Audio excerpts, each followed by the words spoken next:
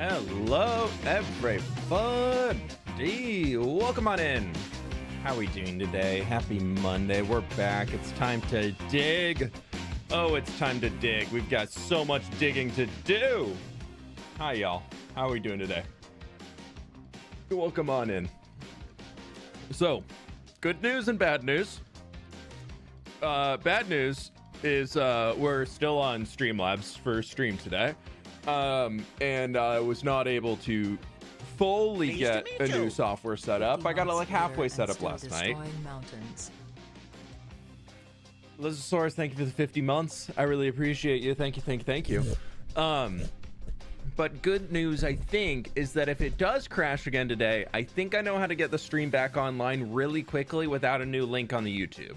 So we're probably going to crash in like 15 minutes, maybe 10 minutes. And I'll be back.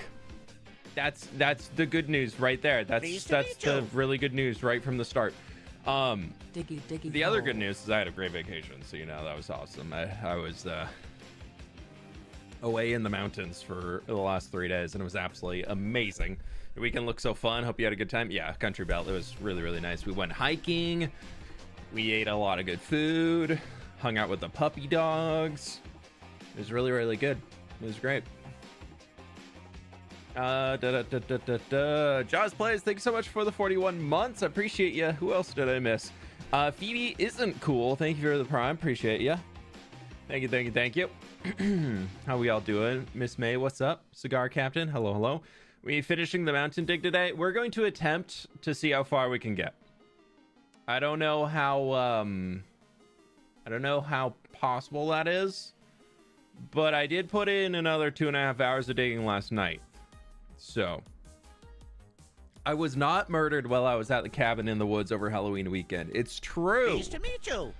Amanda Linton, thank you for the 22 months of tier 2. Appreciate it. Thank you. We did see wild turkeys from our cabin, so that was fun. Nice to meet you. And then we did see a black bear at one point when we were driving back, so that was also pretty fun. He was just kind of skulking around after we're coming back along one of the country roads after dinner, going back to our cabin. And he was cute. He was chilling. And outside of that, a lot of birds, a lot of beautiful fall trees. I did put some stuff on Instagram story. I'm gonna make an actual Instagram post in the next few days. I just have a few more things that I need to do, but holy cow, the trees were so vibrant. We were catching like the tail end of the fall coloring, so a lot of leaves had come down to the ground. But then still a lot were up. How are you doing? _whip cozy. Ninja, thank you so much for the donut. I'm doing pretty good. Thank you so much. How are you doing today? Potato People Amber, thank you for the biddies. You're kicking off the hype train. Thanks, dude. Appreciate it. From a mountain retreat to a mountain demo. Perfect. Yeah. Shiny new badges. I am so exhausted for my own weekend adventure, so everyone is going to behave, right? True, Jinxie. True. We'll do it for you. Did the pups have a reaction to the wildlife? Oh, Nova wanted to get those turkeys. Nova really wanted to get the turkeys. So that was entertaining. But yeah, overall, it was really good, though. One sec.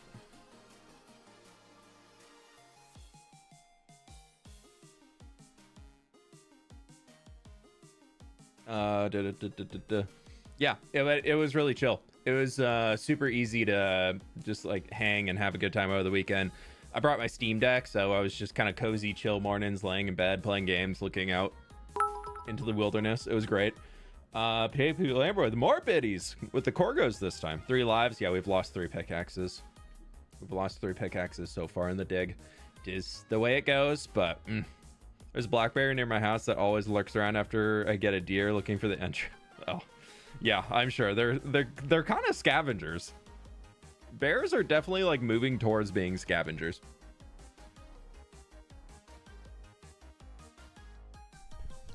Love the pics of doggos on Instagram.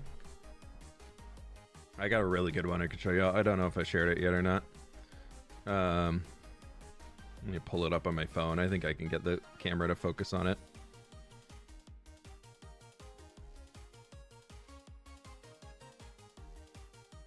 Nova is so sweepy after our hike. Look how cute she is. She was so sweepy after our little hike. She was so cozy. Yeah, one morning we literally woke up to this. Both dogs just at the end of the bed looking outside, having a great time. So, they were, it was really cool. But just like, I'll definitely post more photos and things later. Where's a good one that I just have like of like nature? That one I Instagram storied already. I took my camera, so a lot of the photos I have are not on my phone, they're on the camera, but like everywhere looked like that. Like everywhere looked like that. There was just like bright orange and yellow and red leaves everywhere. So it was absolutely gorgeous. It was so fun. And then like just big rushing water, and it's whiting out the water a little too much there, but yeah. It was so pretty. We're in the Wenatchee National Forest, which is a gorgeous one. Kate Central, thank you so much for the 16 months. Welcome on in. Thank you. Hi. You get an Airbnb? No, it's a hotel chain out in that, or a hotel out in that area that like, instead of a hotel building, they just have a bunch of little cabins all over. So it was very good vibes. But speaking of good vibes, we must continue. Since we who drives? I typically drive, yeah. I just get like impatient in a car. And I get car sick, and I also don't sit still very well, so I usually drive. I finished all of this. Last time when we streamed, I'm pretty sure this was cleared, cut all the way back to there, and then it was like out to like that beacon. I finished all of that since we spoke last and got everything into here. So we literally just have this chunk, the worst chunk of it all. Do I have a Twitch? I do. Yeah, just flip over on Twitch as well. Yeah, we're multi-streaming YouTube and Twitch right now, so good vibes. But yeah, so we just have this chunk of stuff left, and the shulker monster is growing to be a noticeable impact on it.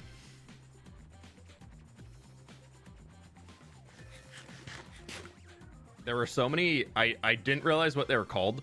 All right, I knew of the tree, but I didn't realize that they changed with fall colors. But larch trees, there were so many larch trees that were just like, it's a needle, like a pine tree, that the leaves, the pine needles turn orange in the fall.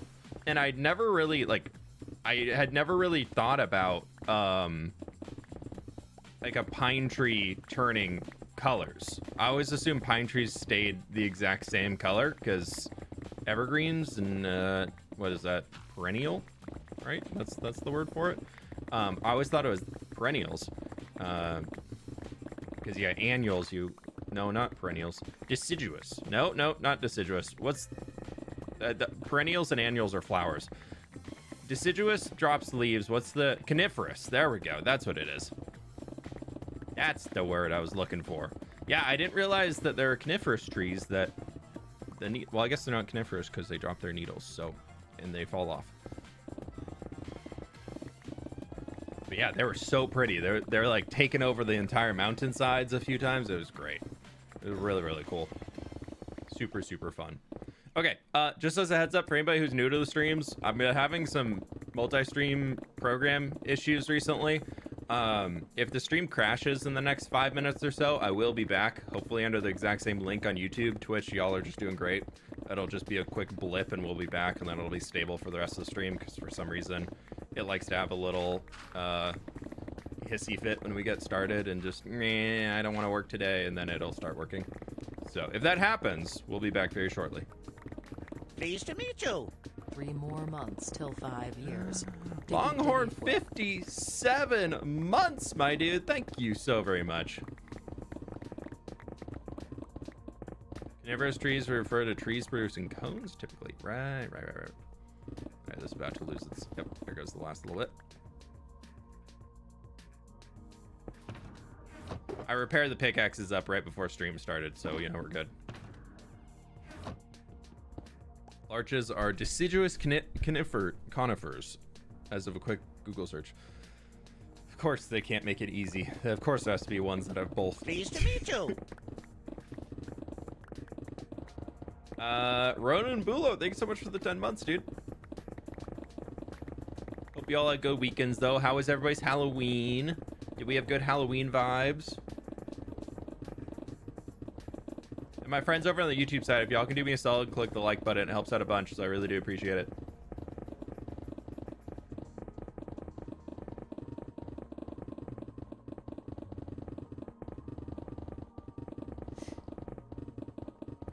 Thank you.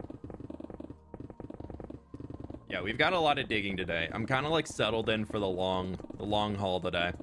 I've told myself that I need all of the digging done by end of day tomorrow. So I've got a lot of digging ahead of me. Did you have a good holiday? I did. Yeah, it was really, really nice. It's good to get away for a little bit. Halloween was amazing. Only one incident with the trick-or-treaters. Since January 21st, 2010, IMC has memory issues.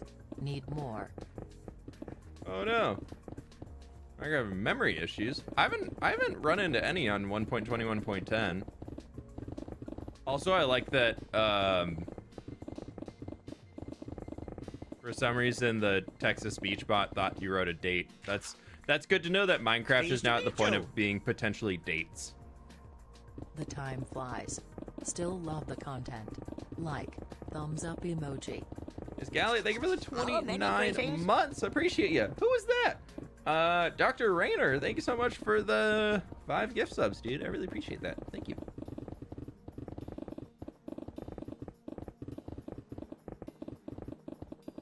My kid trick-or-treated until he couldn't go any longer. His bucket was full. Yeah, I did feel kind of bad not being here to give out candy, but it's fine. We did have quite a few kids that came to the front door that we saw in like the house cameras and everything. That came up, and one of them was alone, and it was pouring rain, like just dumping rain here, on Halloween in Seattle. And there's one kid who's just out there, no raincoat or anything, just standing alone. Hope you are well. At the on our porch, just waiting for somebody to come to the door and give candy. I think he was also like, because our porch was covered, he was just standing out there being like, at least I'm not getting rained on right now. But he stood there for so long, and I was like, nobody's home. Sorry, buddy. I can't help you.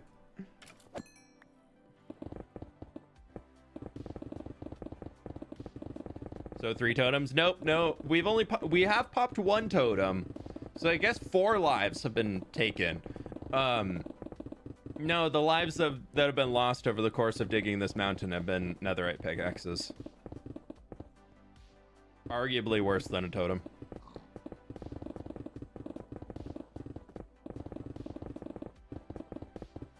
Been a subscriber for ages, but first live stream. Welcome on in.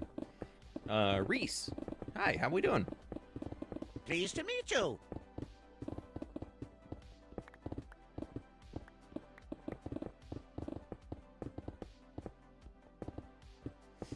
Marcel with the 18 months. 18 Marcel with the 18 months. Thank you so much.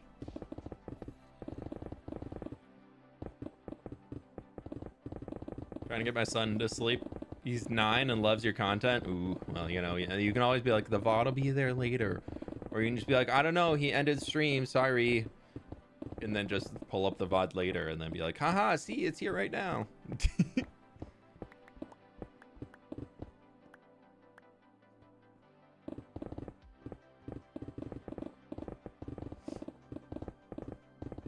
The pig is back. The pig hasn't left the mountain yet. He's stuck up here. There's no way for him to get down. Been watching this since the first episode of This World, which is 4 years. I know, Ethan, you're telling me, dude. How have I survived 4 years in hardcore? I don't know. And with only 2 totem pops the entire time, and one was smashing my face into a rock right over there. That's messed up, dude. That's messed up. We gotta count it, though.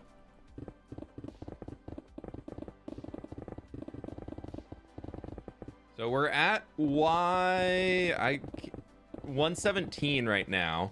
So if we take this down, then we can start I'd say we probably take 6 blocks off the top again, kind of like we've been doing, and then we'll just pick a chunk and start digging that down so we can kind of change things up to do different routes so we can have feel a little bit more productive. I've realized that I just have to play the mind game to myself on this project. So if we do this entire thing, the next time we pick a chunk to dig out, that chunk's going to be quicker because there's less layers on the top. And then when we finish out digging out a chunk and then we go and do the top again like this, that's then quicker because we've shrunk the overall thing. So then each time that we do it is getting quicker instead of each layer taking the same amount of time. Pleased to meet you. Got myself a prismatic froggy trinket in STV smile. Ooh.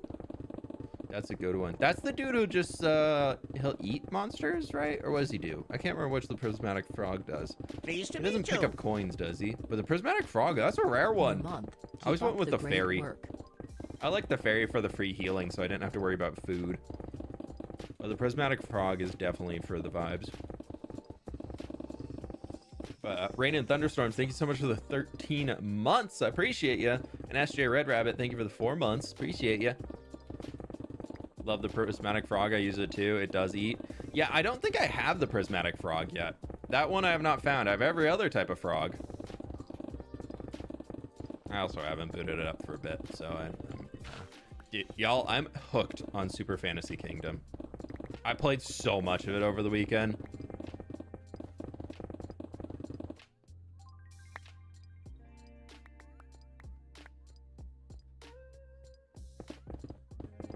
Eats monsters, parrot gives coin. Right. Yeah.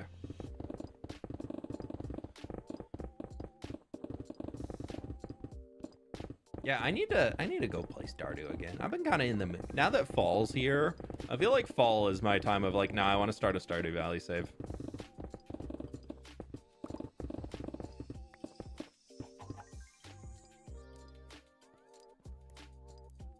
Pleased to meet you. Hope you're having a great day. And Royce, thank you for the 28 months. I'm having a good day. Hope you're having a good day too. I got a good workout in this morning. I woke up with some energy post vacation, you know. Can't complain about any of that. And the stream hasn't crashed yet, you know, not willing it into existence, but like normally it does by now. So we're just gonna hope that it's good vibes. And as a super fan too, why did that not pop up on my thing till now? Thank you so much. My friends on YouTube, click the like button if you have not already. We've got 550 people in here. We're at 320 likes, so click that like button. It helps me out a bunch. Don't jinx it. I know I'm not going to say anything else about it ever again. I'm definitely not constantly checking the drop frames thing. Maybe it was just an October thing. End of October. Ooh, spooky. No, we're now in holiday season. Mariah's defrosting. They pulled her out of the freezer. She's getting ready.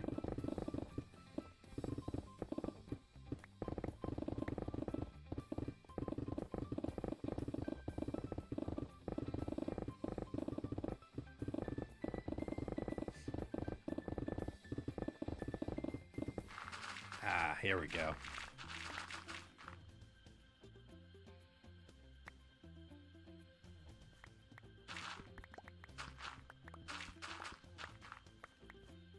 University kept me busy. Can't watch every stream. All good, all good. There is absolutely zero expectations for y'all to catch every stream that I do.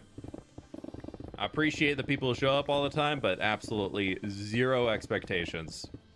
Even if y'all are showing up to one stream a month, I feel like that's really cool. The fact that you'll watch a stream and then come back and be like, yeah, well, I'll watch another one. That's pretty cool. That's all I can ask for. It is officially November, so Halloween is officially dead, and therefore it's Christmas. It's true. It's true. Now, we typically do... We put up lights fairly early, But we don't put up any like Christmas decoration. We'll put up some winter stuff, kind of to be able to make it a little bit more festive for Thanksgiving without just putting turkeys everywhere, you know? Like that's kind of, yeah. I wouldn't say that we go like Christmas yet. Like we're definitely not there. But I know like Sid wants to, we have a fake Christmas tree and it has lights on it. So she wants to put that up for when we host Friendsgiving, but like not put any ornaments on it. So it's just like a colored tree in the background. And then after that, usually after we do Thanksgiving, we'll put like all the Christmas stuff up. You city boy flip are not used to the country life. What do you mean about that? Pleased to meet you. Finally reached a year. Love watching the streams. The Robbins! Dr. Robbins. I don't know why I said to Robbins. Thank you for the 1 year, dude. I feel like I can handle my own out in the country life vibes.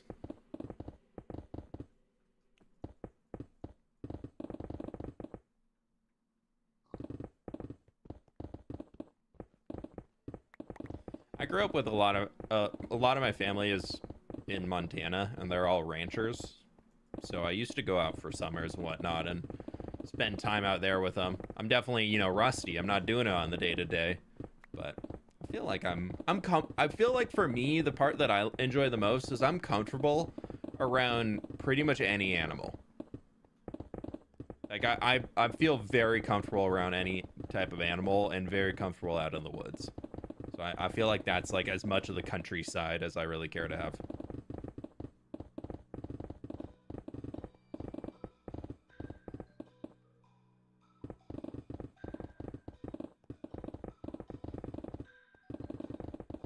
Horse mucking? Oh, dude, I've mucked a horse stall many times. Don't you worry.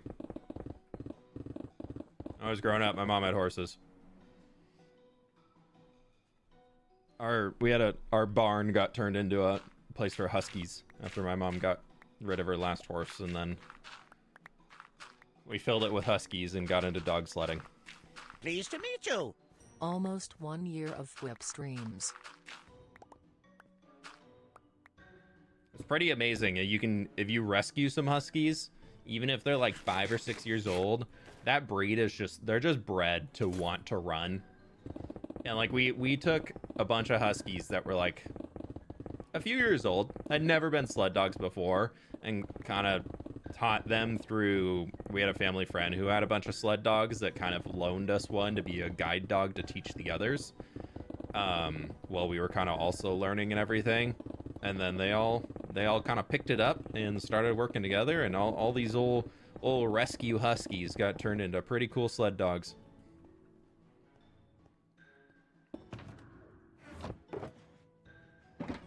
Just drop potato. Thank you for the 11 months.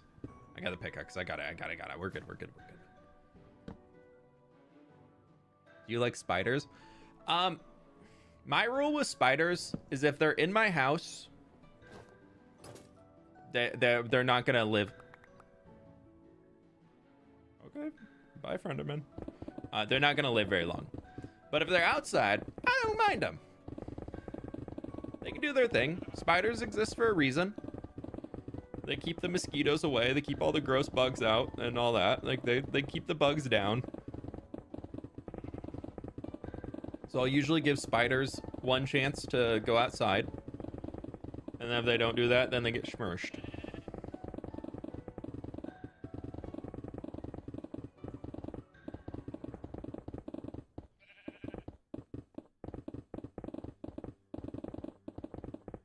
We got the pick. Don't worry, y'all. I like house spiders because the other bugs I don't want in my house. True. You're probably all like, I want all these types of bugs in here because they keep my cactuses alive.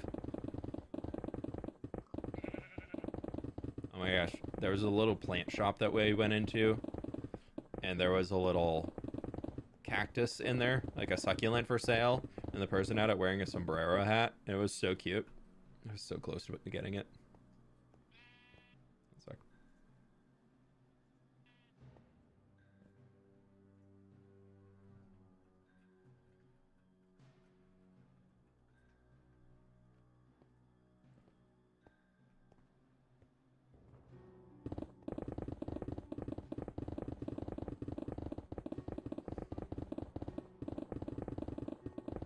Try to capture those spiders and put them outside. Yeah, I usually do that. That's usually my goal.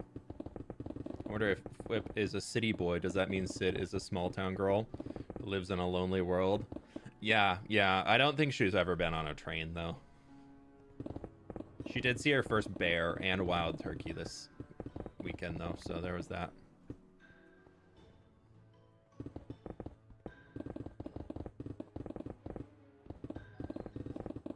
I'm definitely okay with being more city boy. Too if you travel to other chunks through the nether, because when I do come out again my memory goes up to plus 99%. Anyways, good vibes only. Like, coming back to the overworld, I am noticing lag. Leaving the nether. Coming back into the overworld, I'm noticing a lot of lag. I thought it was Voxy, though. So I didn't... If that's base Minecraft, that I guess, yeah, I'm dealing with that too. But I thought it was Voxy or something. I usually never boot up Minecraft without performance mods installed, so... I don't really have a great frame. You saw bear? Yeah, we saw it was, I think it was a juvenile black bear. It wasn't too big for a black bear. He was pretty small. He was just running around on the street when we were trying to get home at night. So we were in a car, we were driving, but he was just standing in the middle of the street. Thankfully his eyes caught on the lights of the car, so I could know he was there pretty easily. He's a black bear against a dark country road with no lights on it. Kind of hard to see. Not gonna lie.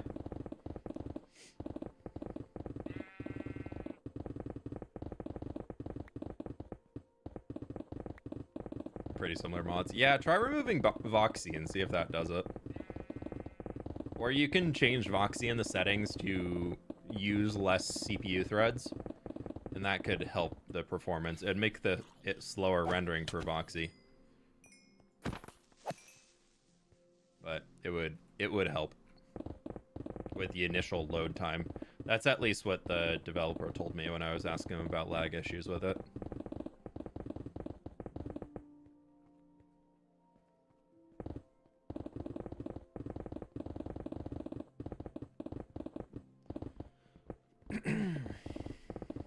I only destroy Pleased spider. to meet you. Only spider I destroy inside is probably black widows and the ones in the bedroom.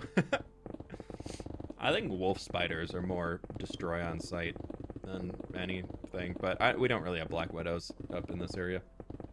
Juliet, thank you for the 7 months. Sirens, why'd you have to say anything? No, I'm kidding. We're good so far. We're good so far. I did get confirmation from Streamlabs that they were owning where the IP address is routing through.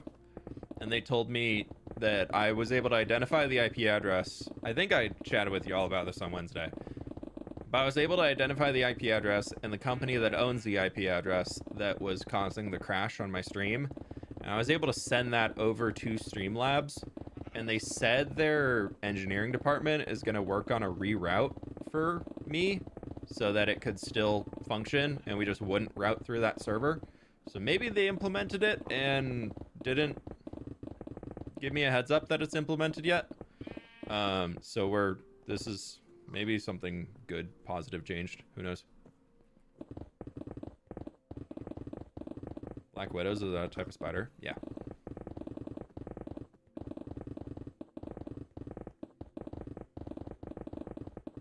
No video last week? Nope.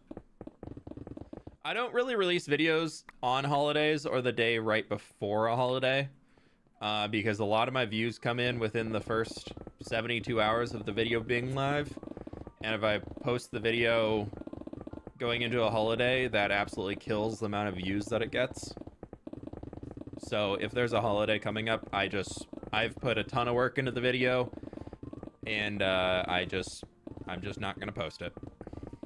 I want to give my videos each the best chance they can within the algorithm to get out there in front of eyeballs, because those first few days of how well a video does when you get started can massively impact the overall long-term performance of the video. Are we mining a mountain so that we can turn it into a smaller mountain? I'm doing a huge landscape overhaul of pretty much the entire like 2,000 by 2,000 block area that exists around my world spawn. And part of that started last January, where we dug out this huge river that you're seeing over off to the left side, this big old guy. And that had to cut in this valley here where these two mountains came together. And so now we're finally working to fix up this side of the peak so that it's not just these big, giant, gross walls going up.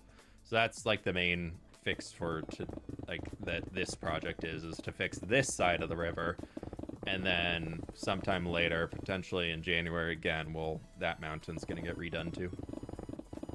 But I've got plans for a lot of mountains. Hoodie update. They should be arriving this week or next week.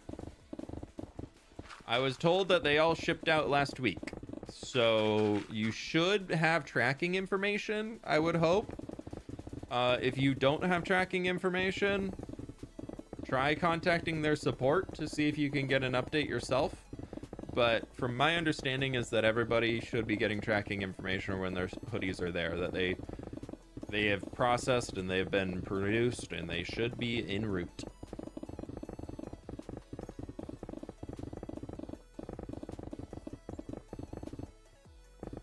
Oh, I don't know if you're supposed to get emails. I might be wrong on that, but you could reach out and ask. Don't have anything on the hoodies? Okay, maybe I'm wrong on that. Y'all get tracking info. Maybe I'm wrong on that. I can ask them. Hey, I can reach out. The multi-streaming is working now. Sweet. Also, hi FWIT. Hi, Derek Kestrel. It just hasn't crashed yet going? today, so we're just hoping it works.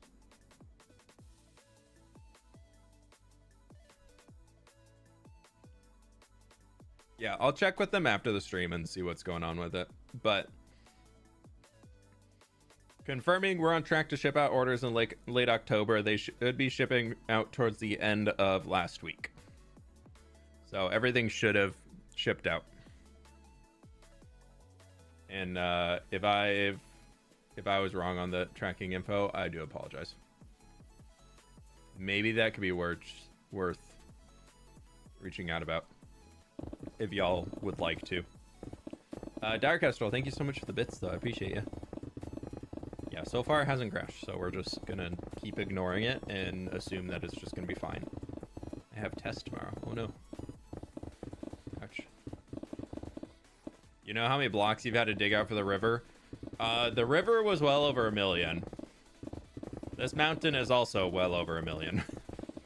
I think the river was like 1.8 million by the end of it.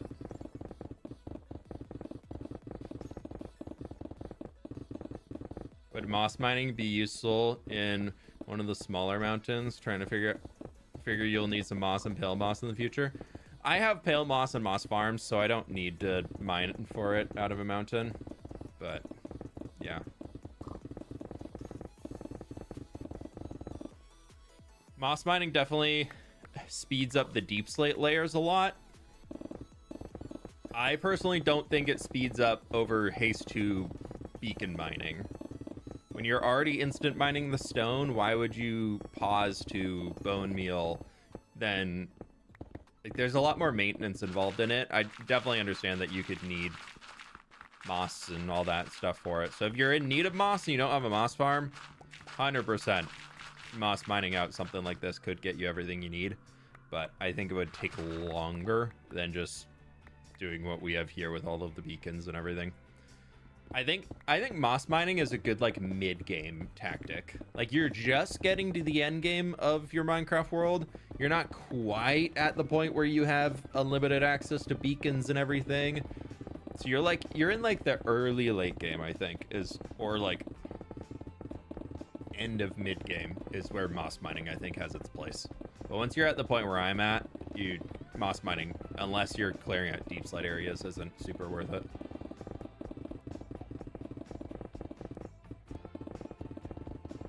Fully prepared to my nose pressed up against the window every time I hear a vehicle pass now. Can't wait to get my hoodie. Nice.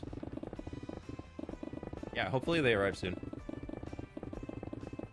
Yeah, the deep slate mining, I'm okay with taking longer because I need a lot of deep slate and I need a lot of tough, dude. That I'm not looking forward to. I'll be honest. I'm not looking for how much tough I need.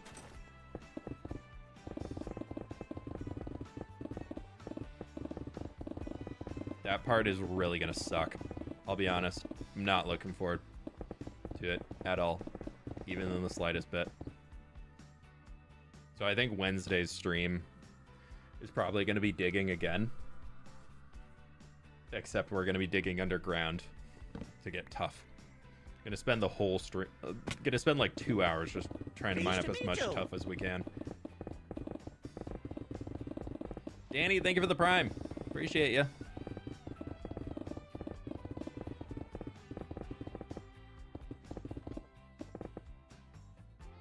Weed Killer, thank you for the biddies. It's for real. Good sir. How is your day so far? Hey, ZX, thanks so much. It's going pretty good so far. No complaints over here.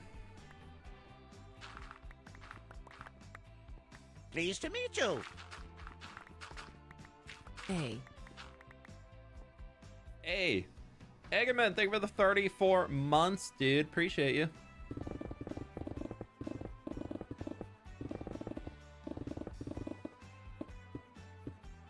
Gonna be in the snow in a couple weeks. Now I have to figure out what to pack.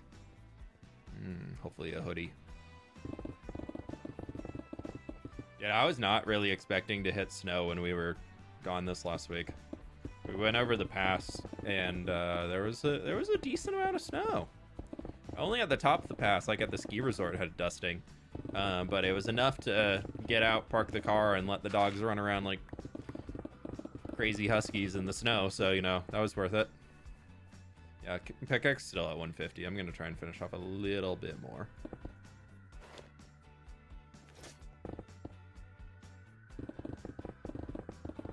I usually wait for all of the color to be gone, because that means there's about 70 durability left. Like, there's still 132 on this thing.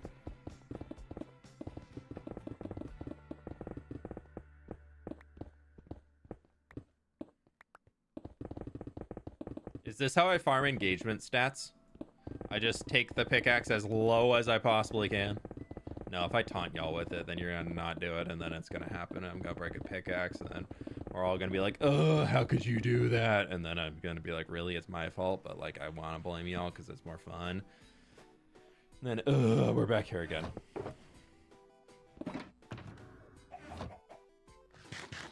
What is moss mining? It's where you use moss and you bone meal it so it covers everything across the entire layer, and then you take a hoe and mine it, which you can do instantly. So if you're going through deep slate, because deep slate can take a long time to mine, right? If you're going through that and then you turn it to moss, you can instantly mine the moss. So if you need to clear out a giant cave, you can bone meal moss on top of your deep slate, and it will turn it into moss, and then you can instant mine it, so it can be a lot faster if you don't care about keeping all of the deep slate and everything, and be real quick. And then you can also pick up the moss and compost it. My sister went to Seattle/Mount Rainier last month, and now I really want to visit because the pictures she sent were gorgeous. You're so lucky to live in that area, lol. Yeah, Mount Rainier last month I'm sure was absolutely beautiful with all the fall colors too. That's actually, like, I've looked at Mount Rainier my entire life. I've actually only ever been, like, to areas surrounding it. I've never went to any hike or anything on Mount Rainier itself. I've been to the smaller mountains and hills and things around it for hikes, but I've never been up to, it's called Paradise, is, like, the big famous place to go on Mount Rainier. And then there's a few other, like, really, really pretty picture spots that you can go to and all that for just little nature walks and things. Obviously, then you can do, like, the big hikes and the mountaineering to summit the mountain and all that. But, yeah, I've looked at it my entire life, but I've never actually been up it. But, yeah, I do love the PNW. I would say one of the only places in the world that I find is even, like, more beautiful is Vancouver Island. Vancouver Island up in British Columbia, like off of Victoria and all that, is just, that place is just, that is magic. If you're looking for, like, the perfect, most beautiful vibes ever for, like, a PNW forest, Vancouver Island definitely hits the mark on all of that. I do love Washington. Washington definitely has a lot more diversity and, like, different sub-biomes and everything throughout in regions and all that, which is fun. Like, I love that Eastern Washington is so accessible, and you can go from, like, Western Washington is so wet and damp, and, like, you get a lot of the greenery, and then you can very quickly, within 2 hours, be in Eastern Washington, where it's full-on desert.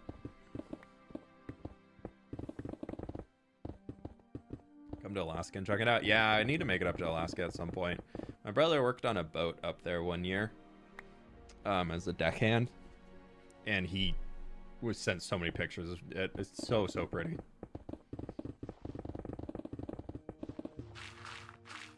I'll get up there one day.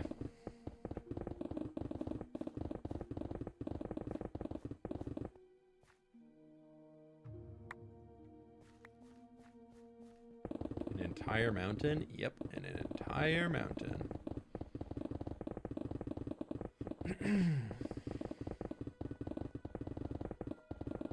Keep it real. I'm an idiot. My memory was at 2 GB. Oh no. Hey, you got it though. You figured it out. It's okay to do a dumb every once in a while. Especially when you can logic your way through the dumb. Then it's fine. You should visit Maine sometime.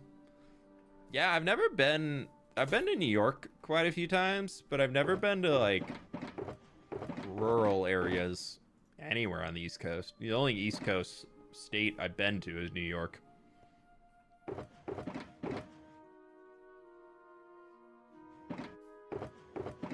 Outside of maybe some airports that I've had to sit in for a bit for, like, a layover or something. But outside that, yeah, I've never really done much on that side of the country.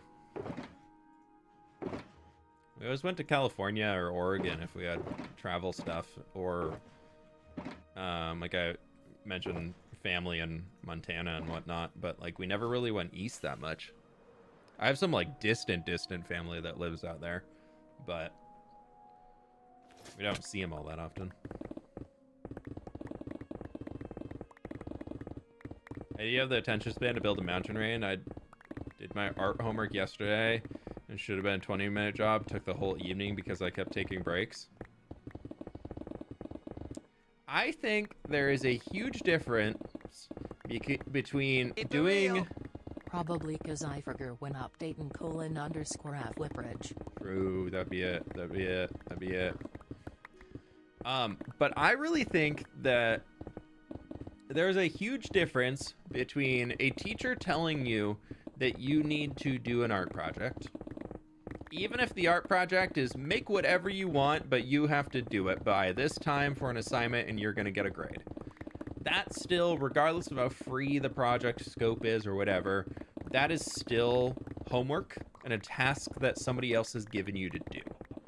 Versus everything in here I've picked because I want to do it myself. There's no expectations. There's no real reason to do this thing. Sure, you could say, oh, but you're making a YouTube video out of it. I could make a YouTube video out of whatever, anything. There's nothing on YouTube right now saying you should build a mountain, let alone you should build 4 mountains. Nothing on YouTube. In fact, YouTube is probably saying don't do that because, well, why would you make 4 different videos building mountains that all look pretty similar to each other? You live in the States? Yeah, I live in Washington.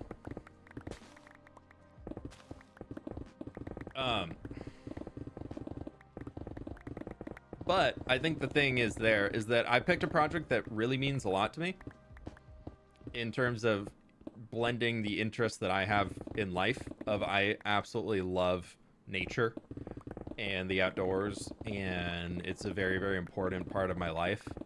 Like it means a lot to me in terms of that, like protecting nature and doing what I can to kind of be a good steward and all of that and everything out there.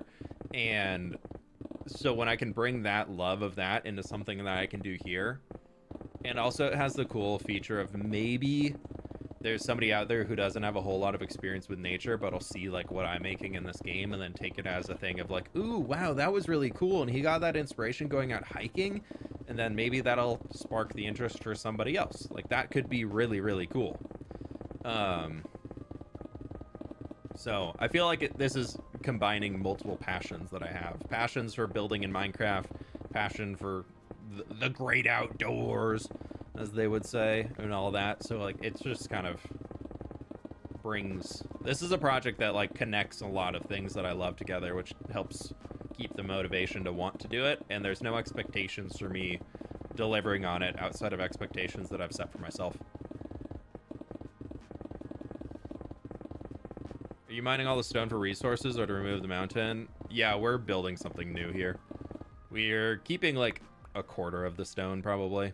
Most of the stone is just getting left on the ground to despawn because I've already got over 1 million stone in storage, so I don't really need to have 3 million stone in storage. Have you ever been to Europe? Yeah, I've been to Amsterdam twice now.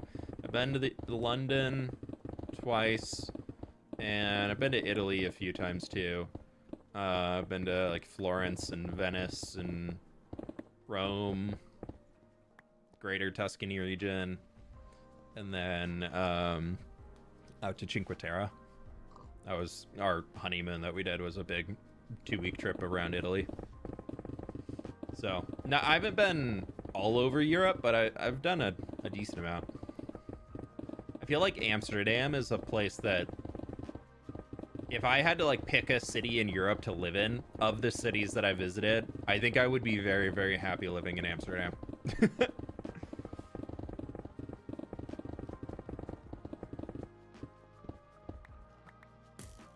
Hello.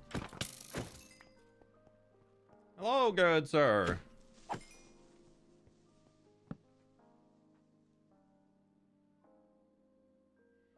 Cinque Terre is a bit overrated. No, I loved it. I thought it was great. Have you been to France? I've not. No, I thought Cinque Terre lived up to the hype 100%. That was like my favorite part in Italy.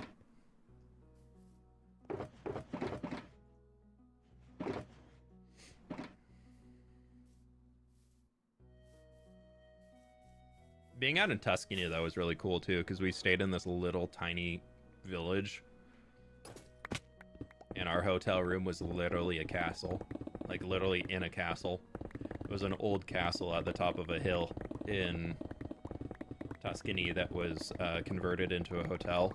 And so our room that we had at the hotel was literally like the top tower of the castle. So it was so cool. We had like our balcony for our room was actually up a ladder because it was the top of the castle tower. You remember Jancy? I missed that guy. Yeah, I haven't talked with him in a long time. I stayed in touch with him a little bit after he stopped uploading content a bunch, but yeah, I hope he's doing well. He had such good charisma, like as a creator. I think he just was struggling with getting going and finding something that stuck with the motivation that he wanted and like how he wanted to do things. I just think he just wasn't getting the traction, and then also wasn't really in a position to want to try new strategies out. How much we planning on mining today? As much as we can.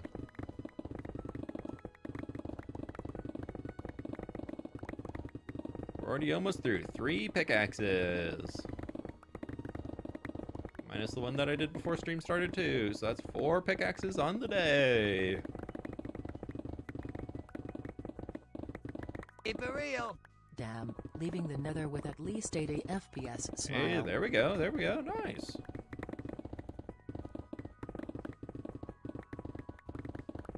Not to toot my own country's horn, but I definitely recommend Belgium at some point. I enjoy the beautiful buildings and eat our chocolate waffles. Yeah. I can't do chocolate much unless it's like pure dark chocolate because I can't do dairy. So it's a sad time. And I also can't drink beer. Hops just like do not agree with me. I think I have like a slight hops allergy. Because like even if I just have like a sip of beer, I'm like sick instantly. So like I feel like that's kind of taken Germany off the list for me, and not that Belgium's the exact same. For some reason in my head I kind of like bunch those surrounding countries together. But I've always wanted to go tour around Belgium, and that would be cool one day.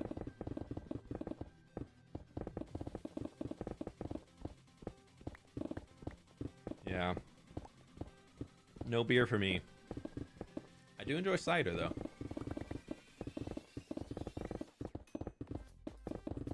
Have you ever had mead? It's made with honey and it's so darn good. There's a place in Seattle that some friends found recently that has mead on draft that they make in-house. And yeah, haven't been yet. Haven't been, but they said there was a good bar in general, so we might have to go check it out soon.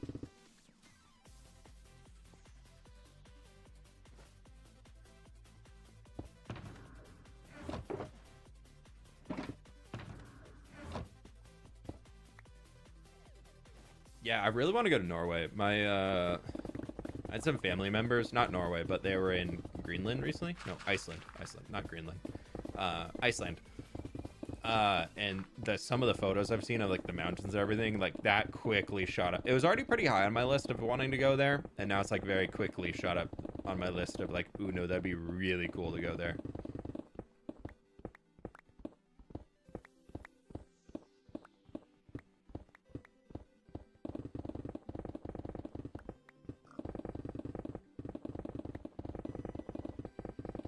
Yeah, I'm also not huge on the taste of beer either, which I think kind of plays into probably because it doesn't make me feel good. So my brain's like, no, it's not good.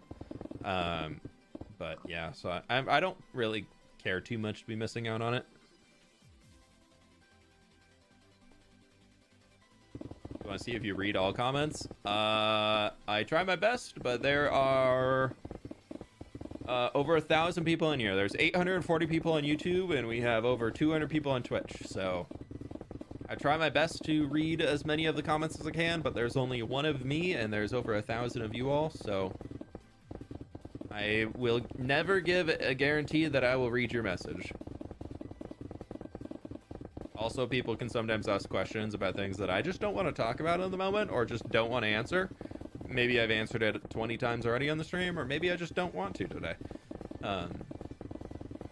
Yeah, so just because you leave a message in chat does not guarantee it will be read or responded to, but I do my best to keep a conversation going. Oh, hey, like the stream? Exactly, Lady Katza. How we doing today? Welcome on in.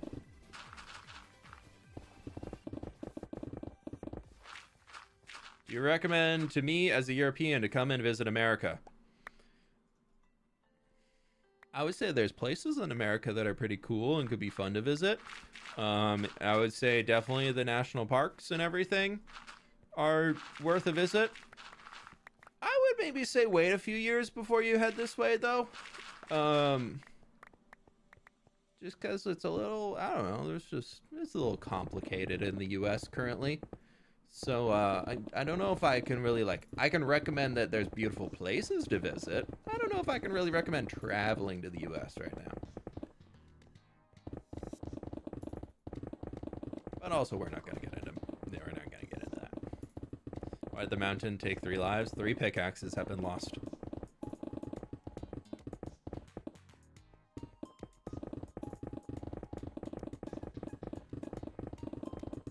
Like the Witcher book or Netflix series.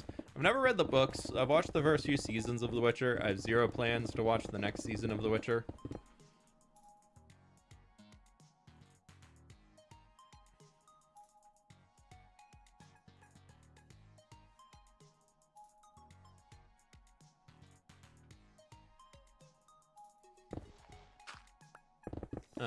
I like the Witcher world. So maybe that means I need to read the books. The video games, I feel play a little clunky. So I'm excited for The Witcher 4 because I've heard that they have very heavily overhauled the combat systems. So I'm very interested to see where that goes.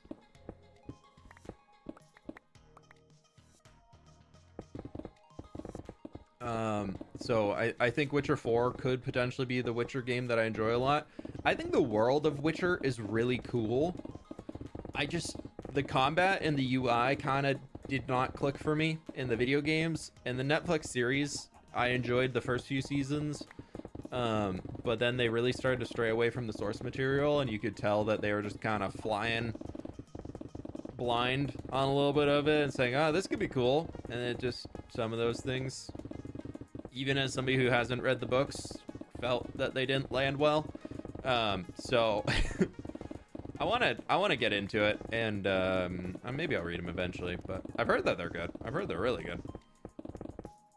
I kind of ignored K-pop Demon Hunters while my kids watched it. I'm up for a rewatch. Dude, watch it. Study it. Pause every few frames and just look at the art. Every frame in that film is genius. From the animation style to the facial expressions to the fighting, like the combat scenes and all that. Every single frame you can stop and they're all good, dude.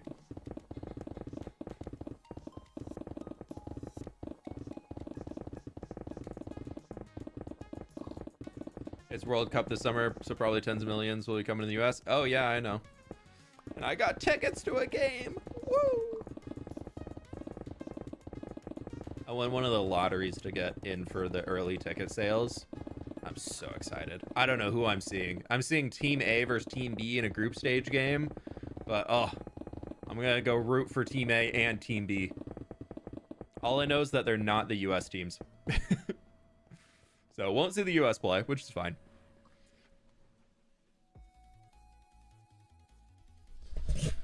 Yeah, me and a bunch of friends all entered in for the giveaways to try and get in for early ticket sales, and I was the only person that got chosen out of all of the friends. Then you have the tough battle of, okay, which friends, because I can only buy 4 tickets and there's more than 4 of us. How do I do this?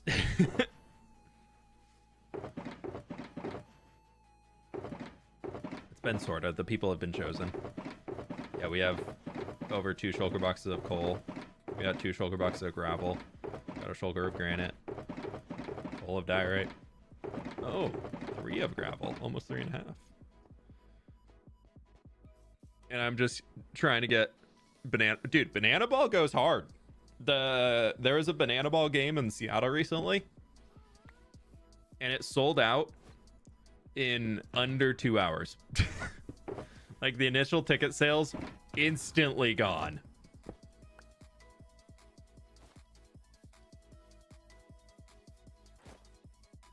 Have you read the Red Rising book series?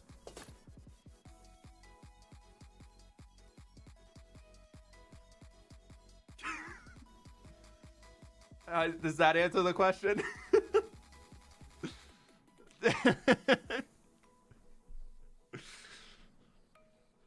Banana ball, is that like pickleball? No, it's like, if you know the Harlem Globetrotters of basketball, it's that, but baseball. Like, one of the rules is if they hit the ball out to a home run, but a fan catches it, the player is out. I'm on the second book right now. Oh, dude, I want book 7 so bad. What timing? I just randomly put the shirt on this morning. Yeah, a strong maybe. No, dude, I'm so excited for book 7. I will say, though, I have to go use the restroom, so I'll be right back real quick after we wake up, because I'm back in game. Be right back.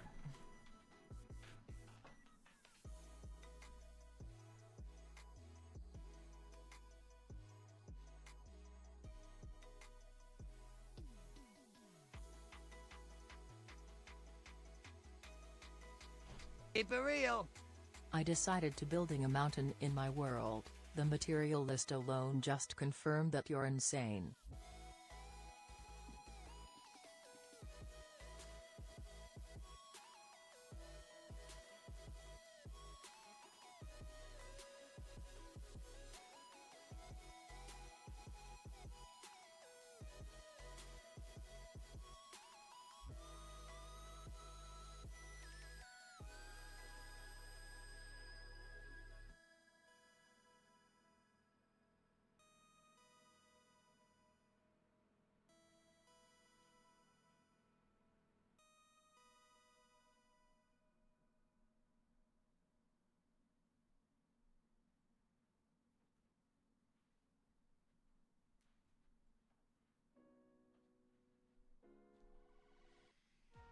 Okay, we're back.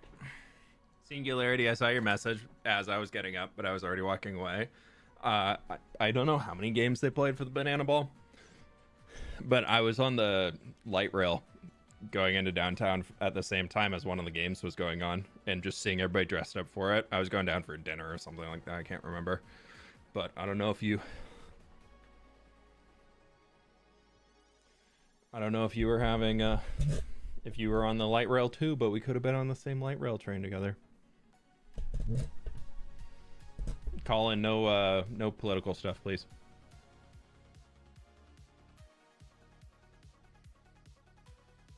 We said Red Rising and just finished the first book, and I'm in love. Oh, it gets better. It gets so much better. The first book, though, as a standalone, so good, dude.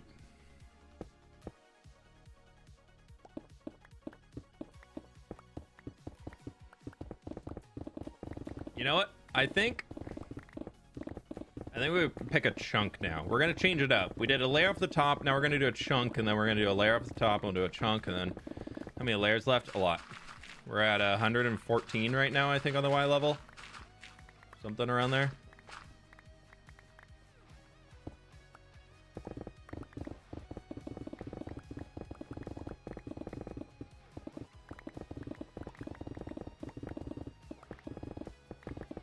Just ordered ham and pineapple pizza. Sorry for the political chat. At least put some spicy honey on there, Rofo.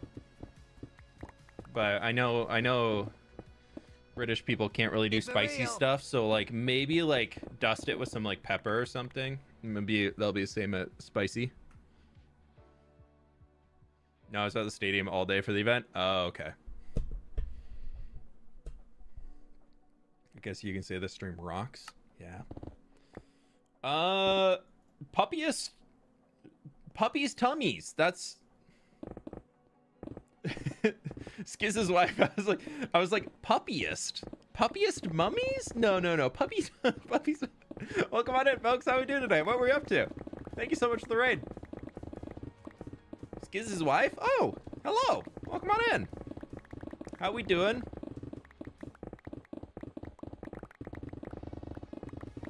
We are currently digging a mountain, so we are doing a lot of digging today. a lot of digging.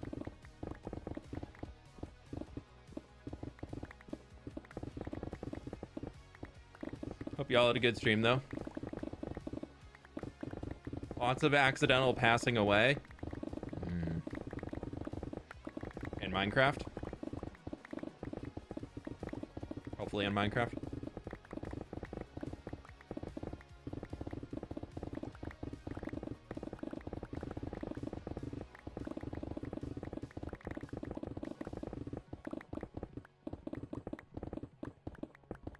Still digging, always still digging. Also, I really love messing with British people by saying they can't do spicy food, because then every time they start naming foods that they have over there, they're always naming Indian foods, and it's so good. They're like, we have this. It's like, Gee, I love Voxy so much. It's easy, my #1. Once you get your whole world rendered in with the Voxy mod to get all the LODs, it can be so good. I do wish the fog was a little bit better on it, but I know there's just a few compatibility issues. She's playing Minecraft the first time, though. Fun to watch. Oh, very cool, very cool. First steps into the blocky world can be a good one. A very memorable one. We are very much not in the first steps of the blocky world here. For those who don't know me, hi, I'm Fwip. This is my hardcore world. We've been alive in this one for 4 years now, and we do a lot of building. So we're currently taking down this mountain that used to be almost about as tall as that one. And we're working on turning it into a cool hill kind of this style that'll go over here. So I do a lot of building. I really love to build and create stuff. So this is a little copper golem village that we made down here, and just a little world map. So this is the mountain that we're digging out. But we've been in this world for a long time, so we have a lot of big cities and things all over the place. This is Zeros world map for anybody curious. That's so weird looking. Is that like so high def in that chunk? But weird. I don't know. New Nether vanilla settings are terrible. Did they make it so that it's more foggy on higher render distance or just less foggy on lower render distance. I thought it was just less fog on lower.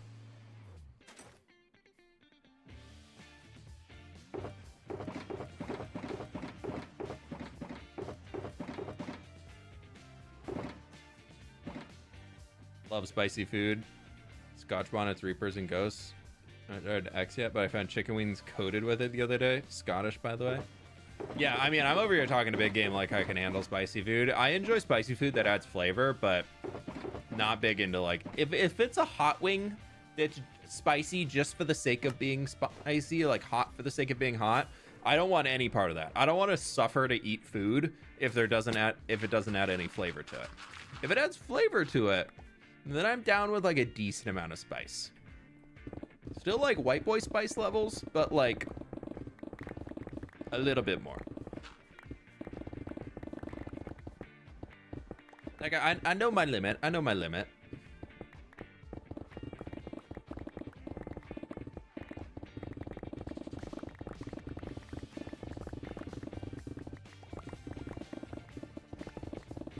Not English, but I can't do spicy food. Curses of the allergies. Yeah.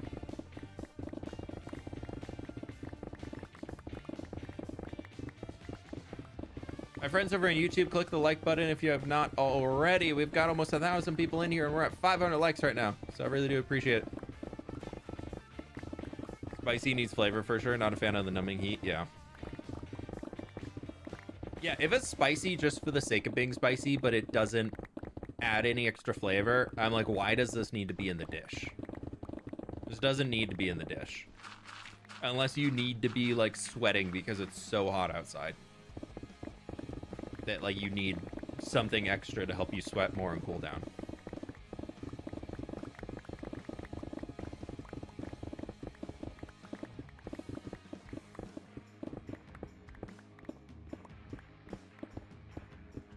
There's for making a small stream engaging, hard to get people chatting, interacting when there's like 12 people. The big tip I can bring in that I learned from somebody when I was a small streamer is that when you start stream, have something to talk about. Even if nobody is in there, act like people are there. If people aren't going to turn into your stream when you're silent and stick around to ask you questions and things. So if you're a small streamer, you need to be faking it and like acting as if you're streaming to a lot of people, especially if there's lurkers. It's also, lurkers are very much the backbone of a lot of streams. If you look at how fast the chat is moving in here, we have almost 1,500 people in the chat spread throughout the different channels. And chat is really not moving fast as if 1,500 people are asking. Make a bot that asks questions. I don't know if I can recommend that one. That's what Rofo's saying though. But the big thing I would say, like, yeah, you need to, even when you just have a few viewers, you have to make it interesting for them to want to be there, even if they're not talking to you. A stream is a two-way street. That's the perk of streaming for a lot of viewers, of why they like watching streams, because they can interact with the streamer, but it's not a requirement of a stream. And I think getting into streaming, and like you have to be able to just chill and do your own thing and be entertaining. You can't just like, and more than just your gameplay being there, like you have to be talking, you have to be interacting, you have to just like, especially in Minecraft building, just share your thought process. That's what a lot of the creative streams for me are, is I kind of lock in and just building and saying things out loud and then asking for feedback. I tried streaming, but it felt weird talking to nobody. Yeah, it's definitely weird. That's why I like making videos. That's why I like making videos more than live streaming, is because I can encapsulate it in this whole project that is start to finish, and I'm basically trying to produce a video instead of being there having a conversation with people. And then I grew enough as a content creator for videos that I was able to, instead, when I had my first live stream go, I never had a 0 viewer live stream because I'd grown YouTube enough to the point where I had an audience already when I turned my live stream on for the first time. So that was, for me, that was very intentional. Like, I didn't really want to get into streaming to begin with because I knew I would not do well in a 0 viewer environment. So I built up, and I also want to be a video content creator more than a live stream content creator. Live streaming is just kind of like a bonus on top that I do now because it's fun to be able to interact with y'all. Because YouTube can be very isolating. If you're not live streaming, it's very easy to feel incredibly disconnected from your audience, even from like comments and things. Like, it's very easy to just kind of see those as a comment and not like a person behind it. But I feel like in a live stream chat, there gets to be a lot more like person-to-person conversation going on. Oh, that was the wrong key.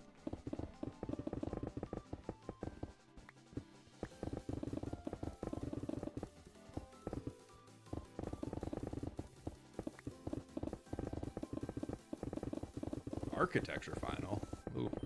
Don't study the architecture on my build. I'm pretty sure they're not structurally sound. Good luck on the final, though. You write too slow? Meh.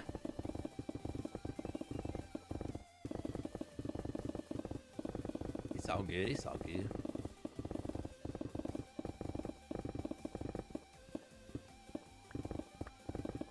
How many more digging you've left until you finish digging the entire mountain? A lot. Let me finish up this line, then I'll show you all where we're at.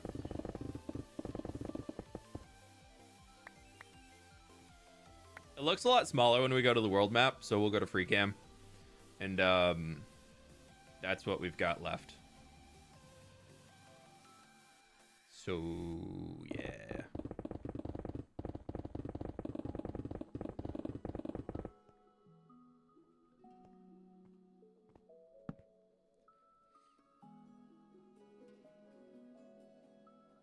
I found streaming is a good way to practice talking to Mike more naturally too. When it's hard to make organic videos. Yeah, that can definitely help. People have been asking for stat updates. Times mined, we're over 3 million, almost 3.1 million on stone, and we're at 4.28 on netherite pickaxes. I think that's a 4 in there. Looks like it.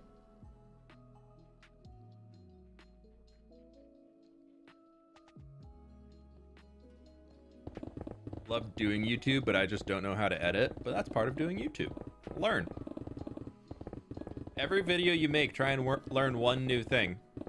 If you're learning how to use an editing software, first step, just learn how to throw different clips in there together on the timeline, and just find out how to render. That's all you need. That literally is all you need to get started. And then from there, maybe look into how you can clean up your microphone audio to make it a little bit clearer and louder and kind of have that nicer sound to it on the edited side. And then you're cool. You got that. That's another thing that you learned. And then after you've done that, all of that in there, then maybe figure out how to add like a title, like a subtitle or something if you want it to pop up when you're saying something, or maybe figure out how to pop up like pictures on it and then have an animation where it sweeps across the side. And then you've learned how to do that, and then you're good. That's literally all you need to do to make a YouTube video. Nowadays, that's it. Maybe then you look into figuring out how to do flashback, and so you can render time lapses and things of your Minecraft builds if that's what you wanted to do on YouTube. I would recommend looking into that, but you don't even need that. There's a lot of really, really talented creators who make very good videos, and it's all first-person Minecraft footage. Like, so you don't need to have all the fancy tools to make a cool Minecraft video.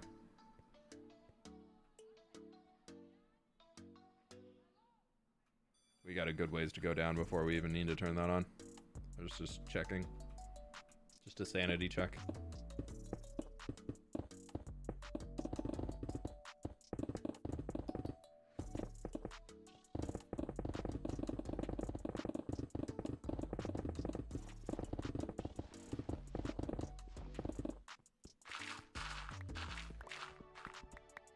Crew, Carter, welcome on in. No worries about being late, dude. All good, all good. You got life stuff going on. Prioritize your stuff first. We'll be here. We'll be here. And I'm gonna still be digging. Do not worry, I shall still be digging.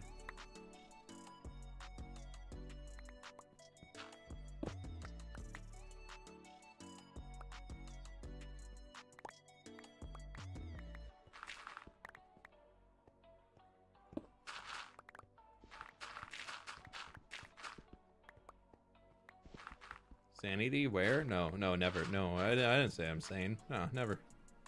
I wouldn't lie. I've dug over 2 million blocks for this mountain, probably. No, not quite. I don't know. I didn't really keep a good stat count going into this one, so I kind of goofed. I can go look at an old world save before we started digging and get like a rough estimate.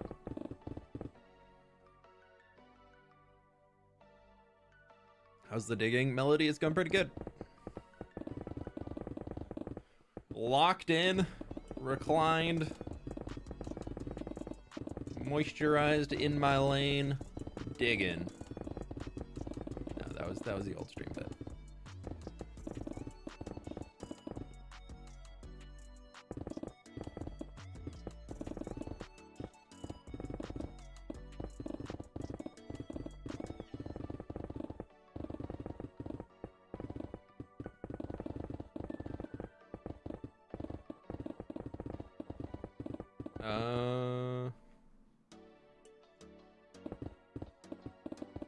Leo asking about misadventures. I've talked about it a good amount on here already a few times, but I'm gonna try after things kind of boot back up. I'm gonna try getting back into it. I wanted to reach out to everybody and see if they'd want to do like a big call to see what everybody's thinking, if we want to try to do a revival or not, to see how things are going. I need to get through the insanity of my November currently, and then I can start looking into those things some more. But the bear dungeon that I built is 99% done. Okay, it's all waiting on the dev that we have running the server to actually implement everything. Lizzie's finished up all of her parts for it. I finished up all of my parts for it, and it's been almost 2 weeks now, I think, waiting on that guy to do it, when he originally said, oh yeah, it'll be quick. So we'll see. We shall see. But I do plan on getting back on there when my dungeon's finished, and at least do like the initial dungeon run to show it off and do all that stuff, and then that'll probably get me hooked on the series again. And see where some things go. I'm working on a side project for it in the background right now that some folks in here know of. But that will be something that when it's done, I'll tell you all about. I'm doing a little bit of background work to help push the server forward a little bit more, but I don't want to talk about it too much. But there's a little bit of stuff going on, and I do plan on turning it into a video when it's done.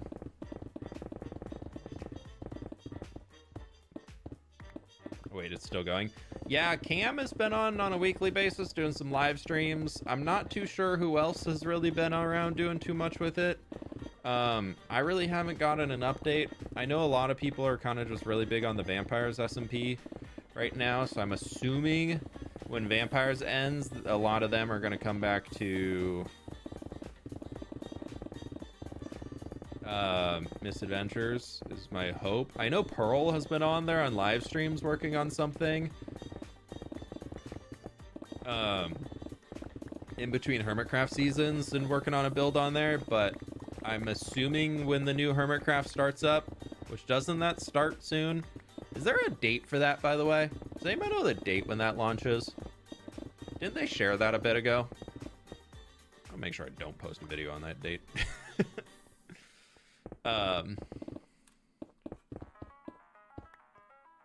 Videos drop this Saturday. Oh, okay. Hey, Stam, how we doing?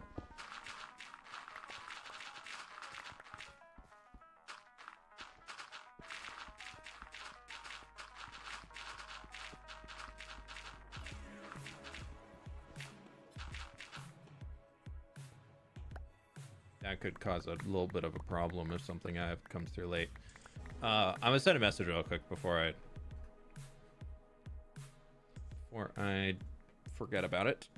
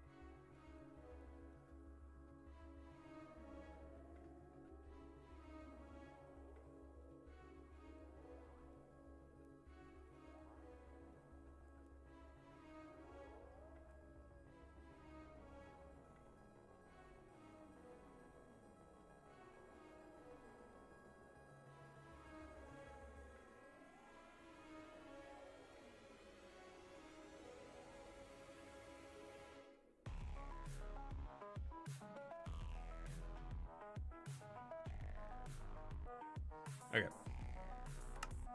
Enough shulker boxes or all that stone? Nah, we're just dumping it at this point. Let's save it. Whenever I go back over to drop other things off randomly, then I'll put the rest of it in.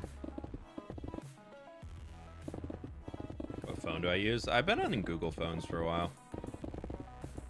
The new UI is not my favorite.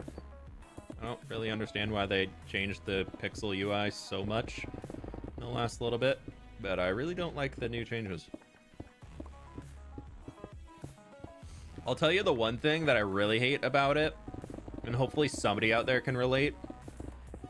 So previously, if you set an alarm on your phone, on the Pixel, it used to have a swipe at the bottom of it that was like swipe left to snooze, swipe right to turn off your alarm. And that was great because you had to like touch the phone and then you had to like swipe a direction. And if you didn't do it, it would keep ringing. They updated that and removed it. So now when you swipe, or now instead of a swipe, there's just two options. So I'm like still learning it, but I have accidentally thought that I snoozed it and I turned my alarm off and just slept for another hour because I thought my alarm was going to go off again. And it's so frustrating. I don't know why they removed that. It was whatever UI, UX dev over there said that this would be a good change. They need to rethink everything that they've ever learned about how UI designs work, because that is the worst change you could have made for an alarm app, of making it easier to accidentally turn something off. I'm glad I'm not alone. I'm glad I'm not alone on it. I had iPhones, like I had the original iPhone way back in the day. And then I had iPhones through like the 5, I want to say.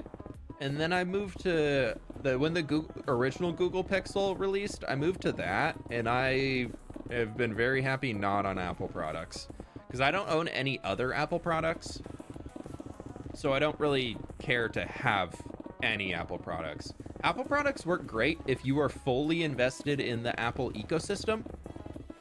So like an Apple iPhone is great if you also have an iPad or an Apple Watch or a Mac, or like if you have other products, because they integrate so well with each other, like that, it's great. If you have the whole Apple ecosystem, Apple stuff is great. But if you don't have the whole Apple ecosystem, that's really difficult to say for some reason, then it's not good. It's very not good, in my opinion. It leaves a lot, like they definitely are, they definitely are more leaning towards getting people to buy everything because, you know, brand loyalty, and Apple really has perfected that. They'll make the slightest change on the phone and make it another centimeter larger or smaller, depending on the year. And then people go crazy and turn in the new one that they bought last year and buy a new phone and drop another grand on a phone. But like, yeah, I don't know. I'm not about the Apple life. I agree, an Apple user. Yeah, my wife is, she's got Apple everything, and it works great for her. I think for me, I'm so ingrained in Windows from a work side and everything, and it's something that I know super well. So I'm much more efficient when I'm using Windows or when I'm using Android iOS with like the Google phone. So I would be much slower in a lot of things if I do if I swapped over to Apple. Thoughts on the Switch 2? There's no games on the Switch 2 in my opinion right now that need like me to buy a Switch 2. Like there's no games on the Switch 2 that I feel like I'm missing out on so much that I need to buy a Switch 2 in order to play them. If that makes sense. That's my guide of do I want a new console? Is are there games on that console that I need to play? And right now with the Switch 2, there's no games on there that I really need to play. I've heard the new Mario Kart is pretty mid. And outside that, isn't it pretty much just the Donkey Kong game? Because the new Pokemon also came out on the Switch 1, so you don't even need the Switch 2 for that. I don't know. I've heard the Switch 2 is pretty mid. Only LG still made phones. Oh, I had a friend back in the day who was like a diehard Windows Phone fan. He was so sad when they announced that they're no longer making Windows phones.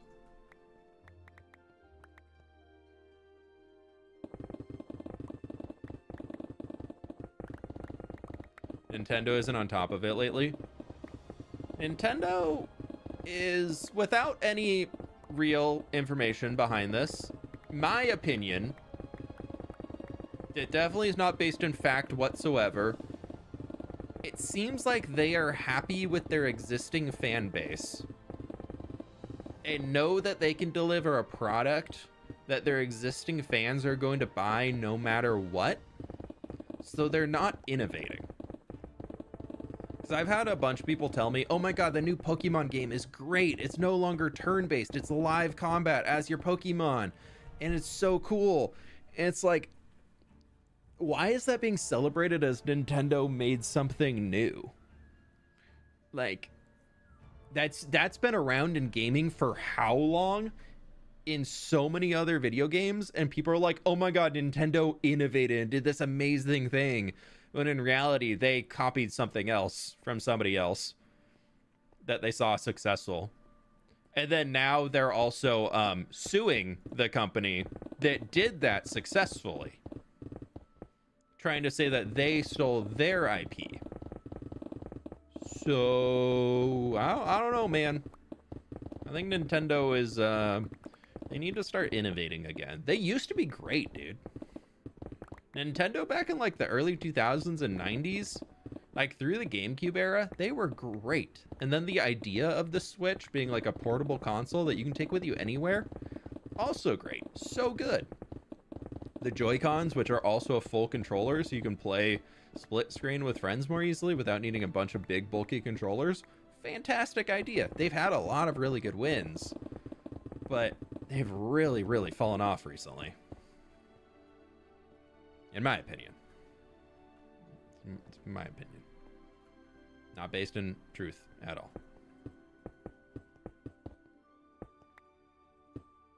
Ew. I thought I was putting dirt down.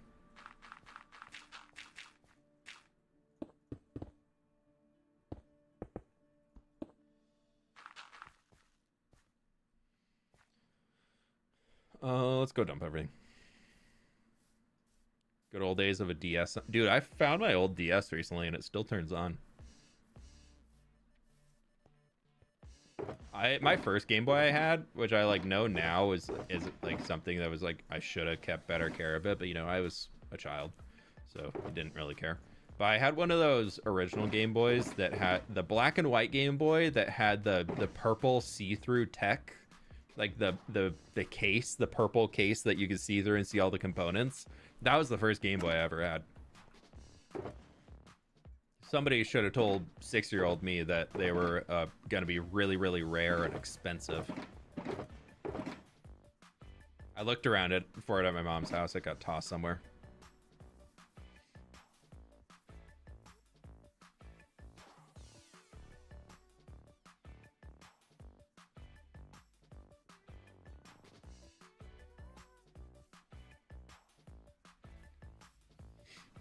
Had the same Game Boy. Yeah, I remember getting a Game Boy Color and just being mind blown. That's something that I feel like nobody will ever experience again, but also it's like such a game-changing thing. Was one, the Game Boy Color coming out and having a mobile gaming device that had color on the screen instead of just black and white images, huge. But then also the idea that your screen was not backlit, so there's no light coming from your screen. So in the little USB port thingy that wasn't a USB port that they used for your charger, you could plug in a light that would bend up around and like shine down a light on your screen so that you could play in the dark. And that also is just such a crazy thing. And then also you had to buy those special cables so you could link two devices together so you could trade your Pokemon. And then they had little thingies going on where you could see the Pokemon like going down these tubes and as if it was connecting the two together. Oh. Without making a mud farm in the mangrove swamp. I technically have a mud farm. It's just so much slower than destroying the mangrove swamp and resetting it.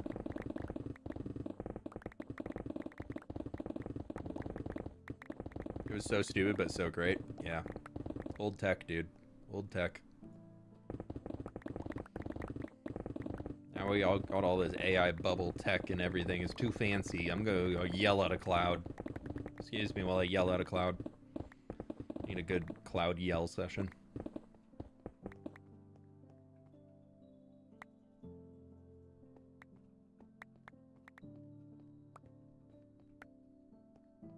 Miss Pokemon? Pokemon's still here? I still think my favorite Pokemon, or at least the one that I have the most like fond memories of, and I'm not like a huge Pokemon nerd. I've definitely played through the Pokemon games and I know them, but I'm not like a diehard build the ultimate team Pokemoner.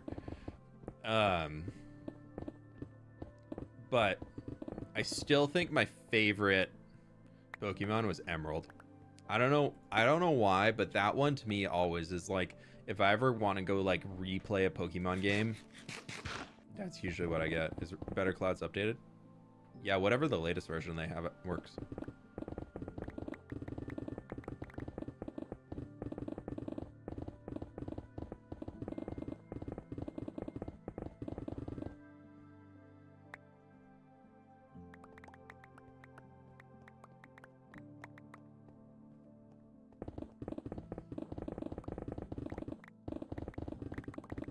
Y'all heard all the stuff about this AI music that is making it to the top of the music listening charts? And like how people are freaking out that it's all these like AI songs that are becoming super cool and are apparently gonna make it so that no musicians are ever gonna do anything again because the AI is gonna make better music than they can make. I was reading this thing on it last night, this article I found, and somebody was looking into it and found out that not only is the AI making the music, but it's also AI listening to the AI music on repeat. But obviously because it's registered as a real user, because the Spotify doesn't control whether it's an AI or if it's a real person. As long as the song plays, they don't really care. And so it's they did this research on it and found that almost every single listen to all of these AI songs is other AIs listening to them, and then like bots leaving comments on the pages and everything about how good they are and everything, that are like artificially trying to inflate the songs to be like really popular on the charts and everything. And I'm like, oh my god, that's so dystopian. Ugh. Use an AI to make a song, then use other AI to promote your song, and then it'll get to the top charts. Ugh. There's gonna be some new category soon, I'm sure, that'll be like, this was made with AI or this wasn't made with AI on the top charts. It's so sad. Are you destroying the mountain? What did it do to you? It looked at me funny. Dead internet theory? True. True. Maybe, I mean, I have no proof that any of you are actual people, so you all could be AI and I could never know. Let me go grab some tinfoil real quick.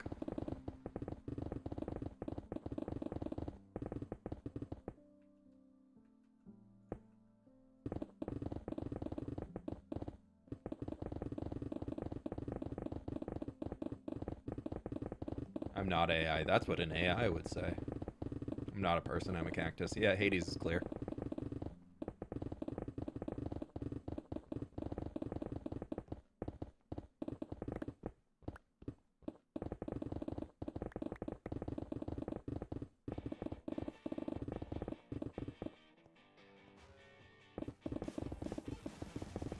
Boat Boy is definitely AI. Yeah, probably.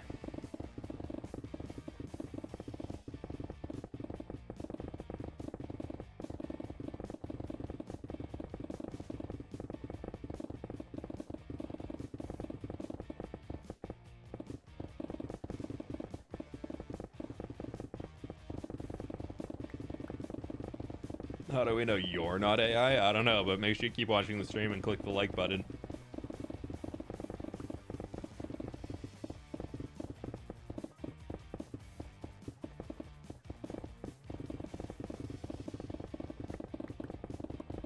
I feel like if somebody's able to make an AI that is like not a crazy negative environmental impact, like that should be what the focus is on right now. Like, not can we make an AI do this thing, is can we make AIs do the thing that they're doing right now without the negative impact and like all of the electricity and power and like computing needed to produce simple stuff. Like the AI race should really be like, can we make it more efficient so it doesn't need that crazy power to do the things? I mean, obviously you're not taking into account any of the legality and everything of like where they get their sources of inspiration from and all that, but like I feel like that if they're able to figure that out, then I'd be like, yeah, you could definitely use this for helping you get little thoughts going and things.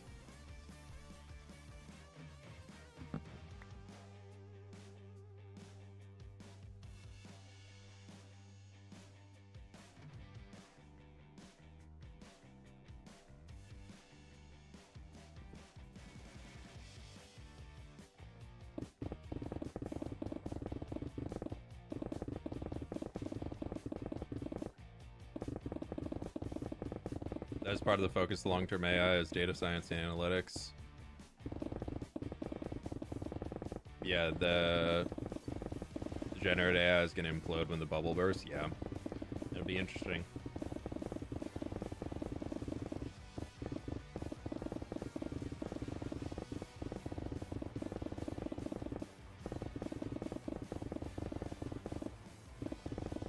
Yeah, I mean, there are already data centers in the ocean.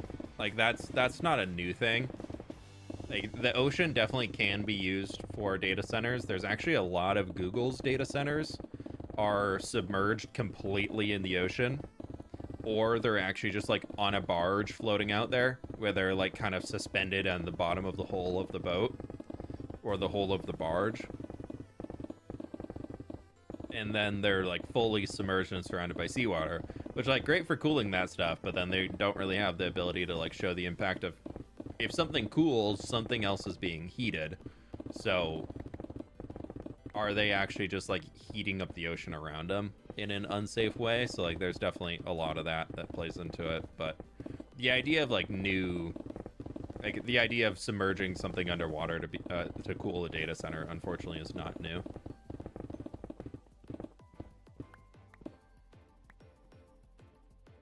Yeah, AI art can definitely go away though. I'm very big on agreeing on that one.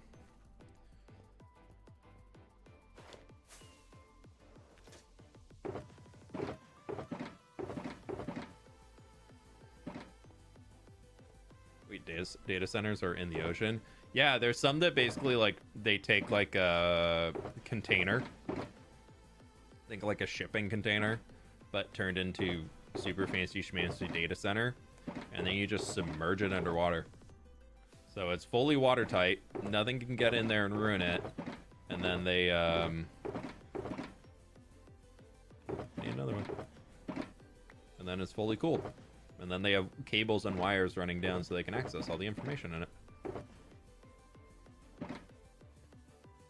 What mountain is being worked on right now? We're at this one down here. The one that we've been working on for a while. Using AI to fact check drives me up the wall. That is a unique one. That is a weird one.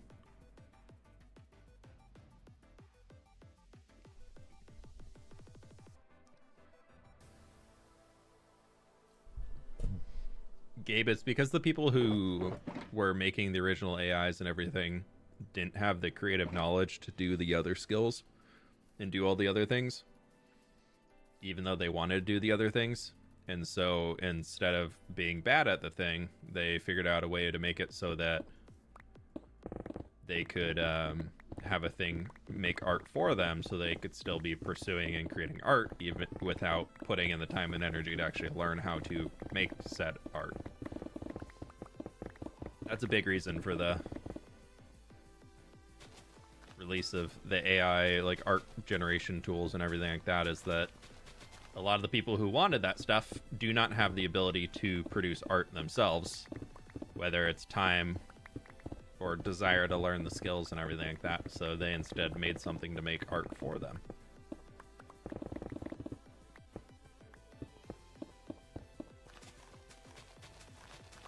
And then they can claim it as their own.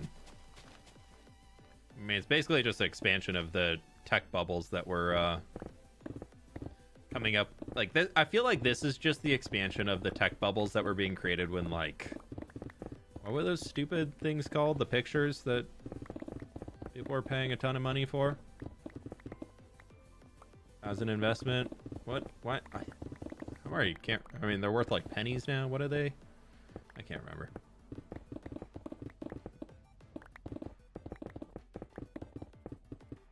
NFTs. Thank you, JMac. Appreciate that. Yeah, it's the same as NFTs. They're all like, wait, now I can make a cool NFT with this art thing using AI, and then I can sell it and make a ton of money.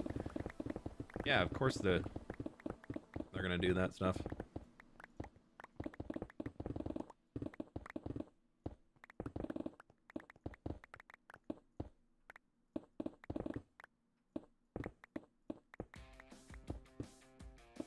I don't know how I was blanking on the name of that, but I was.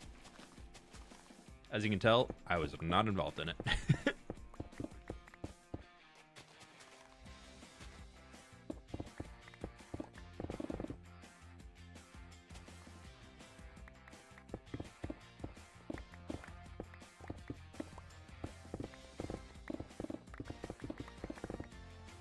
Clearing this out enough down 3 blocks so that we can... Ooh, hoo, hoo. That was a close one. Trying to remember NFT, I wasn't thinking of the pickaxe. Thank you. When is your next video coming? This Thursday, hopefully. We're pending approval for a ad integration in it. So I'm hoping that it's done so we can and approved by Thursday. Sent it over this morning to get it approved, so. Usually it takes 48 hours to hear back news on stuff, so hopefully it'll be out on Thursday at the normal time. If not, it might be out on Friday. So if the video's not out on Thursday, I will stream on Thursday. If the video is out on Thursday, and then the video be Friday, hopefully. Pending anything else coming up, that'd be weird. I don't really know. Hey, for real. By chat and Whip. Stay cozy _F-whip cozy Hey Jen, thank you so much for the dono. cozy. Hope you have a lovely rest of your day.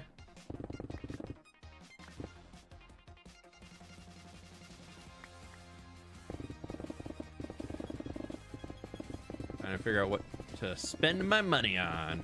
Yeah, I got some cool integrations coming up. I think they're actually really cool ones.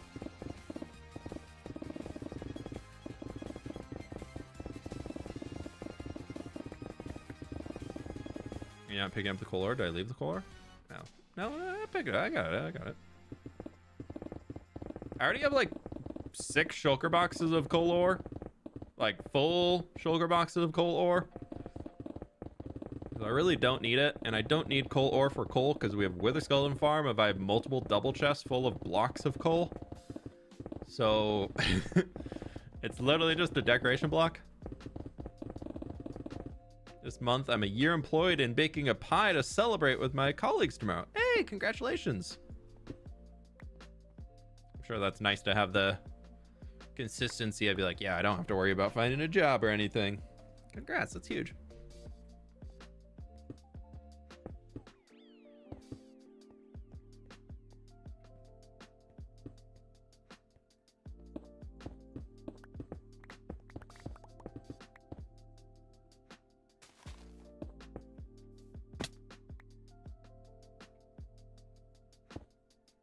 I got the andesite on me, I might as well.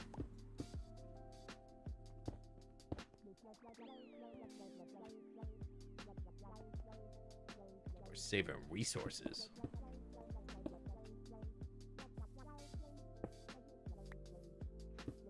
Ah, look at me. Wow. Wow. Oh, I ran out of andesite. King. Less wow. Like the stream, please. Yeah. Yeah, like the stream, please.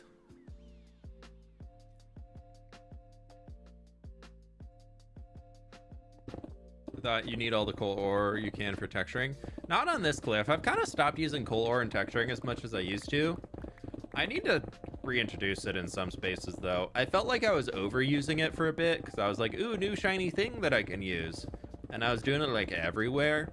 And it looks great from a distance. Up close, it can definitely look a little spammy. So I'm trying to make it much more intentional where I use it.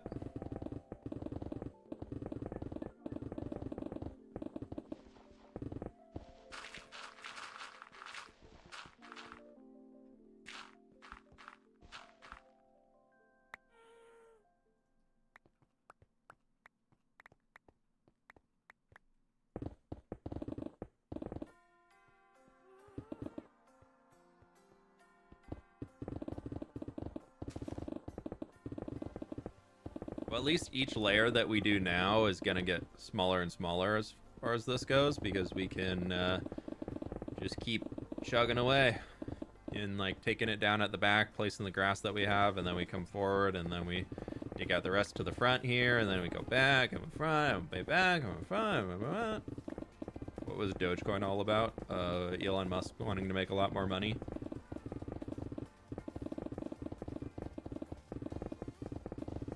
Something person with influence influencing their people to buy something and then pulling out a ton of money from it so that they can take money from their people without asking them to buy something from them directly.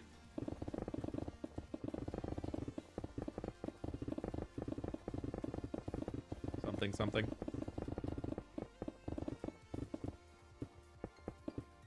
You think you'll be done today? I think at the rate we're going in right now, we're not gonna finish today. I don't know, we're 2 hours in, and we haven't brought any of it completely down yet. We took 3 layers off of the top thing. Each section off the top, every 3 layers right now, that was about 30 minutes.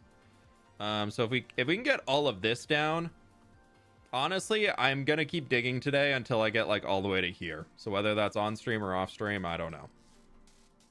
Wrong key. That's the key. I don't use TNT because I don't want to. I don't have any gunpowder. Found your cheating video quite interesting. I don't understand how people call Lightmatica cheating when they're most likely following a YouTube tutorial. Well, yeah, that's the whole purpose. That's the whole thing. It's cheating for you, not for me. That's how people come into their Minecraft world.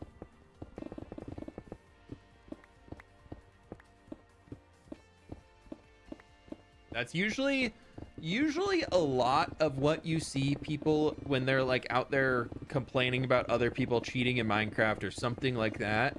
Usually it's a little bit of a self-retrospective going on in there, or something else happening in terms of it. Because I think every single person who plays Minecraft has at some point in time said, I cannot be bothered to go and gather these materials right now. I'm just going to go into creative mode and spawn them in. I think every single Minecraft player, whether you still do it or whether you only did it when you first got started, but I think every single Minecraft player has had that phase in their game. However you want to talk about it.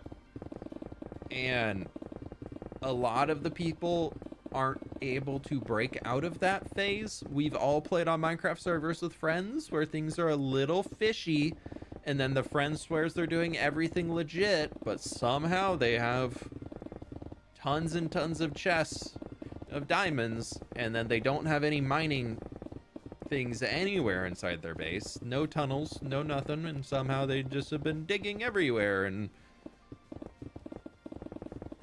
like we all have those friends that we played with on servers a few times. And I think that's most of what it comes out to in the Minecraft realm of it, is a lot of people just can't really take into the idea that they aren't very happy with how they play the game themselves, and they also can't get themselves to stop cheating, so they then call everybody else around them cheaters. And that's more in life too and everything like that. That's more than just Minecraft, but I really think that's a big part of it. I think that's a really, really big part as to why a lot of people call out others for cheating in a sandbox game all the time, is because they're not happy with how they themselves are playing the game. So they try and drop other people to their level so that they can kind of not feel so bad about themselves, you know?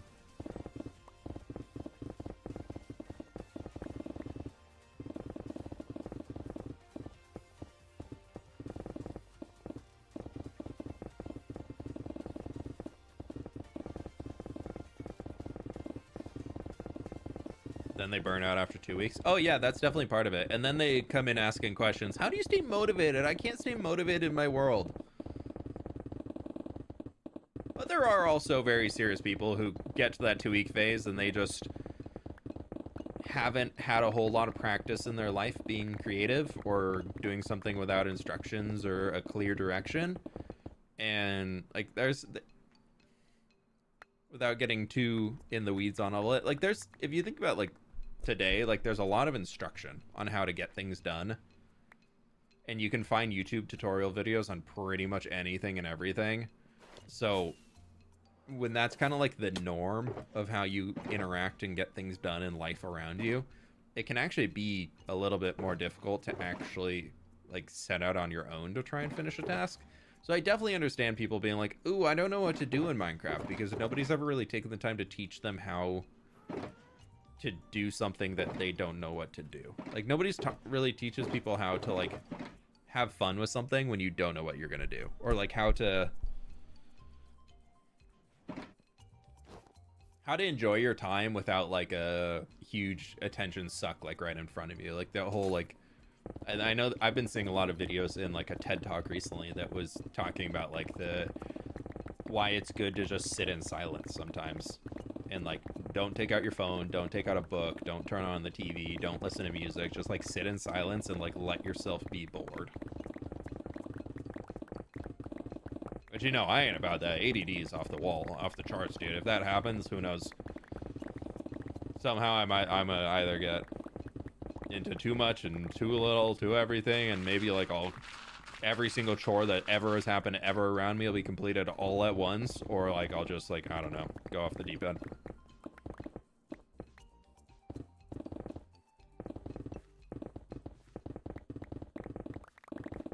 When you use mud for texturing bottom's lake, do you have considered using coal block as well? Coal block could definitely work. I like the clean, like muddy bottom of a riverbed.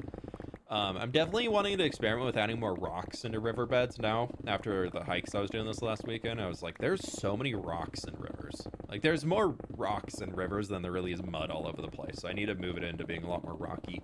I just like the darkness that you get off of the mud for it being that deeper color, that it makes it look a lot deeper than it actually is.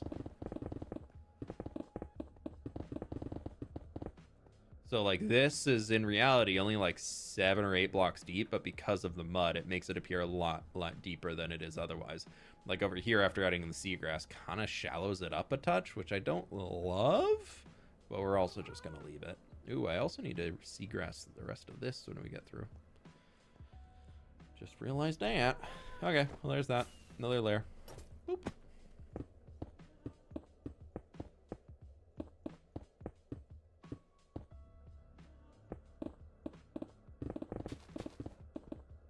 A cave. That's where we need to go.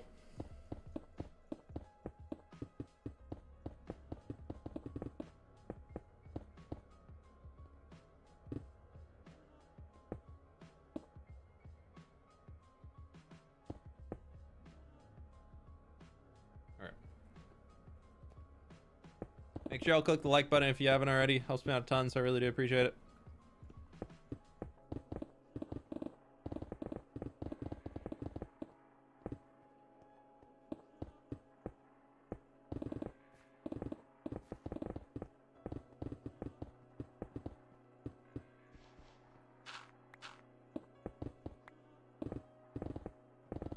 Okay, there's our 3 blocks down for this next layer.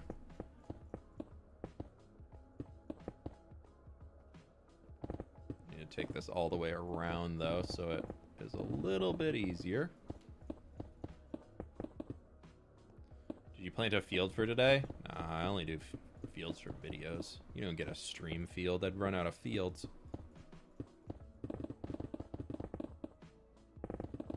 The next video's already got its field, and I've got the field planned for this video. Is that my last name to say? It was. Oh no.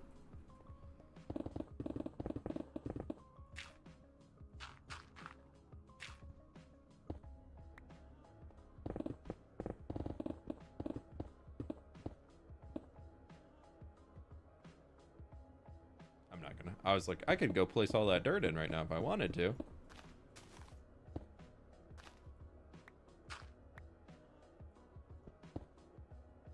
Oh, it's pale moss. You're supposed to be there.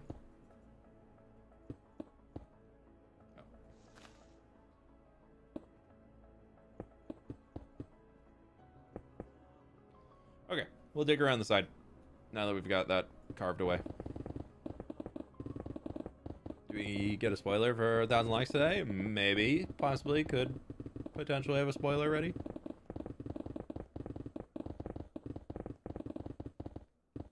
Oh, that's too far. I ruined my clean line. Now we have to dig more.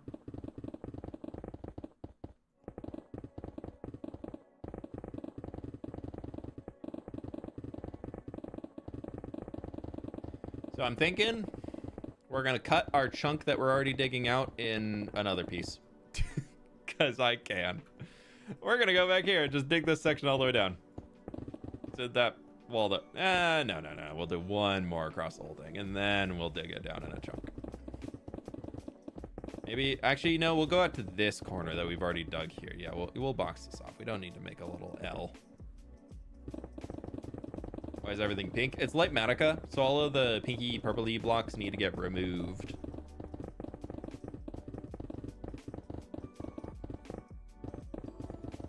So we're going through the process of digging out the entire mountain. I have planned the entire thing already in a creative copy of this world using Axiom, and then I brought it into this world using a light Matica so that I can cheat my way through getting everything placed in without ever having to do any work at all. I've only spent like 2 minutes working on this video so far.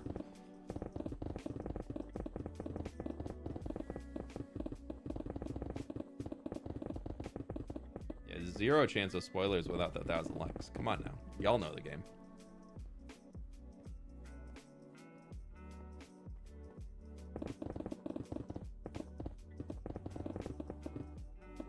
This is transactional. You give me likes, I give you early preview.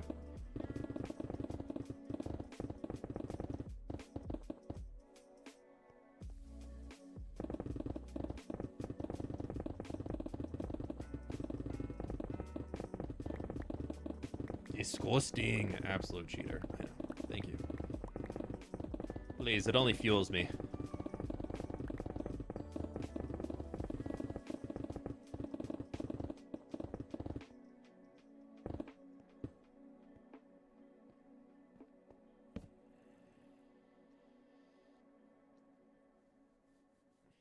The emerald's on the ground. I'll go grab it.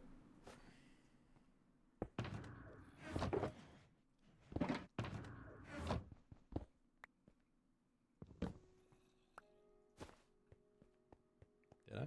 Where'd it go?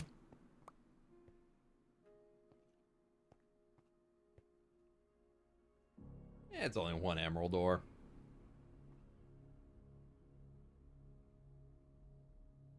I don't see it.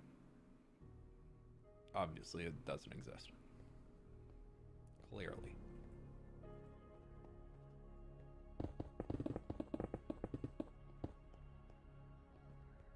What are your PC specs? I have a 4090 right now.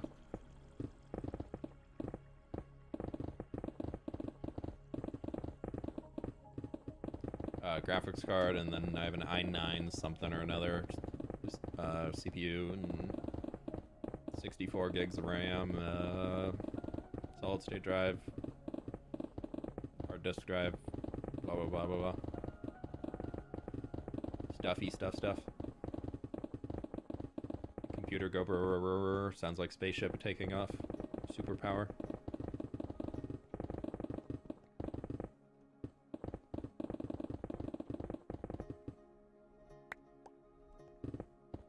Have you got a bit explaining on how you yourself uses Axiom creating mountains/terrain?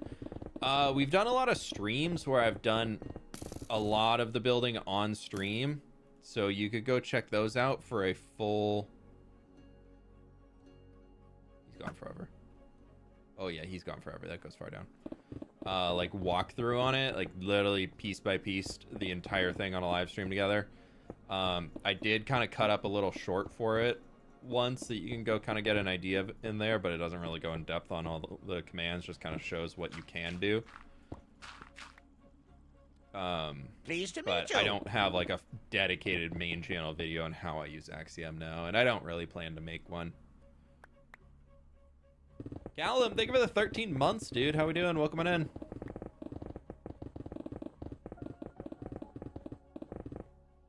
Yeah, I would say if you want to pick up on like build tips from me and things, the creative building live streams are where we do a lot of designing on the fly as we're going. I might have a slight shape built out before I get into stream, but for the most part, everything is done while we're there. And the VODs are always available on YouTube. I think on Twitch they disappear after 2 weeks, but all the live stream VODs are available on YouTube, and they do not disappear. And that's available to anyone, not just paid supporters.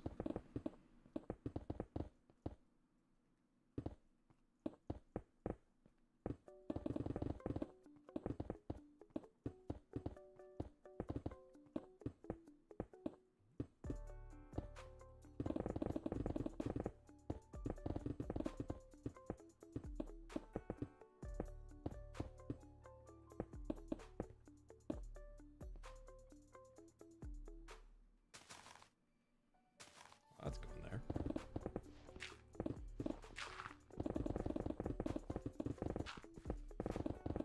There's a few of those little goofs in the train still that I didn't fix. But when we rebuild it in here, usually is where we notice that type of stuff and just fix it easy.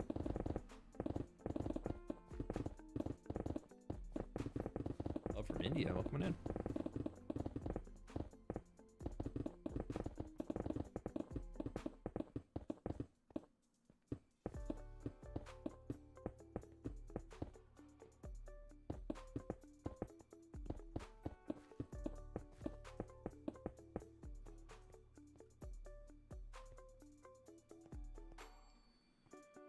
Okay.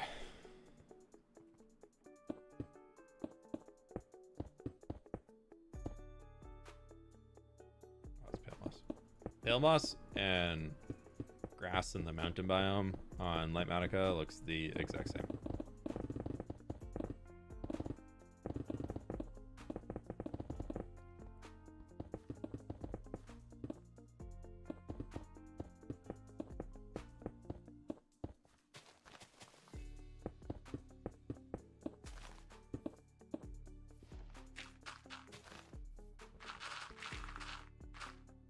Oh. Hello. Goodbye. Keep it real. almost got spleefed. Janice, thanks so much for the dono. Hope you're doing well today. Welcome on in. Oh, a beacon beam.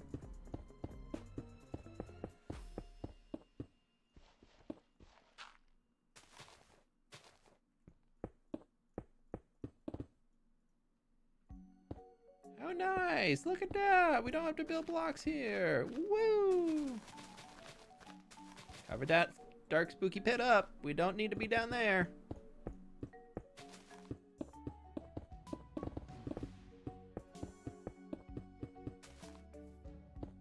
Okay. Why do armor stands randomly appear? It's something with one of the mods I use. It's happening only in the new version of 1.21.10. I don't know what mod it is.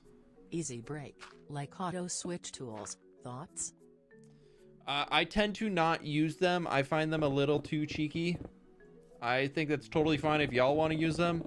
I do feel like I like there to be that intensity. As much as it sucks to break a tool, it helps keep me engaged while I'm doing all this stuff. I need that little bit of the extra reason to pay attention to everything going on.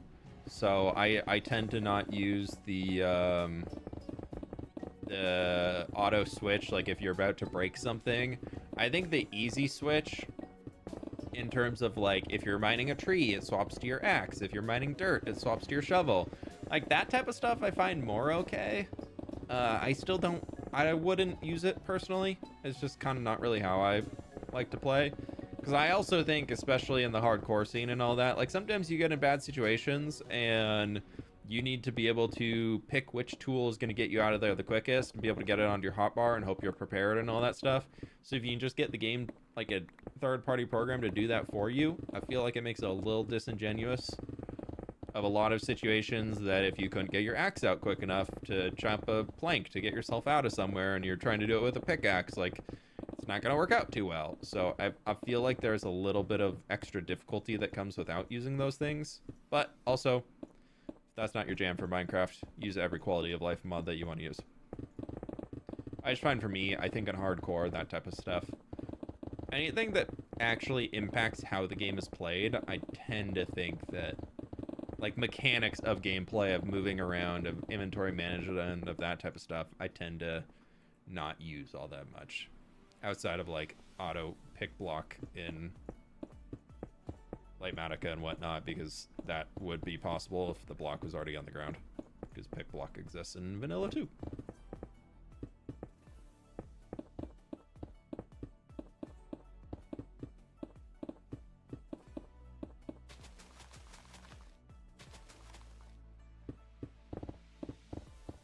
But ZX, thanks for the donut, dude.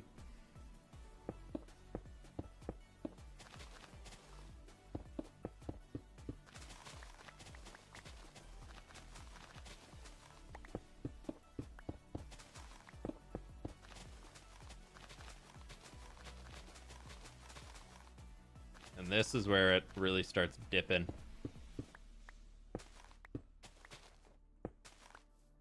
That's where we really start going down. We're going down, boys.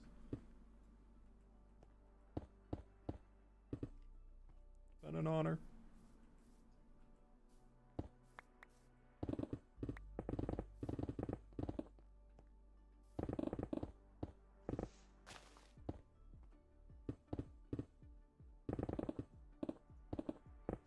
Keep it real. Switch tools during the mining, not as indicator. Switch tools during the... Oh, like it brings out a different pickaxe for you automatically? I'm confused.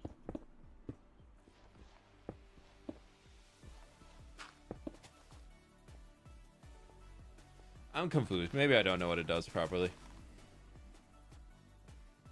Install a mod that refills a hotbar slot on the same item you just ran out of. If it's stackable like dirt, helps in the terraforming so much. Yeah, I know. I used to use a few creative mods, or like in mod packs that had stuff that did that. It took a while to get used to, but then it was really nice when it did work. But I also don't mind just middle mouse clicking to pull out the block again. I don't know. I like simplifying Minecraft gameplay. I don't really try and add too many mods that change how I physically play the game, because then it very much impacts it if I don't have access to the mod, where I would rather just kind of be smooth sailing going on it.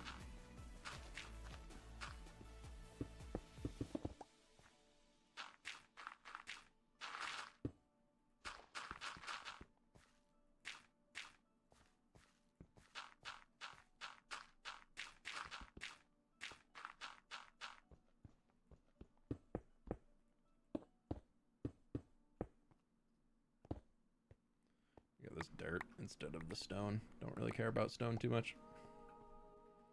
Well, we're almost done with this slice of a slice.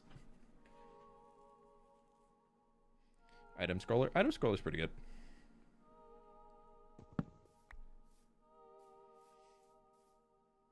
Item scroller is a good one. I haven't used it in a long time, but I used to love what was it, mouse tweaks?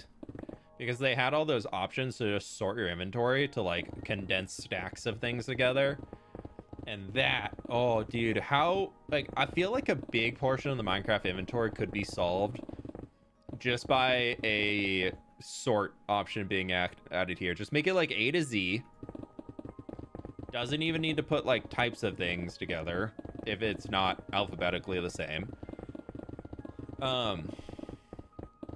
And just make it sort of like condensed stacks, because the amount of times I've had like 7 of something over here, 13 of it here, and like 20 something of it up here, and been like, man, my inventory's so full, what can I get rid of?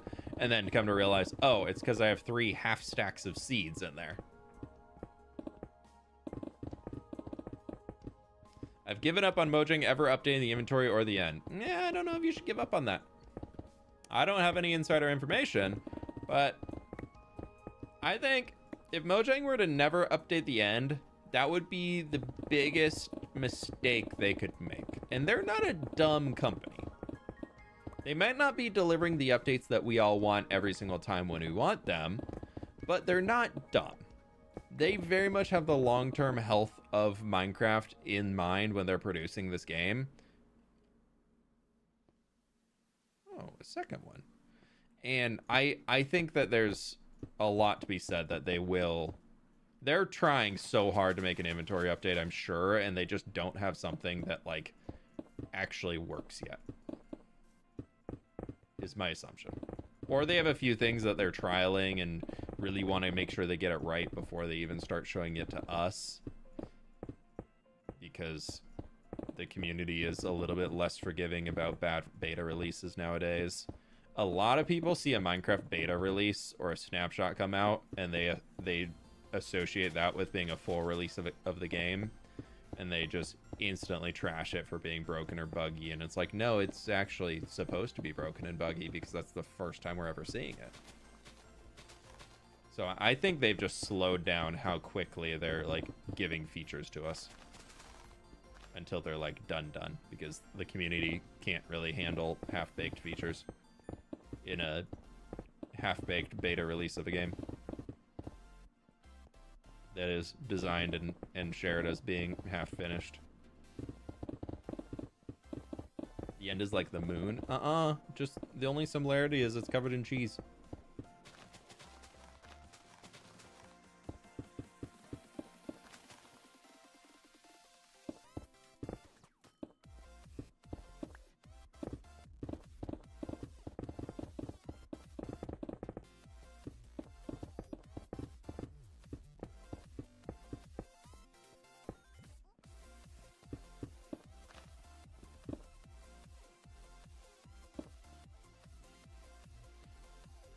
What do you think about the trend of animated Minecraft builds like Buildstone? I don't know. It's not for me. My game lags enough already. Why would I put more laggy redstone in my game?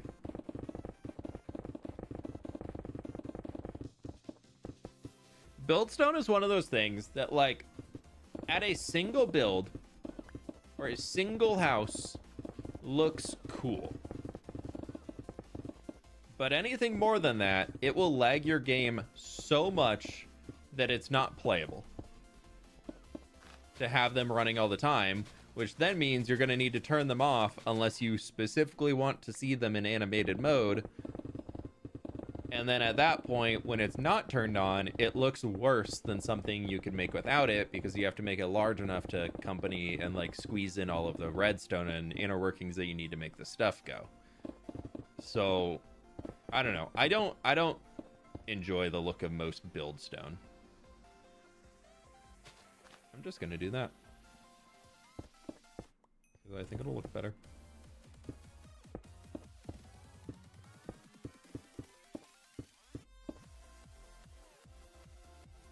Same with there. I think the science behind Buildstone is cool. Like, I don't want to discredit a lot of the people who are making the Buildstone builds. I just don't think that they are something that I really would ever care to build in my world, because I'm so lag conscious, because this is a forever world. I was able to catch a live stream. Hope Shan life is good. 45 months at tier 2, my friend. Thank you so very much. I hope you're doing well. Hope everything's good on your end. Doing pretty good over here.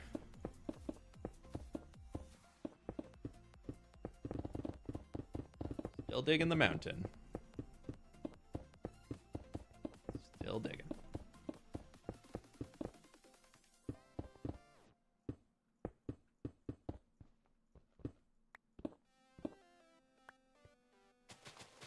Pleased to meet you.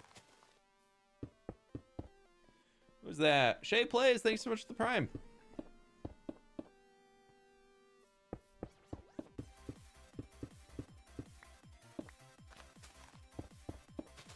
This is a low wubby Minecraft. I don't really know if I want that right now. No, wait. There we go.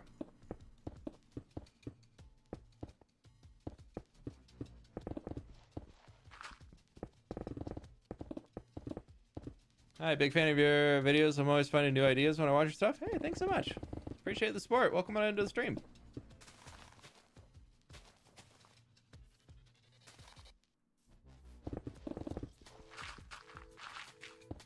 I would not recommend taking inspiration from this and building a mountain, though. It takes a little bit of time.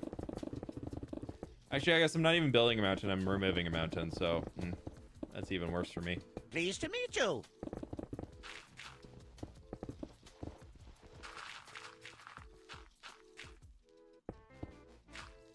Black Sun, thank you for the 5 months, dude.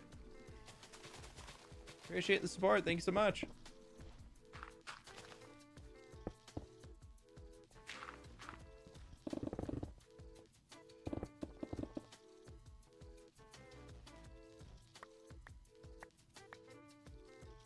I'd like to gravel instead of the stone, please. Thank you. What's going on? We're digging.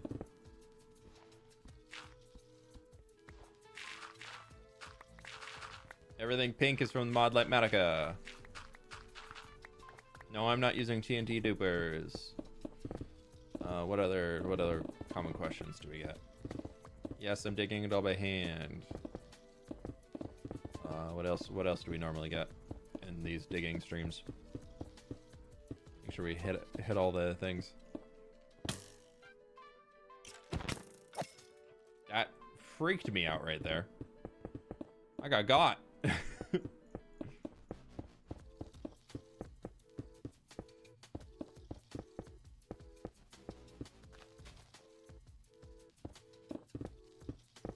I was not ready for a skeleton to come through that wall.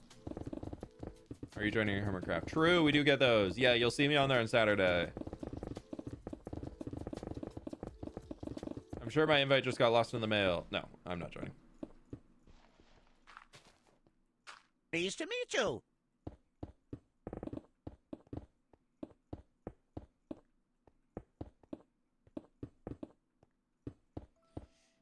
I am the Paper Kid. Thank you for the 16 months, my dude. Appreciate it.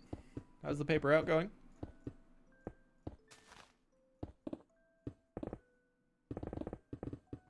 Or are you a person made of paper?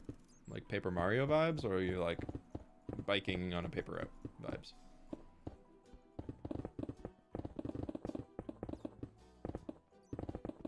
How do trees get online?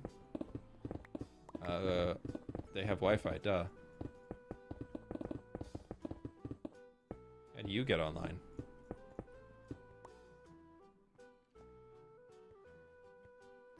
There's such a dumb question. Kidding, kidding, kidding, kidding. A little itty bitty joke.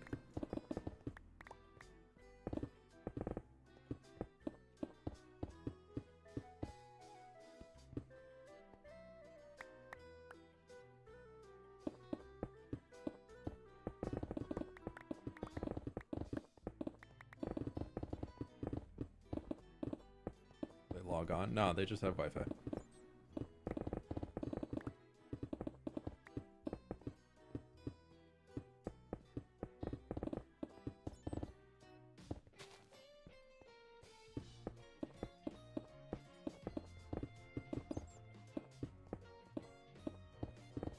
Alright, we will finish off the rest of this little corner here.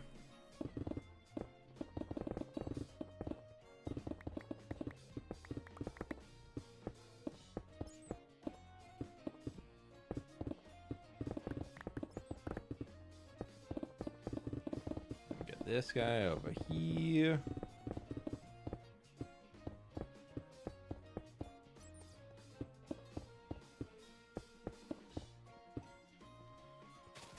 Progress is being made. Oh, that's a lot of dirt. Well, stone.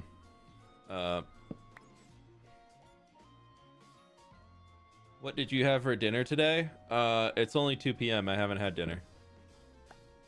I also haven't had lunch, so, you know, there's that too. I had a yogurt bowl for breakfast, though. We had enchiladas for dinner last night.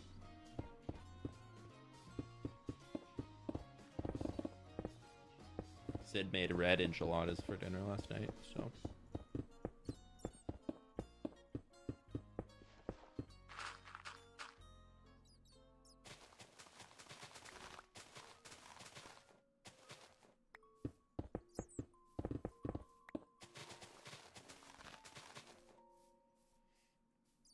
Cool. There's this chunk done back here. Oh, that all needs to go down at minimum that level. Ooh, jeez. Ooh, jeez. Ooh, jeez.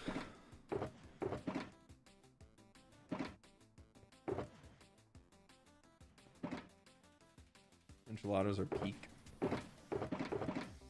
Pretty good, yeah, pretty good.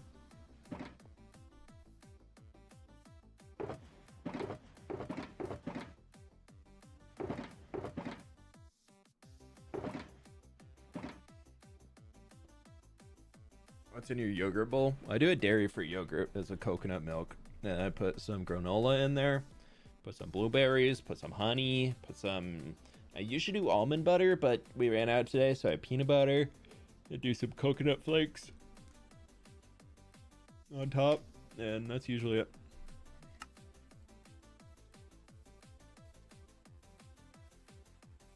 Yeah, Lightmatica's updated. It might not say 1.21.10, but the latest versions work on it. We're on 1.21.10 right now.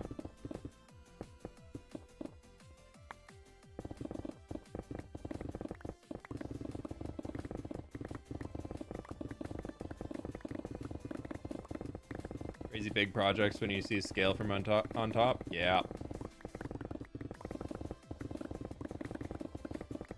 Yeah.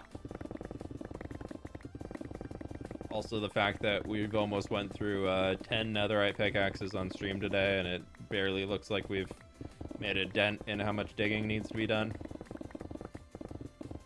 Yeah. I mean, we've, to be fair, cleared from there all the way back to here, and this was all the way up there and came down. And then the whole thing was 3 blocks taller than that current top level, so... And we're definitely making progress. I'm not diminishing that, but... Still got a lot of progress left to go.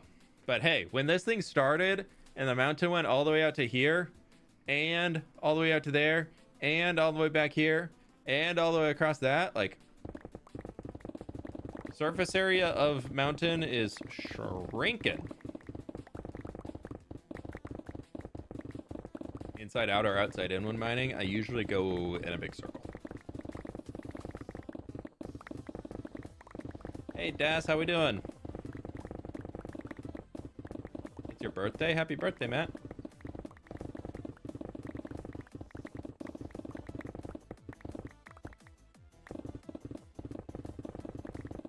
I like to do a big loop so that I flatten the plane that I'm digging on, and then I know nothing else will fall off the edge as I'm going. Not that we really care about that right now, but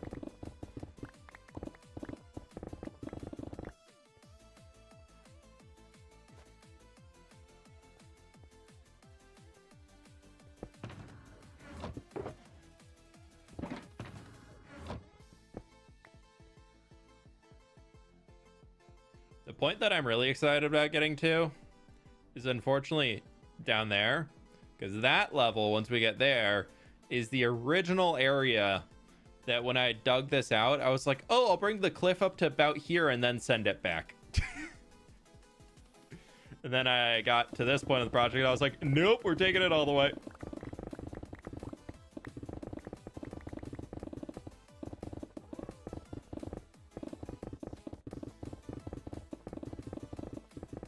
Fine, totally fine, totally fine. Click the like button, super fine.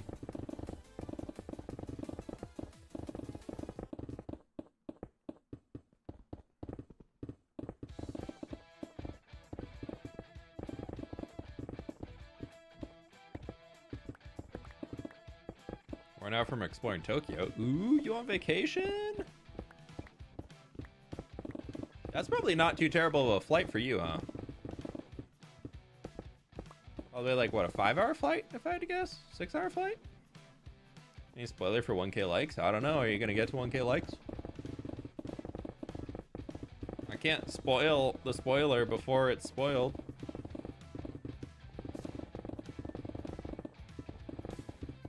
Are you a dwarf following up? Are you digging a hole? No, I'm not a dwarf. And actually, I'm not digging a hole. I'm digging a mountain. It's very different. If you're digging a hole, that involves that everything around you is probably remaining at a certain level, or in this case, we're actually just erasing the mountain from ever existing. So it's very different from digging a hole because there's not going to be a hole in the ground afterwards that's left over. We're just flattening everything down to the surface level.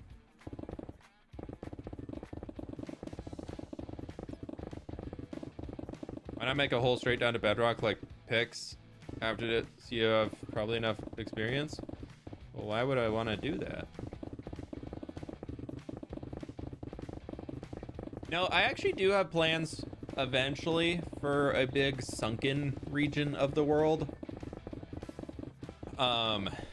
It's not going to happen for probably another 1.5 to 2 years at this point because we've done enough digging that I don't really want to dig ever again. Because that one would be going all the way down to where the end portal is located. And well, actually I have 2 sunken projects. One is the land is actually sunken, and the other is I've always wanted to do a Mariana Trench style build, but go like very Subnautica with it and do like big bioluminescent corals and underwater plant life and just like cool stuff down there and like fish and just oversized like organics of like fish and whales and whatnot's moving around. Thanks, bud. Did you kill your friend? No? Okay, I got him.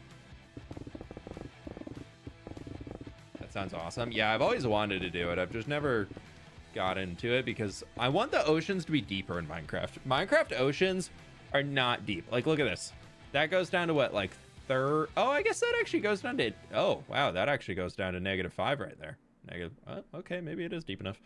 But like, I don't know. I wish the Minecraft, I know we just got down to -64. That's lovely and all, but imagine if it was like -128 or -256. I would say -128 because I don't know what else we would get down there if there was extra depth besides just more rock. But I do wish it went a bit farther into the negatives because right now, if you went all the way to bedrock and you're starting from water level, you have 128 blocks of depth to go with. Which, if you want to count for enough surface time for light to no longer make it through, then you have about 108 blocks of height that you can work with before you are fully flattened out at the bottom.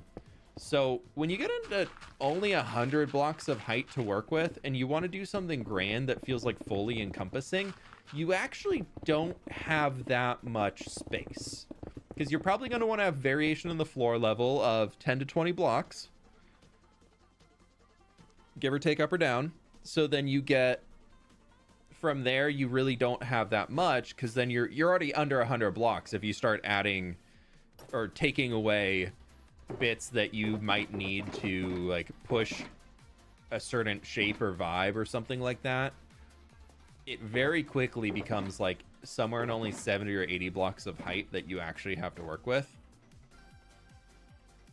Whereas oceans IRL are so incredibly deep. Like, I feel like, I know it was teased that like people are like, oh my god, the ocean update's coming, round 2. I was kind of excited for something like that to happen, and I was really hoping that it meant like a deep ocean would appear. Like some sort of a deep ocean biome that like is actually deep. Because the current deep ocean biomes that we have, they go down to like 0. The ones that, or honestly probably like 20, but the one that we just saw that's -5, that's definitely a cave that like is just exposed.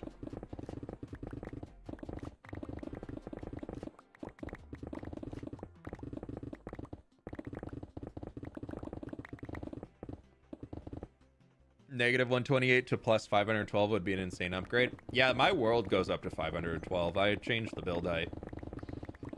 So I do have that. And now that I've been like looking at mountains IRL and stuff, just when I was gone for the weekend, I'm like, my mountains are whittle, guys. Bringing the fear of the abyss from the end to the overworld? Yeah, but like there's no void to fall into, so it's fine. It's your fault if you drown. Duh.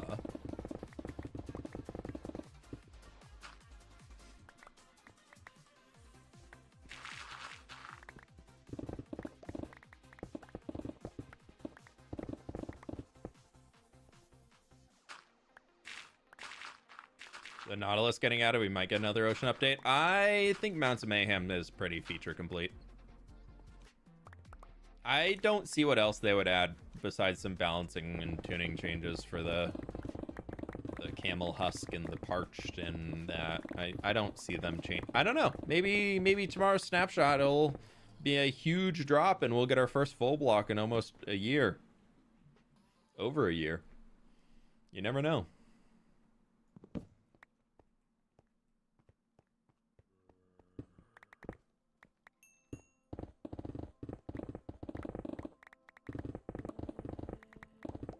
Guessing one surprise mount. I don't know what it would be though. I would guess maybe changes to skeleton horses. Just perfectly in time for a new short I have going out tomorrow that might be talking about skeleton horses.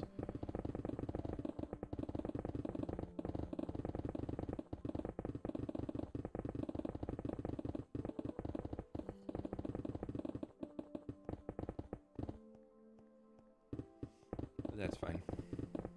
You can literally do for anything right now. What? Minecraft mountains are tiny hills but pointy. It really is true. I think the thing that always upsets me about terraforming in Minecraft, like my biggest gripe with terraforming, is that I want to make mountains like I see around me IRL, and that is physically not possible in Minecraft. Because the mountains that I live by are covered in trees that are hundreds of feet tall. Maybe you could squeeze that down like a 2-to-1 ratio and get 50 feet tall. So let's say in that case, like, let's just say like 30 to 40 blocks tall. And then they look small next to the mountain, but when you're next to the tree looks huge, and then the mountain looks insanely huge. And then you see the trees away at the mountain far from you, and you're like, oh my gosh, this is the there's all of that stuff out there. It's so cool. Like, that must be gigantic. You can't do that in Minecraft because of the build height. So Minecraft mountains are very, very hard to make mountains that you can also explore up close to that feel at a proper scale to what they should be in like what they would represent IRL. And that's something that is really, really difficult to pull off. So I'm hoping I can get some of that in here with the new build height that we have. I'm not going to redo any of the mountains that I've already planned out, but I think I've decided that this mountain here is probably going to be a pretty big guy, and it might honestly merge into just one huge mountain, and all three of these peaks come into one with like a huge, huge mountain here in the middle. I'm kind of leaning towards that.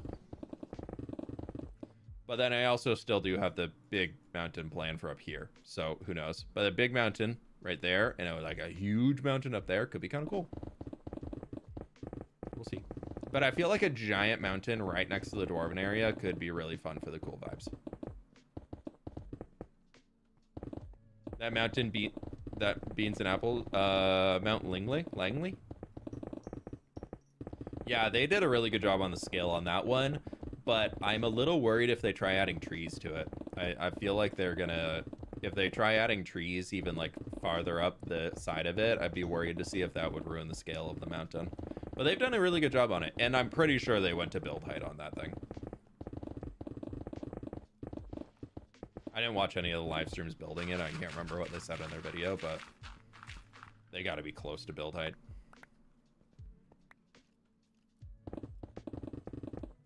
Yeah, the trees at the bottom definitely give it a good scale. And their trees aren't super tall. Like, their trees are like, what, 20 blocks tall, probably? If I remember. Right, maybe a little variation, plus or minus 5. About hiking trail through mountains. I really do want to do some stuff like that. I would love to do some like small off the beaten pathways that lead through our mountains. Just places that you can't really get a wagon through, but like you could travel by foot from one village to another. Have you planned a volcano to cover up the copper farm? Haven't planned one yet, but I do think it'll be an eventual project, especially if I keep using Voxy, because that thing is ugly.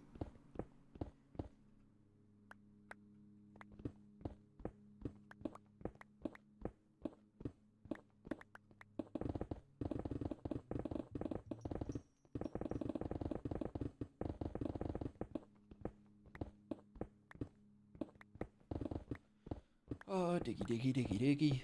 Diggy, diggy, diggy, diggy, diggy. Diggy, diggy, diggy, diggy. No, no, no, no, no, no, no. Na, na, na, na, na, na, na.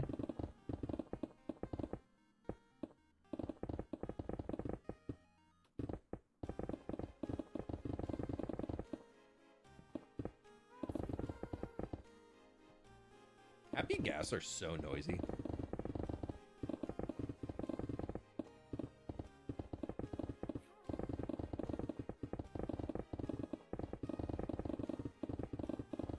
I feel like I do want to try and design some new pine trees, though.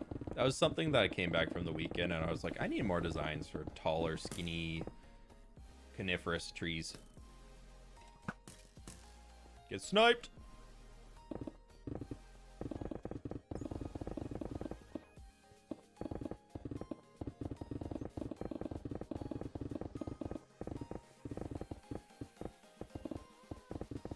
You want them to upgrade the pig mount or keep it the same for nostalgia? I don't know what you could upgrade the pig mount to do without... I feel like it's just a stupid gimmick. Will you ever add elvish builds to the world? Maybe. Never say never. We'll see what happens. Ugh. Ouch. We're gonna leave them. Alright, I am pretty sure this is our last pickaxe, so after we finish this guy, we actually need to go back to the nether and repair up everything again. So, you know, super fun. But we'll see how far we can make it on this dude. Are there any functional uses for the happy gas? Yeah, you can build while flying.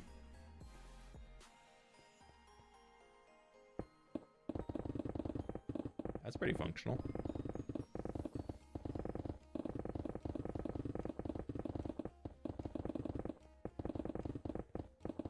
My friends, click the like button on the stream if you haven't already. I do appreciate it. 1,000 likes and you get a spoiler.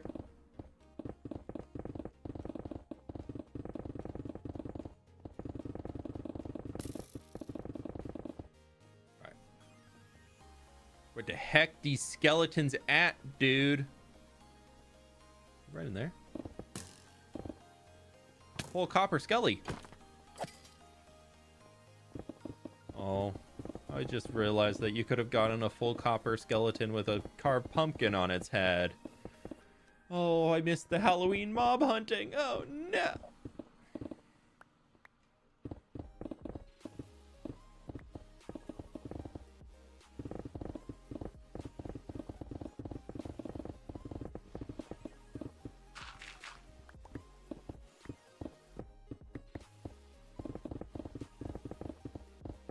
How sad. So sad. You can fly underneath floating builds and change stuff. Yeah. I haven't had a great use case for the Happy Gas quite yet. You can also use it to transport mobs because you can lead boats to it and then it becomes like a hot air balloon type thing. It is slow as heck though. From personal experience, if you put a chicken in there and you fly around, you can pretend like you're carpet bombing the entire world with eggs. So that's fun if you want to do that. So if you ever want to mess with a friend on a multiplayer server, you know how people love to do chicken pranks and put chickens all over somebody's build and then they lay eggs everywhere?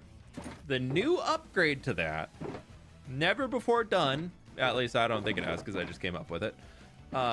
You could fill the sky above their base with gas, happy gas, because they're pretty easy to get. You can craft them. You can literally craft a happy gas, and then you just need to grow it, and then it just needs to go. What is anything remote? What are we at here? 72. I mean, we'll just take that one as well. All right, we're gonna pause this, and we're gonna go repair all of our tools. But you could put happy gas flying above max build height, because they'll stay within 30 blocks somewhere wherever you put them. Put them up like way max build height to where you can't see them anymore, so they're outside that entity render distance. And then you just fill a bunch of boats with chickens and just have the happy guests flying around everywhere with their chickens, and they'll just carpet bomb your friend's base with eggs constantly until they can then figure out how to get up there and get rid of it. So earlier you can do it in a Minecraft series server lifetime, the better. Before people have Elytra, you just water bucket clutch your way down. I'm just saying. You could cause a lot of pain and terror for some friends with eggs everywhere.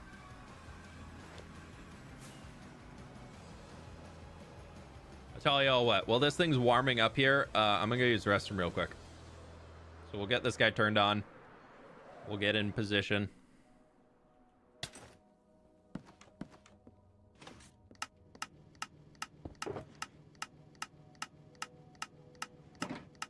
And we need to do that, and bam, and bam.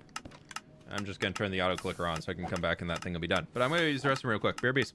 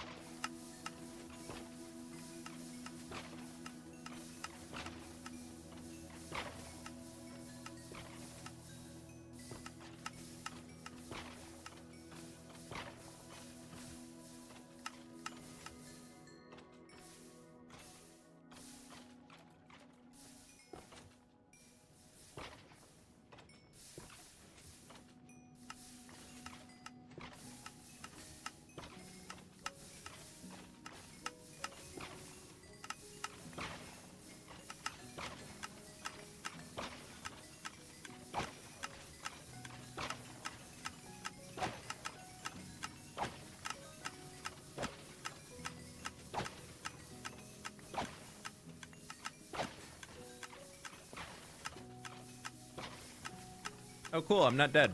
That's great.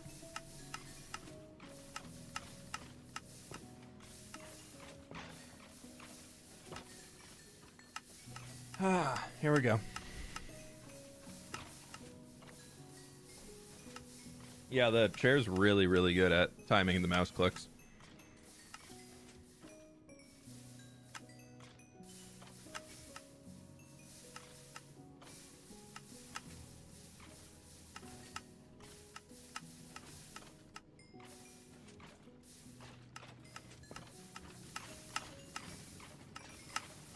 Oh. Gotta get everything repaired. I got a little bar too, so I'm a munch while we do this.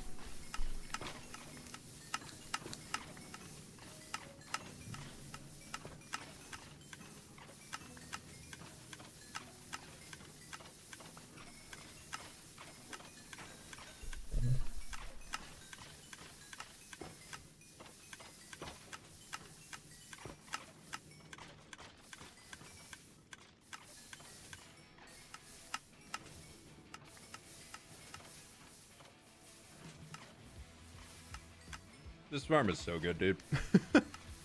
It's ridiculous how good this farm is. Also, I see 1,000 likes. Thank y'all.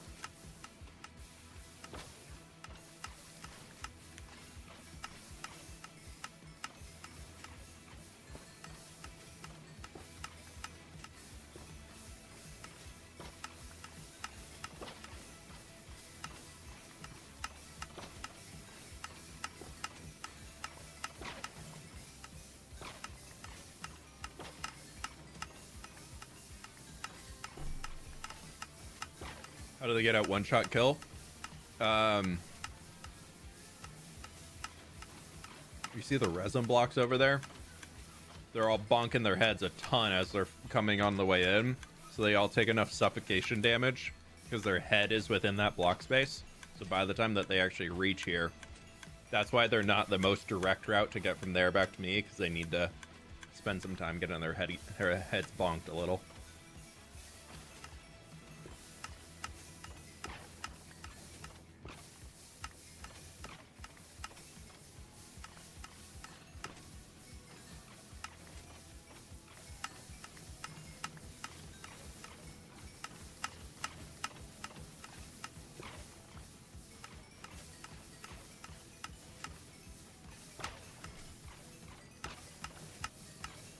We'll go do the spoiler when we're back in the overworld. Ooh, did I? I did pause. Great.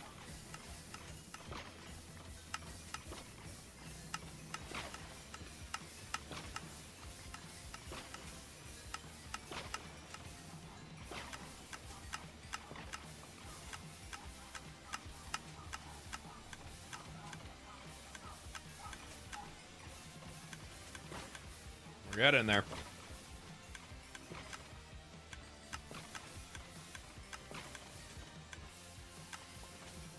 You can press F to automatically switch your main to offhand. Yeah, I know.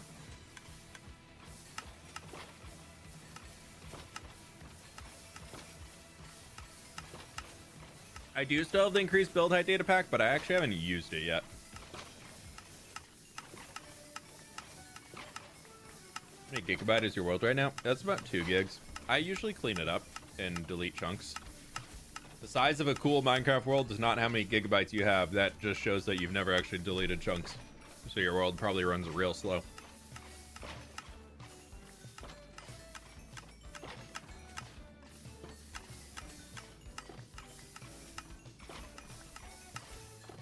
So anytime I do like one of those big adventures, like out into the 10,000 plus block region where I'm never going to do anything out there ever again, I just delete all the chunks after I get back home.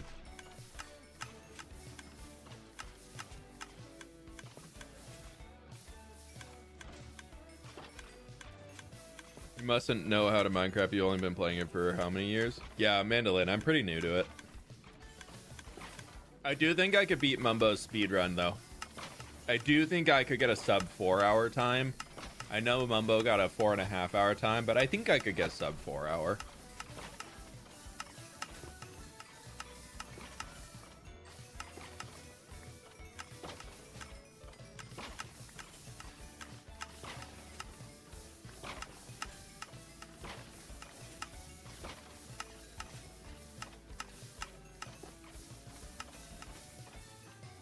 Elite Chunks. Pixarifs has a great video on it. I actually have a few old videos on it too. Love to see you try a speedrun. That could be a goofy second channel video.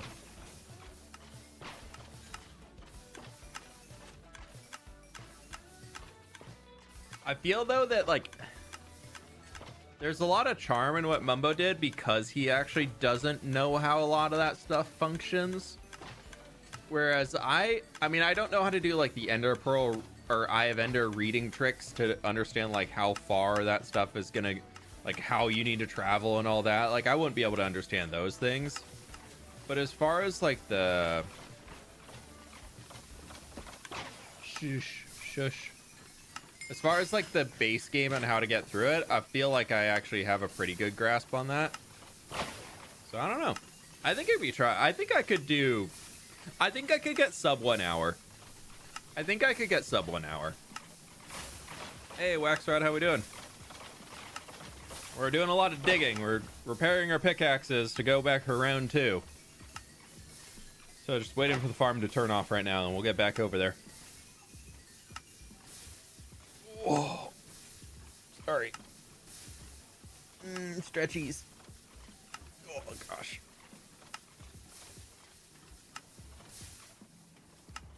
No, right.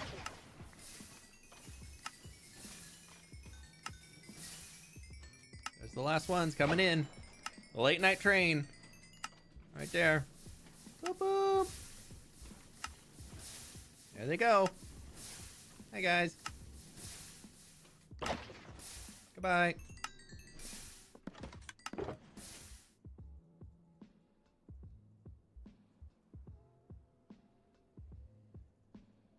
Okay.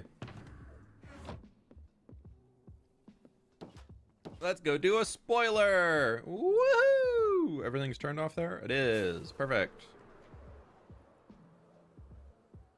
Never seen someone dig this much stone. I feel like it's been weeks. Oh, it's been months. Flip speedrun video soon. Maybe a second channel. I feel like I could second channel that for like a December, January video. I don't think I'd main channel it. Do I have bread in the inventory? That's pork chops, my dude. You're asking why I spread it out. It was so I didn't pick up any of the drops from the farm and they'd all go into the storage system.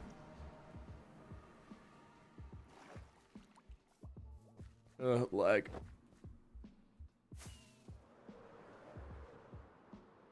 It's fine, it's fine, it's totally fine. It's just my game. Are we ready for our spoiler? Right over here. Da, da, da, da. Live stream the speed run? Nah, I feel like there'd be some charm in like not live streaming it.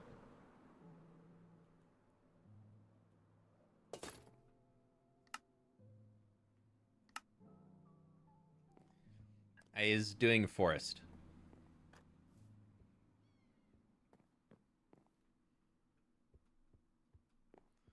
I designed forest, and now I need to make forest. So we're gonna see how this goes. But yeah, that's the next project. I wasn't done with landscaping yet. Ooh, why is that so goofy looking? Ooh, is that fixed if I do this? I don't know. So yeah, that's a big old forest right there. It's gonna be a big one. It's a very big forest. Woohoo! It fills up that whole chunk. I wanted to finish off the region out here. This whole region. I'd always planned to have this forest customized, so I want to do it instead. Not too sure what I want to do up here. I kind of want to make it like an open grove. So maybe some trees wrapping around this side, but the middle being like an open grove. So it's going to be cool. I'm very, very excited about it. I think y'all are going to really like it.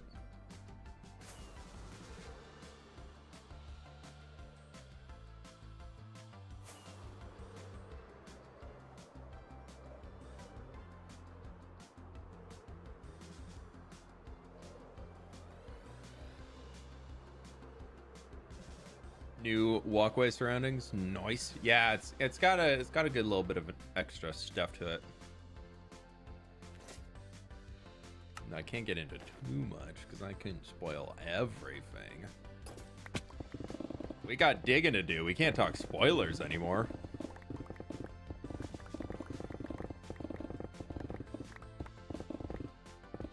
Yeah, you might need to chill out. Never. Nah, after these videos are done, I'm chilling. The thing is, that one actually, most of the resources I need for it, I have. I need to get like 3 or 4 shulker boxes of leaves.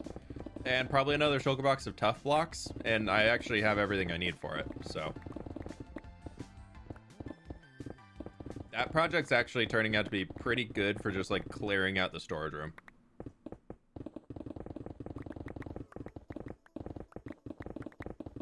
Because I still have like 12 shulker boxes of oak leaves that we need to be working through.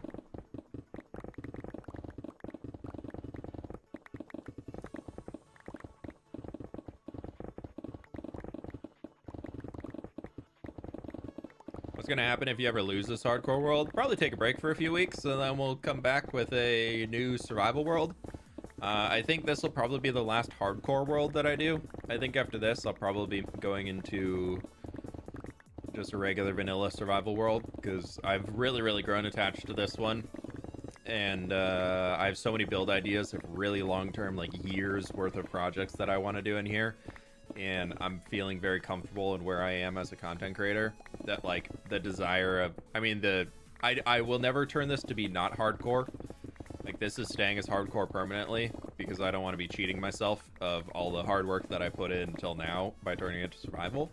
But also at the same time, I would like a world that I can, you know, not be fully 100% on every single time I'm playing in it and be okay. So I still love hardcore. And I think it's really fun to keep this and keep the intensity going and all that. So like I'm having a good time, but also at the same time, it's like I would be okay with not being worried about losing everything. So we'll probably, my plan is to create a custom world gen data pack and change the scale of biome sizing, because you can change the scale of biomes. I don't know if you can do it on a per biome basis, but I know you can do it across the board. So instead of going large biomes where it's 8 times the biome size, I want to turn it to being like half size large biomes. So biomes will be, I think I want to go with 3 times the size. I feel like that's a pretty good level for where I want to land. And so the biomes would be bigger than what they are normally. And then we get the cool larger rivers and all that stuff. But then we don't have to travel 50 bajillion blocks to find a jungle tree or mangrove sapling or whatever.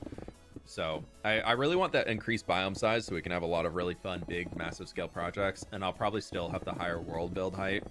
And we'll just go into kind of doing the same thing we do here, just on a fresh slate. And with everything that I've learned over the course of the 4 years of this series, we can then bring it into a brand new world.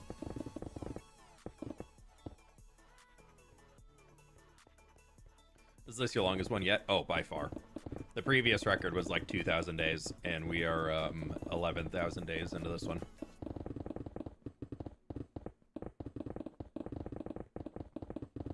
No, I've been in this world. This is the longest survival Minecraft world I have ever had. In terms of number of days spent in the Minecraft world. We have now, not even now, Building with Flip ended just shy of 10,000 days in that world. So we have over 1,000 more days in this world than I played in Building with Flip, which was the first series that I did on YouTube.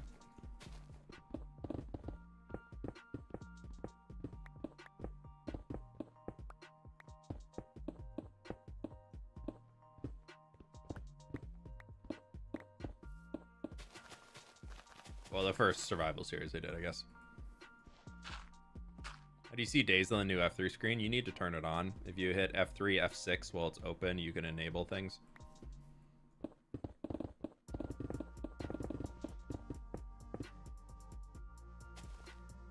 You can enable and disable whatever you want. So like mine is all the way up here.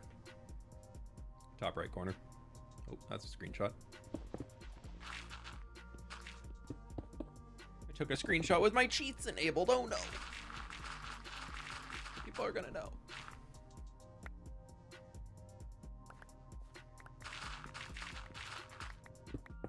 I'm paused, right? I did. Cool. How many totems have you popped? 2.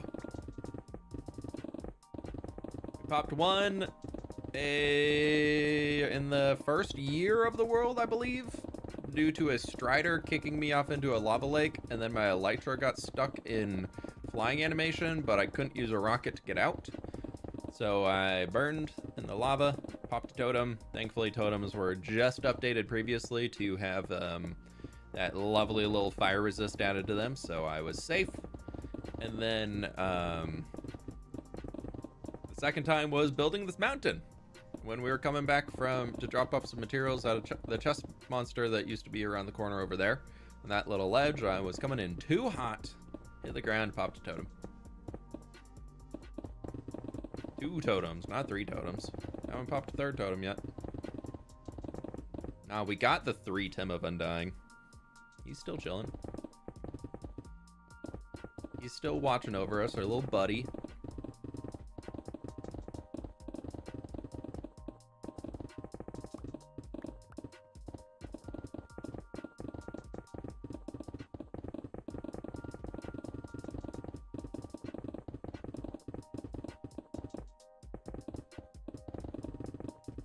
Will you ever rebuild Castle Bleak Rock? No.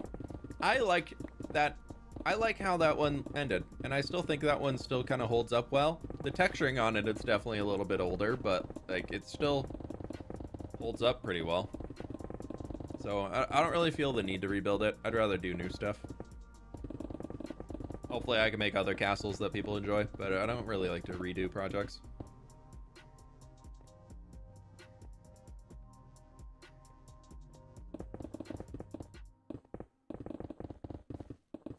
Can you explain more of your long-term plan for building up this world? It's the same that it's kind of always been, where the goal is always still just to build a world full of interconnected civilizations and then showing how they exist together. And I'm very much in a stage of wanting to keep expanding and showcasing new civilizations that we have, and also my main primary goal I have right now, I think, is finishing off the region of Path, like whatever the capital is, like of whatever we determine as Path's like land that it occupies and owns. That's kind of the main priority right now, is getting all of that finished and all of the landscaping there done, the city finished, and having a region of the world that is done, like done. Maybe the interiors too, who knows, probably not. Hopefully all the ones in the city at least, but that's all I'm really committing to. And then once we get all of those finished up, my next goal from there is going to be, I want to give New Papyrus some more life to it and give it some more substance around everything going on there, because it's kind of sat out there in a very kind of started but not really fully started kind of frame for a while now, and I think it'd be cool to expand New Papyrus a bit. So I want to get out there and really flesh out that atmosphere of that like lush desert area. So I want to do that. And then we also have Tough Hall here, which is going to keep expanding. It's going to kind of occupy like this valley here, kind of like a horseshoe around the end of this mountain. It's going to go out there, and they'll probably have like some port or something out here, just like a smaller one, and then like a smaller port over here too. I do want to get back into the landscaping project up here, but we just have so many other projects going on that also are landscaping focused. Very much want to tweak this area and do a lot of stuff in here. This is gonna kind of be custom landscape expansions and rolling hills and probably forests and stuff as it's all going. But then yeah, New Papyrus over here definitely needs some love to keep expanding it. It looks cool, but we only have 2 city blocks done, so you can never really have a point in here unless you're like in this garden where you feel fully immersed in the environment. But even looking out here, so I feel like New Papyrus, what I'd love to do next is like finish off everything around the library. So we have some more structures here. We finish up the front boardwalk. We finish the harbor side over here. And then we probably like then start to work around the Blue Axolotl Bazaar. Like those are kind of big, lofty build goals.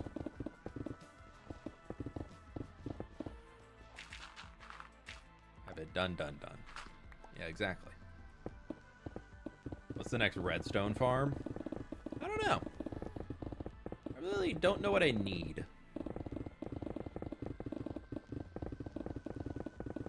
I'm not sure what farms I'm missing that I like desperately need. And I don't like to build a redstone farm just for the sake of having one.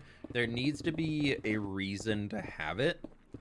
Maybe a coral farm. I could see building a coral farm soon. Like go out into the coral reef and build some cool farm in there. Maybe even like a large boat that's out there, and inside the hull of the boat we have the coral farm.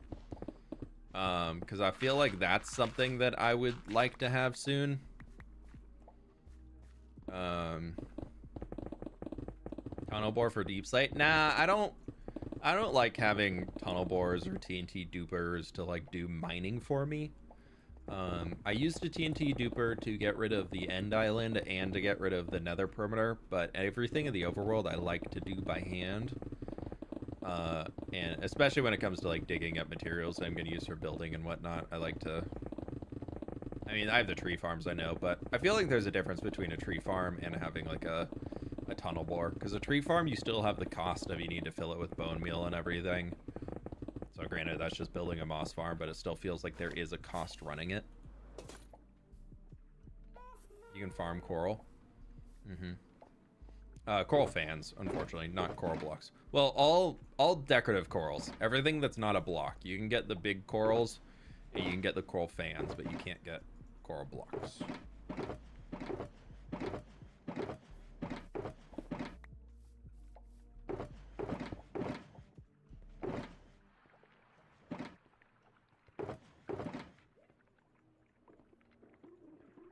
Okay, we're gonna bring those with us, and then we're gonna do you. You consider making your own custom coral reef off the coastline and new papyrus? I've honestly wanted to do that. I feel like I'd want to make a much more realistic coral reef, which, to be honest, is much less vibrant than what Minecraft makes in terms of smaller corals and smaller details. Still, Minecraft ones are very cool, and there's still a lot of color in them, but Minecraft coral reefs are just oversized corals that just kind of exist, where real coral reefs are really nestled in with the reef structure being the rocks and previous corals that existed there, and Minecraft just doesn't really have those. So if you're trying to build like a realistic looking coral reef, it's gonna come out less vibrant than that, or you're gonna have a lot of dead corals in it, which are going to change the looks quite a bit. But yeah, I've always wanted to try something like that. I did a little bit of it back in the building with Flip World, if I remember correctly. I'm pretty sure we did that outside the ocean monument that we have in there. Just there's like an underwater section. Which is also something I've thought about doing against the ocean monument here again. Just haven't really gotten around to it, you know? There's just a few things going on in the world that take a little bit of attention.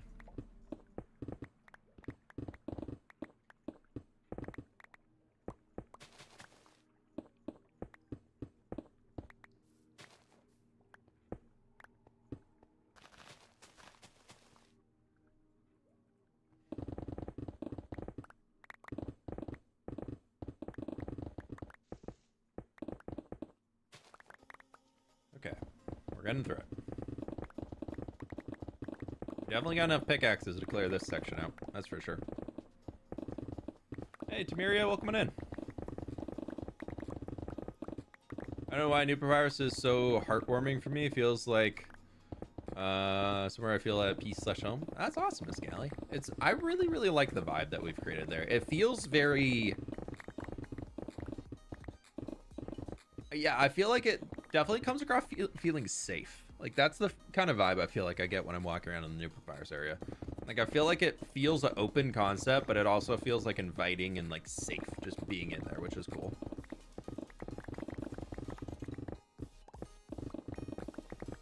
We cleared out the mobs in the caves around spawn? No. Yeah. That's like a 3 or 4 hour endeavor. even with free cam, to find in the caves and all that where they're standing and everything. Like that's a long time to get everything in there and light up all those caves. So I have not even attempted. After we get through all these projects that I have going on right now, maybe we will get around to doing something like that and go through and do a stream, and we'll light up everything and try and do what we can to make it a little bit nicer. But right now I don't have the time. I got a few things on the to-do list that are taking a lot of time to get done. I would love to do that. I would love to not have a laggy Minecraft spawn. My world spawn and my starter base are so incredibly laggy. I would absolutely love to get those fixed. But it just keeps getting pushed to the wayside.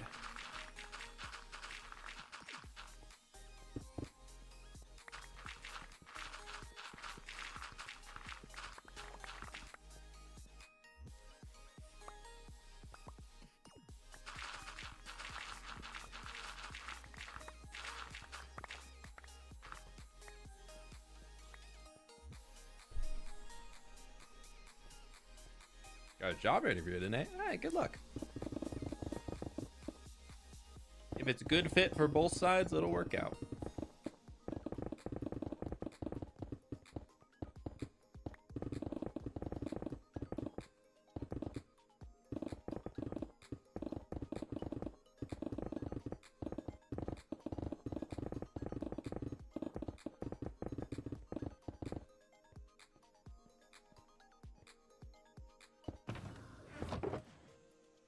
One pickaxe down.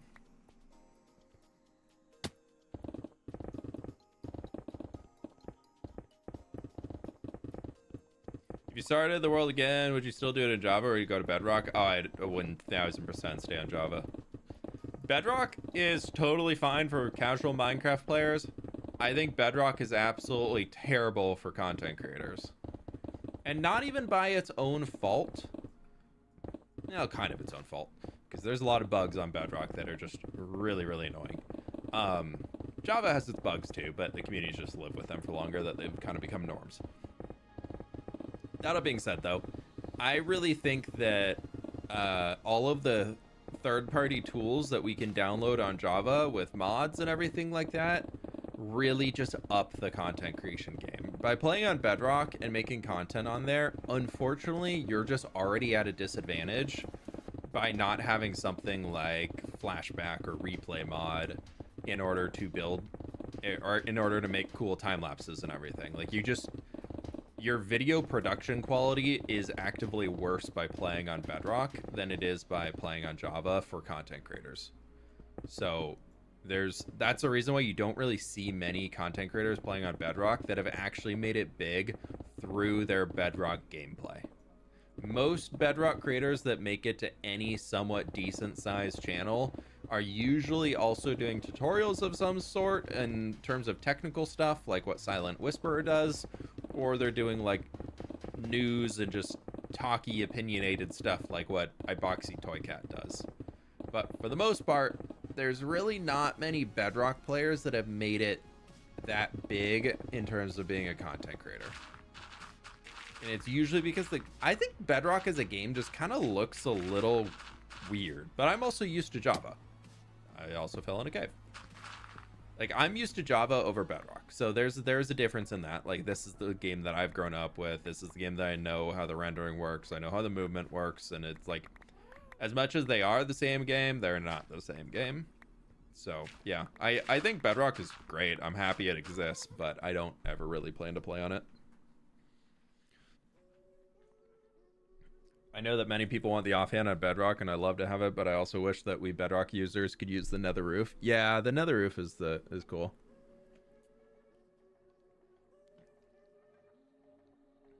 Dallas is the biggest one, you know? Yeah, and I wouldn't exactly say Dallas is the happiest Minecrafter either. I haven't watched one of their videos for quite a while now. But when I was watching Dallas's videos, most of them were kind of just complaining about Minecraft.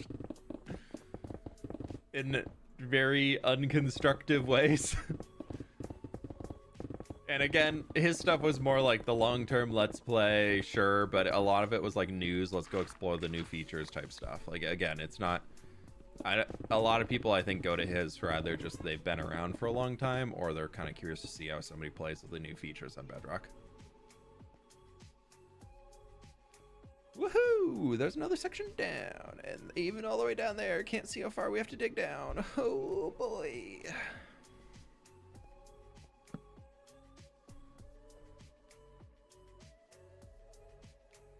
Can you confirm my headcanon on this? So Path studies plants and foliage, Papyrus does language and mathematics in the library, and a dwarven school will be teaching engineering and that kind of thing. Yeah, Dominic, I guess that's kind of right. That's kind of how it's divided out, yeah. New Papyrus is very much about like the knowledge and all that with the big library there, so yeah. To some level, I would say that's accurate. I don't really tend to think about a lot of that. I guess there's kind of the theming that I've been going for, but... yeah, I would say that's along with the theme of how I'm building up the spaces. That makes sense. Makes sense to me.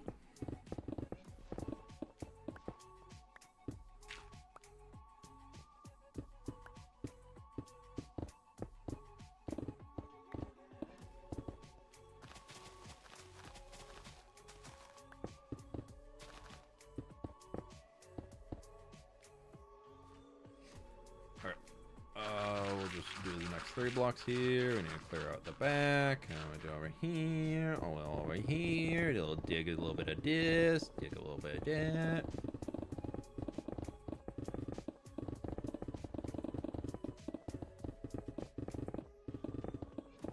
It's like the king of Forever World. He has the nether reactor in his backyard. True. He does have that.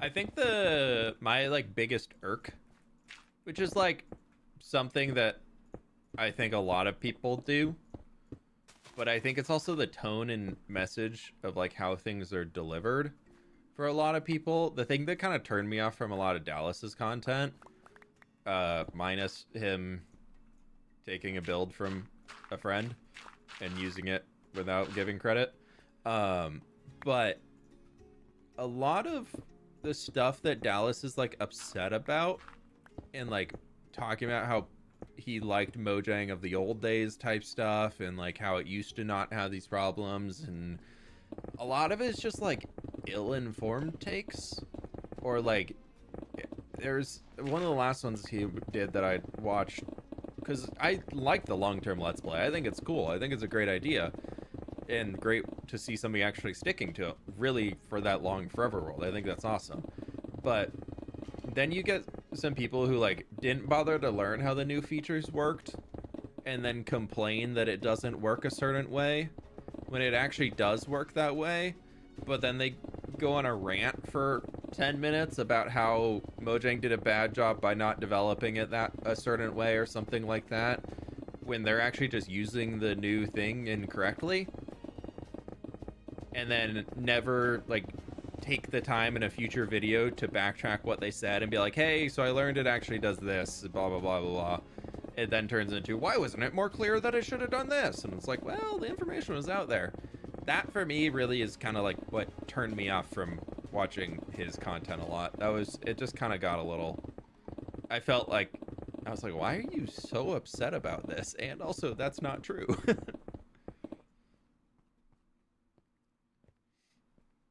What build did he take? His base on the Minecraft server, or at least his starter base, I don't know if he still lives there or not, was directly ripped from a build Evo did recently, who's an Instagram builder, who's also just like a teenager. He's a young kid who just is really good at building in Minecraft and is like new into the content creation scene, and Dallas just like fully ripped the build. Like barely any changes. Even the block palette's the exact same. The way the shading is done is the exact same. Where the windows are placed is the exact same. The roof design exact same. And it's just like, that's just kind of like, I understand. I think it's actually fully okay to use other people's builds I think that's absolutely awesome. If you love somebody's build so much that you wanted to use it as your base on a Minecraft world, heck yeah, you should do that. Right after you give them credit for inspiring you so much and creating something that you like so much. Like, you should... Nobody out there... Like, that is like an unforgivable content creator mistake. Not even a mistake. Content creator move. Is if you're taking a build from somebody... And it's up with that same realm of, oh yeah, I built this thing, it's inspired by something Foot made, and then you look at the house that they made and it's my house, and they're like, no, it's just inspired by it. It's like, no, that's a block for block copy. It's like that, it's that whole same mentality, just then it gets worse when content creators do it and don't give credit. Like the same for if I'm ever using a redstone farm, I'm gonna credit the redstoner who designed the thing because I couldn't have come up with it myself. But then there's this air out there for building, somehow it's okay to copy things without giving direct credit for a lot of them. So yeah, I don't know. That's very much like the second I see somebody doing that, especially if it's a build that I know the person who actually made the thing, and yeah, it's rough. Who's the Instagram builder? Their name is Evo. I know that they reached out to Dallas and Dallas blocked them. So he's obviously aware of the situation, and instead of being an adult about it, decided instead to just fully block the person who tried asking for credit on their own work. So that was kind of told me enough of what I needed to know about the situation. So yeah, go check out Evo if you haven't. They deserve some support. I know they're kind of having a rough time right now with it, and they definitely got demotivated by somebody taking their build, so.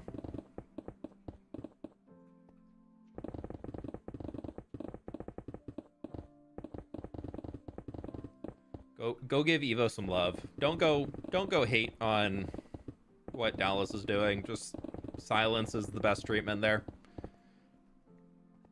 Just ignore him and move on and do other things, and don't give him a space, but definitely go show love to the people who are hurt in it instead of showing hate towards the people who are doing the thing.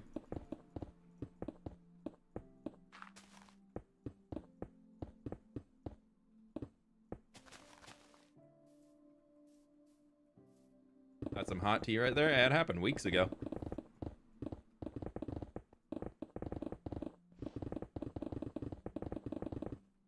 That tea's cooled down by now. It's been around for a while. That's lukewarm at best.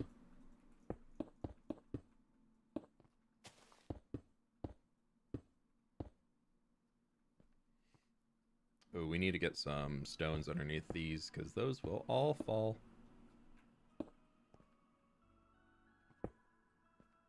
Cool.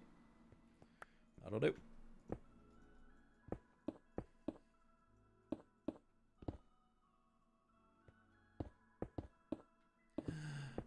Stone placements. Oh boy, I'm never gonna place stone. I think it's evolution builds. Let me show you.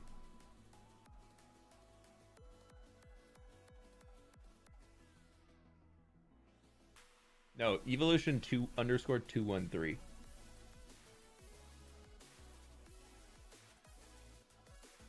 Yeah, does this look a little familiar?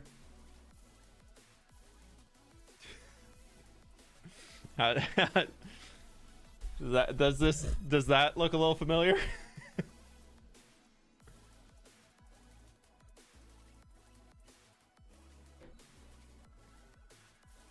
Yeah, this is Evo.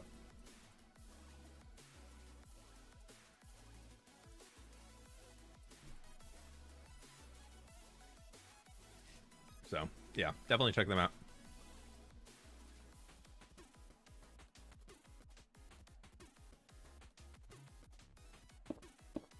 I was summoned. Hey, J-Bus.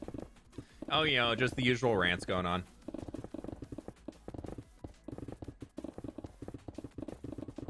Wait, I've seen that on Pinterest. Yeah, Evo stuff's all over Pinterest. Oh, we're not on full screen. My bad. Boop.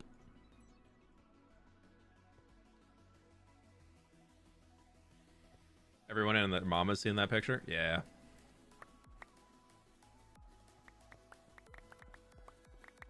I built your starter base before in my own style, but definitely gave you credit and inspiration.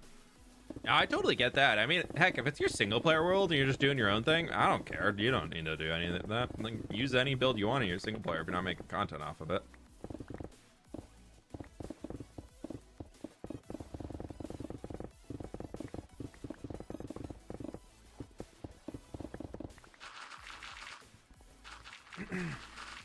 How we doing, J-Bus? Welcome on in. I'm still digging. Don't worry. Still digging. Forever digging. You'd think the call last week was enough time to get the digging done. Not even close. It's like everyone new I met feels the same way about him. It's a bummer because I used to like him a lot. Like, I used to be like, okay, if anybody's been around my streams for a while, they know I gave him shoutouts probably like 6-8 months ago. And that's just all of, I didn't really know what he was about as a content creator. I always thought he was just kind of like a down on his luck type content creator and who's trying to make it or just might not be adjusting for the times. But then come to find out, nah, not so much.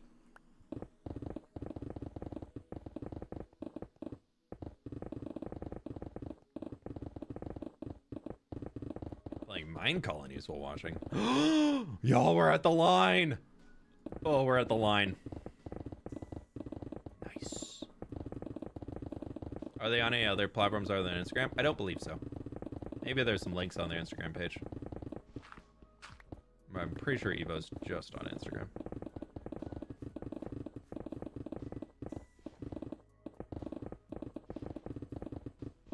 I need to go dump my inventory.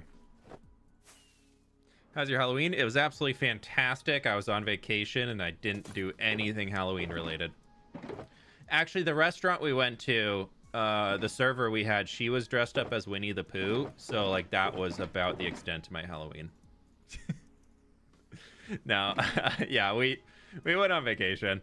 We went, did a little weekend away. Just my wife and I and our 2 dogs and had a lovely time. But no, I'm not a huge Halloween enjoyer. Never been a holiday that I've really cared too much about. So we got out and went and did something else. We were trying to find a weekend that we could go away and just hang the 2 of us for a while, and it worked out.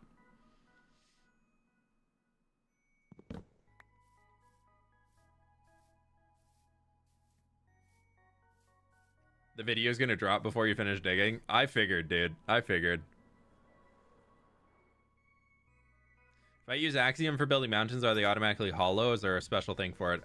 There is a operation in that top left operations menu called hollow. So select the entire space with your selection tool and then click hollow, and it will hollow everything out in your selection. Like magic. But no, it's kind of hidden up there. It's under the operations tab.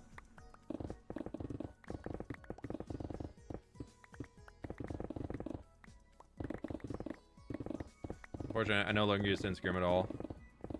Yeah. You consider a waterworks near path?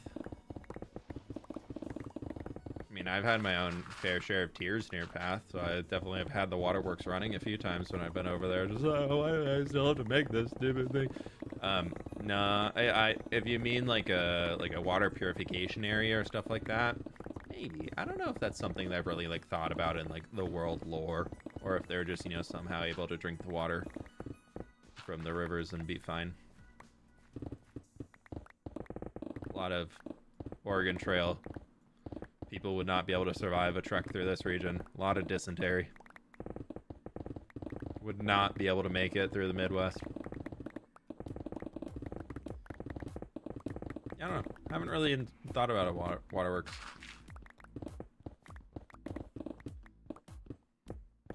You ever do a project like Empires again? The only way I would ever do Empire Season 3 is if everybody who was on Empire Season 1 came back for it. And this is the biggest and. 1, the entire squad needs to roll up. And 2, It needs to be the only series everybody is doing. Those are my requirements to host an Empire Season 3. We can always add a few other new people, but those are my requirements that I have determined myself to make me interested in wanting to do another Empires. And that includes myself. If everybody else is full committed to the series, then I'm in too.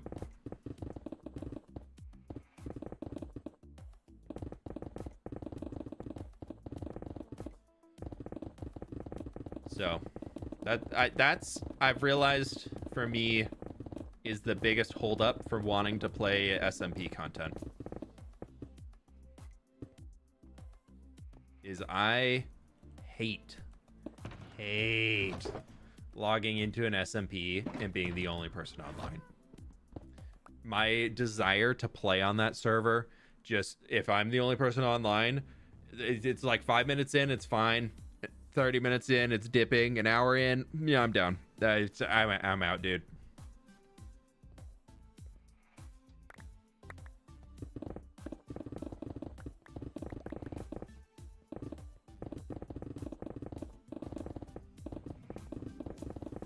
Is Misadventures done, or is it just on hold?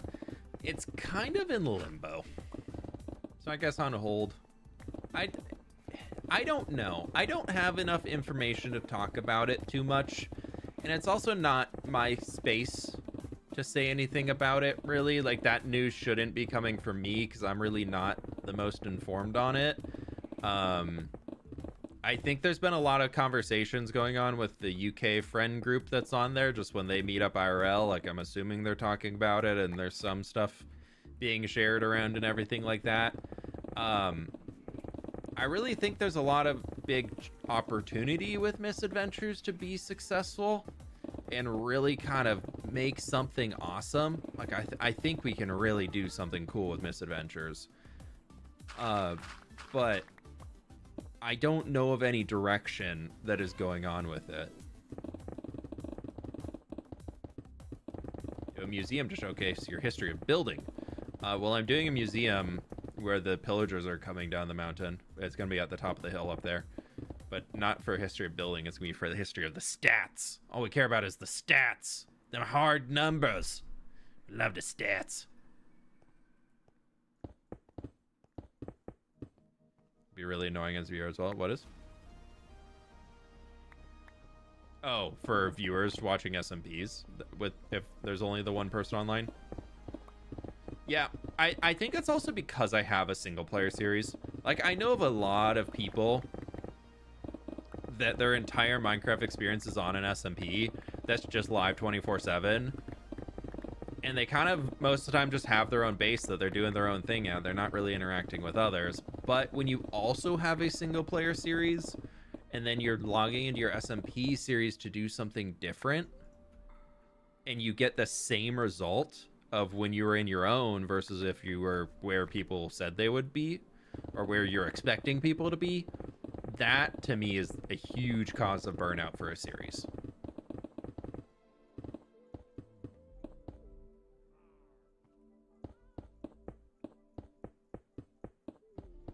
That's a quick of I don't want to be here anymore. And I also am very willing to acknowledge that's a me thing.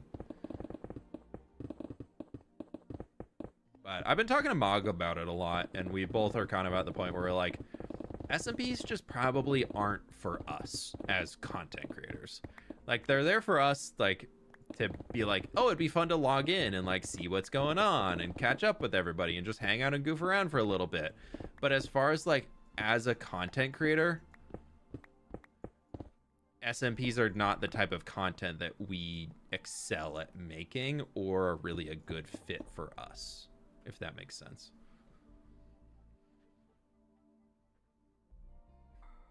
I mentioned 6'7" 3 years ago. Dude, I've been saying the 6'7" joke forever. No, I don't know. What I was saying, 6 or 7 shulker boxes, because I feel like I say that a lot.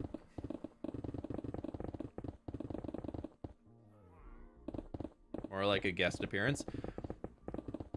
Yeah, Just like a hop on every once in a while and go and explore stuff and like see what's going on.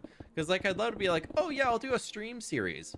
But I put so much time and energy into this series that the idea of having another series, I have a really hard time taking my brain out of this one to jump into a different one. You dummy.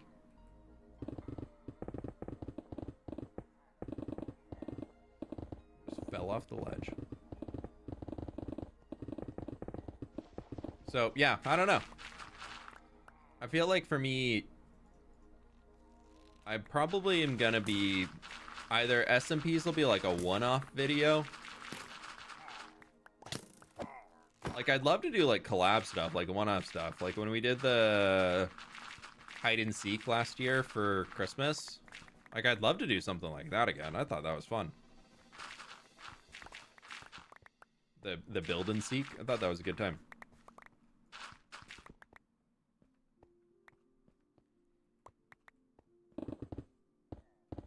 And he said something like it'll produce iron in 0.67 seconds. Nice. What you say was the scariest moment in this world? I don't know. We've had some... Nah. We did have that trial chamber recently where I got down to half a heart. I didn't pop a totem, but like... I think I was expecting to just like absolutely destroy a trial chamber with full maxed out gear. And I was like, whoa, trial chamber's got hands. And like that was a little freaky of just like, oh, I bit off a little bit more than I can chew right now. Like I thought this was going to go one way and it is a lot more difficult than I was thinking it was. Cause like I was like, oh, easy, this will be fine, take them all out. And I was like, oh god, I'm on half a heart, run. Is Mount across the river also getting taken down? That one's more getting reshaped. This whole peak is getting taken down and like relocated. Instead of that peak is about right here-ish, it's getting relocated more towards here-ish. So it's kind of getting pushed back. So like that is all coming down. I mean, it's already in here with Harbor Mountain big. It's gonna lag for a second. So yeah, all of the purple there is gonna get removed. So there's a lot that is actually getting removed on this side, but that's fine. We'll deal with that later.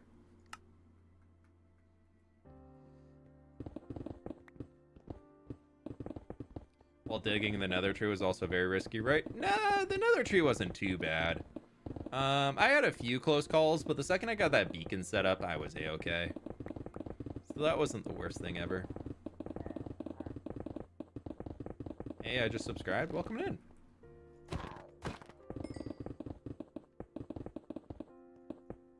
Appreciate y'all checking out the stream today. I don't know why I'm talking like that, but we are. Woohoo.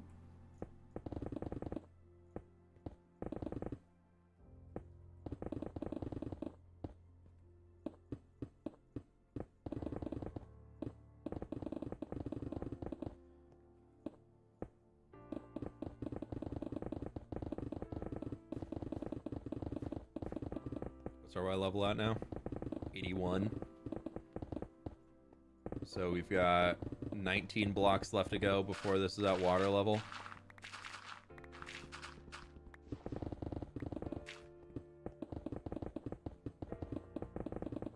Nice. We're good in there. Did you do the 1K spoiler already? I did a while ago, yeah. But like there's still the 2K spoiler.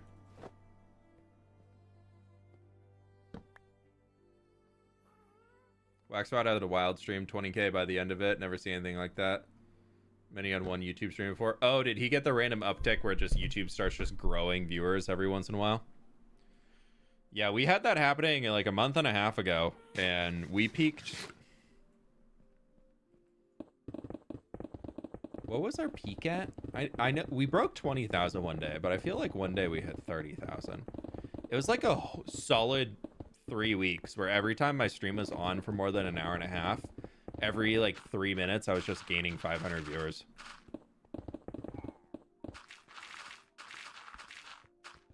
I can't remember what we peaked at, but I remember it being pretty dang crazy up there.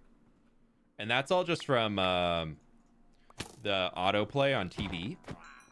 can just suggest live streams. Has there ever been a 2K spoiler? Yeah. You wouldn't believe it. Back when I started live streaming on YouTube, everybody would click the like button. It wasn't out of the norm for streams for me to actually be breaking 3,000, 4,000 likes. But also when I started live streaming on YouTube, we were hitting like 5,000, 6,000 viewers because people are like, oh my god, this is new, this is so cool. And now people are like, yeah, it's just a flip live stream, it's boring, it's not new anymore.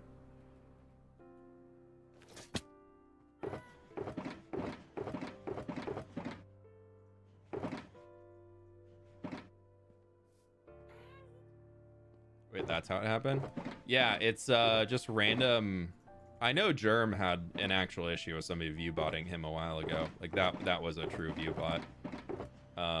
But yeah, so if you're in a live stream live for a long time, I don't know the why, if and whatsoever, like why it starts happening, but there is a chance that your live stream just starts getting people funneled in from TV viewership, and it'll just start skyrocketing your viewership number. Nobody ever really says anything because most of those viewers are not actually there. They're usually just like TV on in the background and like you're on autoplay, and so it just throws you into there next. It's great to ride for ad revenue though. I can tell you that much. I can tell you that much because holy cow, those streams are making a pretty penny. Crazy. You go from 1,000 people watching to 20,000 people watching, and the ad revenue is a lot better. It's no surprise that a lot of the big streamers are like, no, y'all don't need to donate anymore. Just watch the ads. It's fine. That's enough. It's more than enough to help me out. And it's, well, no, they're making a ton of money off of ad revenue. I can only imagine the ad revenue if you're having a live stream with like 100,000 active viewers. Whew. Send those ad breaks. Retire early.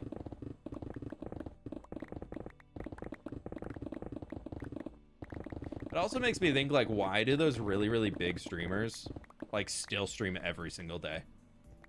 Like, if I was getting those types of numbers anytime I turn the stream on, like, what, Shroud and Summit and all them, like, they're streaming every day. And those dudes have zero need to stream, like, zero financial need to stream. And they are just, they're still out there grinding every day. Nah, Mumbo's got it right. Mumbo's half retired vibe. That's the way to do it.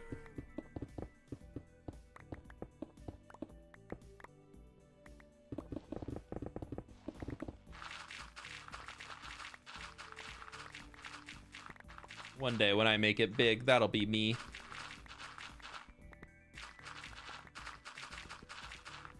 Love of the game, I guess. Yeah.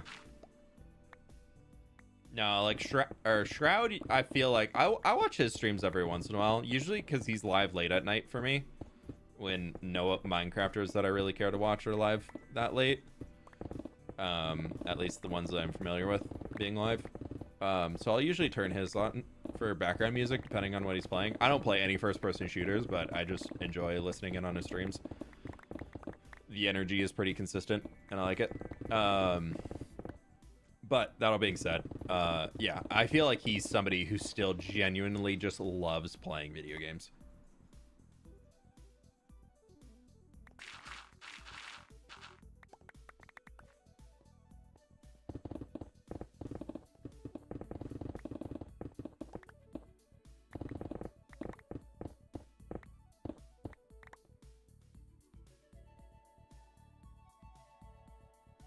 Dude, buddy, we don't need that. What are you doing?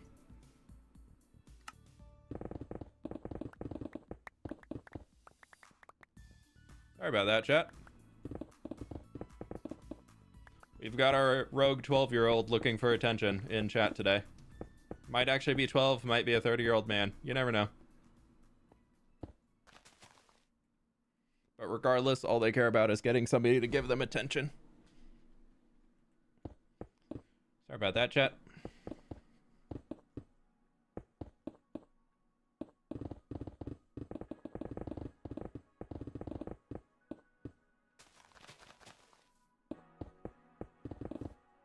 Yes, me, super money obsessed. That is something that everybody knows about me. Very true. Super money obsessed. It's the only reason I'm doing this for. That's why I became a YouTuber, because I'm money obsessed. They probably don't have the best conditions at home. Probably not.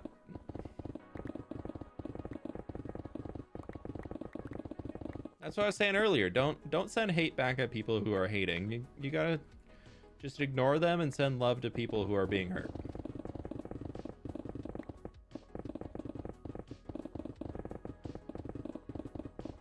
You just remove them and we move on.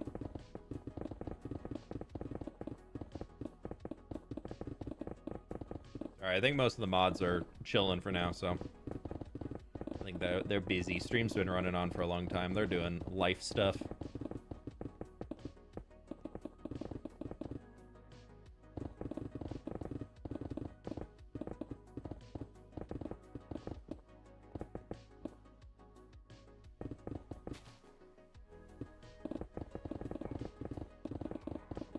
Oh, our pillagers are still down in the cave. Oh, right, they all fell down there.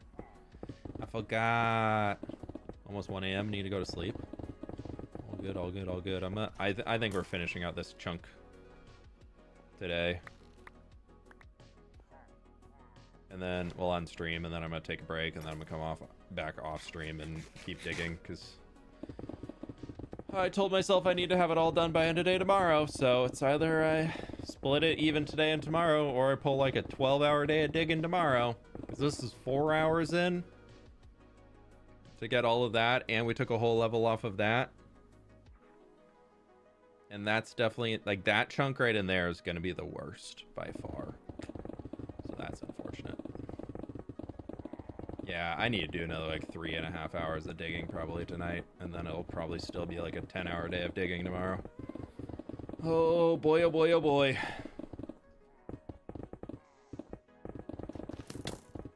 Hey, Delo Red, welcome on in. Hope you're doing well. Just digging and digging and digging. Slightly regretting the amount of digging I have.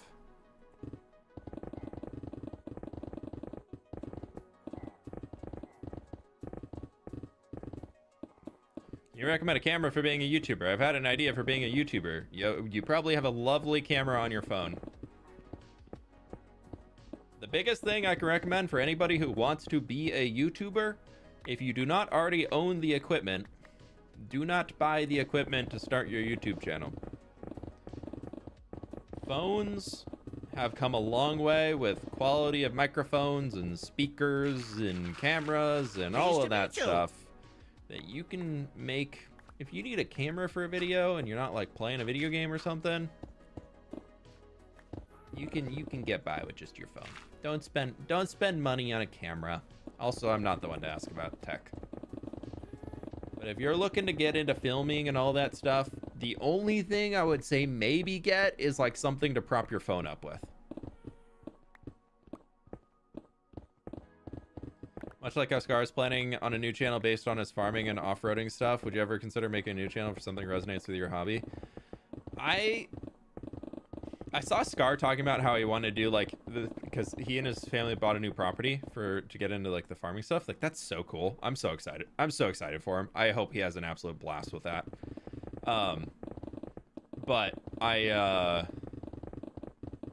I'd would love to do like little gardening vlogs and stuff too. Like, I feel like that could be kind of fun, but I don't know where I would throw that up. And I think that's kind of be like something that might pop out in like whatever my next phase of life is. Like, if I ever slow down on the amount of grind I'm doing here on the Minecraft world and everything like that. Like, if I slow that down and want to get away from posting weekly content, maybe doing like bi-weekly or monthly, and so I free up a lot more hours of my life, I could see doing something like that.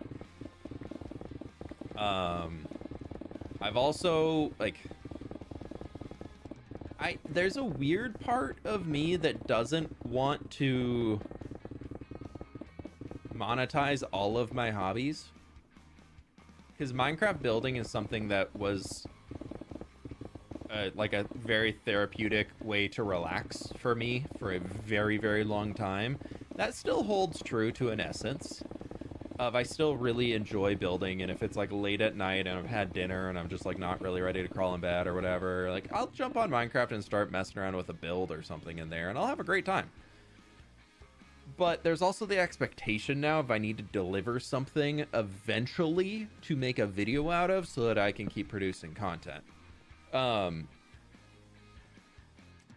But yeah, I don't know if I want to monetize everything that I do. I had talked with my wife about the idea of like vlogging hikes and stuff like that, and like kind of doing that and just like showing the different places we're going to explore around and all that side of stuff. But same thing again, like that sounds like it would take away from my experience of it in the moment. And I really value the time that I have for those experiences in the moment, so I don't really want to take away from them because I have a hard time making time for them already. But maybe it would mean that I could make more time for it, and then I would therefore appreciate it more. I don't really know. Oh, get wrecked. Riggedy wrecked. We love plants. Oh, I'm gonna get a gardening blog. Yeah. Oh, dude, you guys want to see my plants? This one has gotten so many leaves on it. Look at my plants.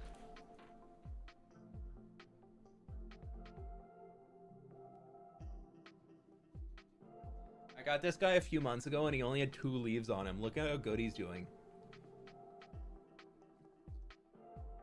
He's got the splits and everything. He's so cool. This is my plant.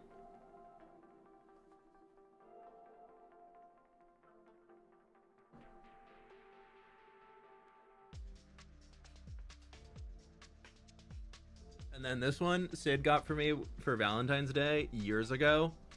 And you see how it's like all these like splits in here at the different layers and everything? It was like maybe the size of like 1 leaf when I first got it. And now it's giant. And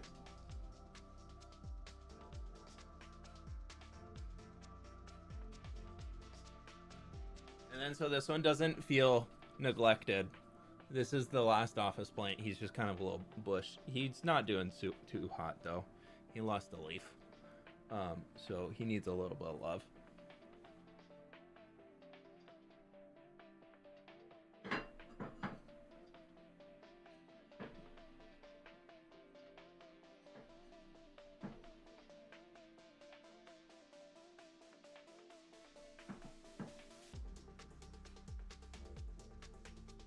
Those are my plants. Who's Sid? That's my wife.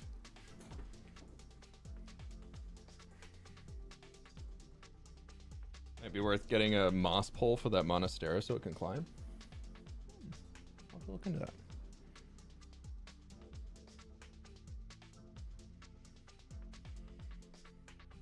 That's among the healthier fiddle leaf figs I see there.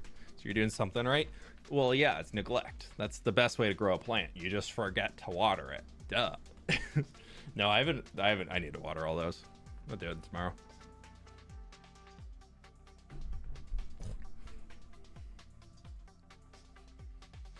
Yeah, I found the big thing for that fiddle leaf is that it needs water maybe once every 3 weeks, like 2 weeks, 3 weeks. Like, and then it doesn't even need that much water when I give it water. Like it really, really thrives on like bare minimum. It's crazy. But that's with all plants. The more that you try and... Most plants drown, they need air. Yeah, that's a big part of it. Most people way overwater plants. Just because they're so worried about underwatering a plant that they overwater it by a lot. Oh, Christian, thank you for the membership. Sorry, dude. I was showing my plants off. I'm sorry, I got distracted. Big green flag or a green leaf? Ah. Aha. Oh, this is good. We're getting to the flattened out areas.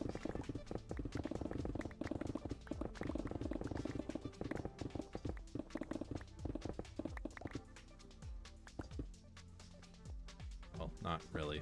Kind of.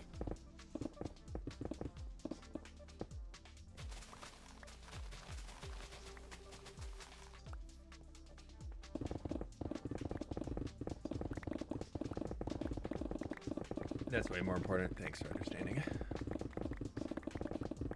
Why do you gotta call me out like that? It's okay to be an anxious plant parent. I get it. But sometimes you need to let the plants grow on their own.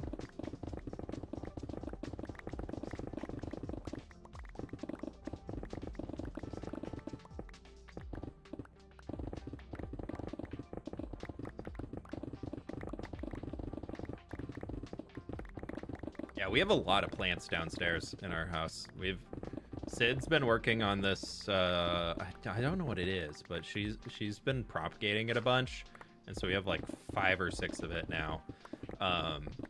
But we have this one that is like, it's set on a shelf and it's going up, and it's now like going all the way across this beam. She's just put like little like hooks for it to like dangle across, so it's like gonna reach all the way across our living room soon. We have a lot of plants downstairs. They planted cucumbers for the first time this last year, and so many grew. I had to look up how to pickle. Oh, I'm so jealous. Our cucumber plant didn't grow. Oh, we got like 3 or 4 good cucumbers. Our jalapeno plant, though, dude, that thing popped off. Our jalapeno plant this year, last year, didn't grow a single one. This year, we probably got like 50 jalapenos off of it. And they were good. They were yummy ones. They got a good amount of spice to them. They're like at my max spice level. But they also had such good flavor by being fresh jalapenos. Just straight from picking in the garden, wash them off and chop them up and toss them in a salad or throw them on some tacos or something. Or I made banh mi sandwiches at one point with them. Did like got a good flank steak, marinated it for a few hours, and did the classic banh mi sandwich and kind of souped up a version.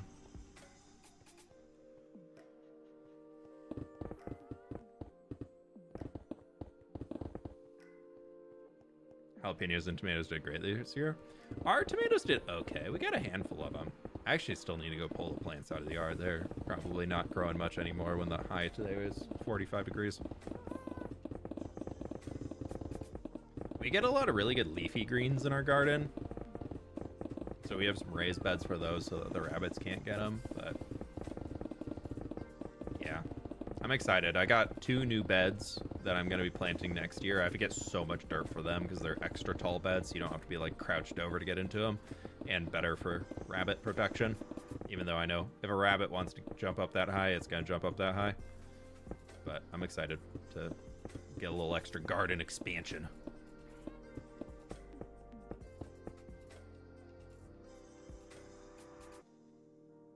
Banh mi is so delicious. I just wish I had more time to prep the meat. So yeah, if you can like get a pre-marinated flank steak, and if you have a grill to cook it on, you can cook a flank steak in like 7 minutes and have it come out like a good medium rare, which is good. Yummy. But yeah, it's definitely a lot of effort to get all the ingredients and everything, and they're not really a whole lot of ingredients that you use elsewhere. Actually, I mean, I guess it's like what, cucumber, cilantro, jalapeno, flank steak, bread, loaf of bread, and you can do like a hoisin sauce on it too. How tall? 3? Yeah, I think they're 3-foot beds.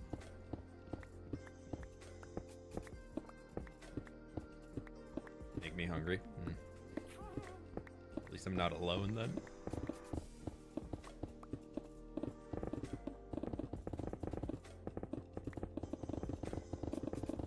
Digging for 4 hours straight. I'm starving. No, I'm actually doing okay.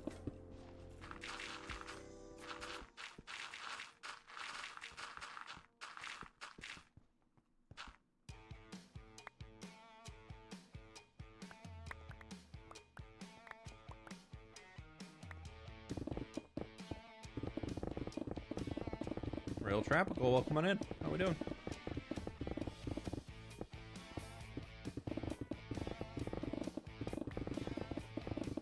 Okay. What are we down to now? 75. 75.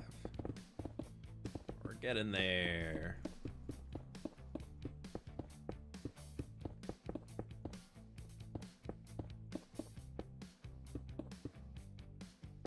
If I could just get that whole chunk down to where we then like are starting to carve, I feel like that's like the part I'm scared of. It's like just that big bulk of the rest of this that just needs to come down. Like I'm so not looking forward to that. Everything else will be fine. I can carve this away and then like clear out the ends. Like it's just the behemoth of what is just boom of that needs to all come down here. It's a lot of digging. I know I signed up for it myself, but I can still complain.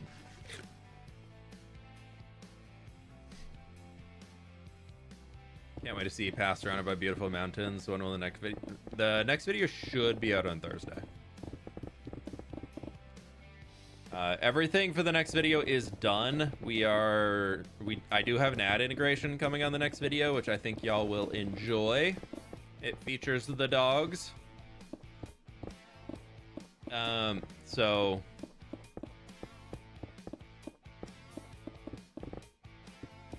yeah.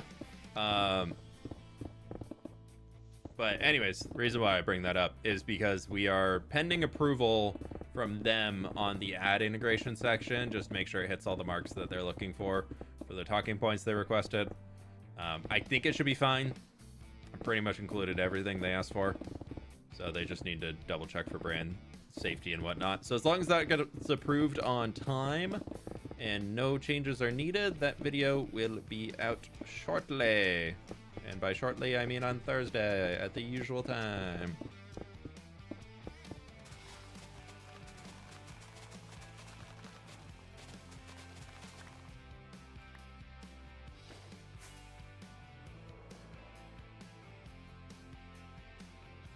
These do so many time lapses. I love a time lapse. Yeah, don't worry. This next video is full of time. Not this next one, but this video is going to be like just straight multiple minutes of time lapses at the start. I count time lapses when I go in chapters in like an order number, and this here is going to be T218, and some of them have 3 parts to them. So don't worry, there's going to be time lapses. Hope y'all are ready for time lapses, because I got some time lapses for your time lapses. Why no golden carrots? Because cooked pork chops are better for a hardcore Minecraft player. Technically, cooked steak is the best, but I am too lazy to constantly farm cows. And cooked pork chops can be obtained extremely easily through a hogland farm.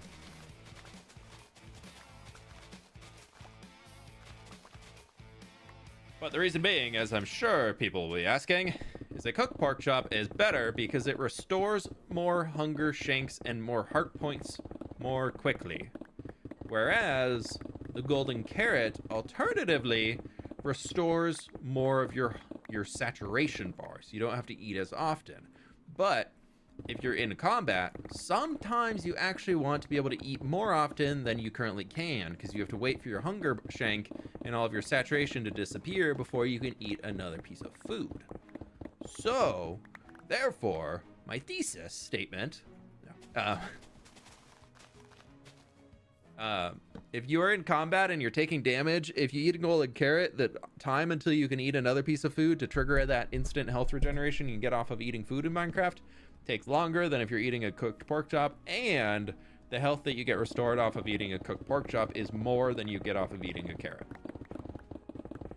So if you are in combat, a golden carrot is not your best friend in order to keep you alive. You got a hogland farm? Yeah, we got all the nether farms.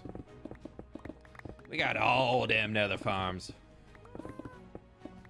Got nether farms for my nether farms.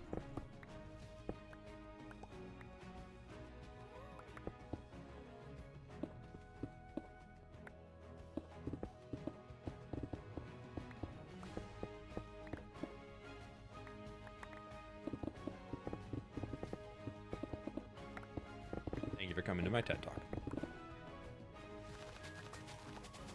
An RFK at a Hoglin farm, you're set for weeks. Dude, I've never AFK'd my Hoglin farm outside of the time when I originally made it. Me literally just flying by it when I'm running through the nether spawns like 6 Hoglins each time. And they all fall in and die before they unrender. And then I get cooked pork chops. I literally have never had to AFK at the thing because it produces enough cooked pork chops in the time that it takes me to actually like walk over there and get pork chops from it to produce like a stack or whatever. Blaze farm? I do have a blaze farm actually. Sat at that for many, many hours, killing many, many blazes when I built the entry because I had to get all the blaze rods to make a heck of a lot of end rods.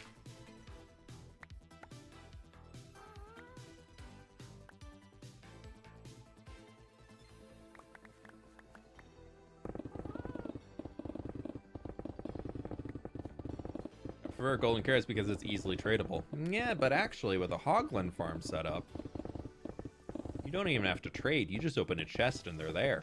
Auto-cooked pork chops. No need for fuel.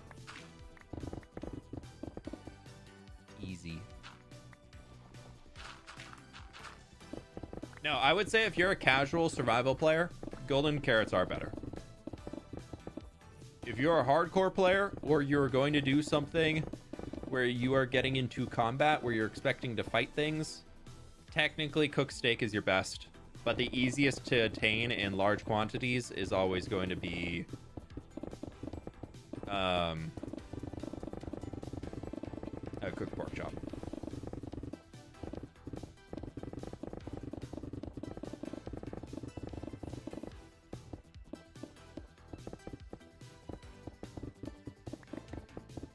How many emerald ore blocks have you mined so far on this project? We got a few stacks.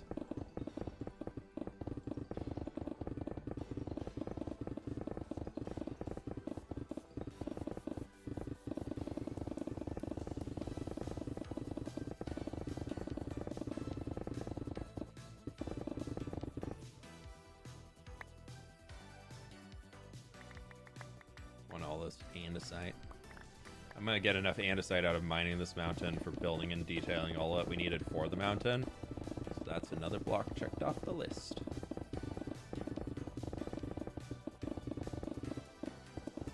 Magma farm? Yeah, we got a magma cube farm and we got a frog light farm. Next.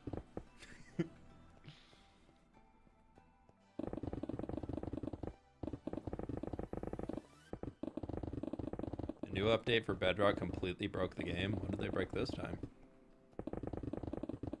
The end of this chunk is in sight. It's true. We're almost at water level.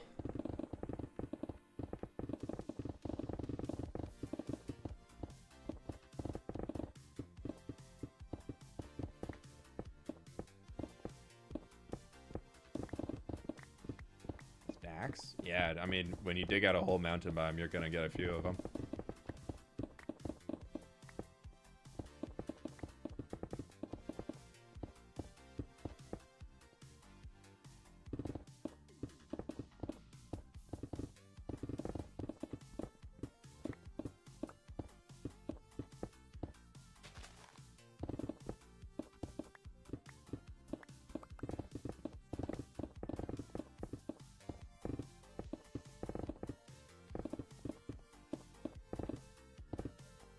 Ah, a rock that I put in the middle. Don't mind if I do.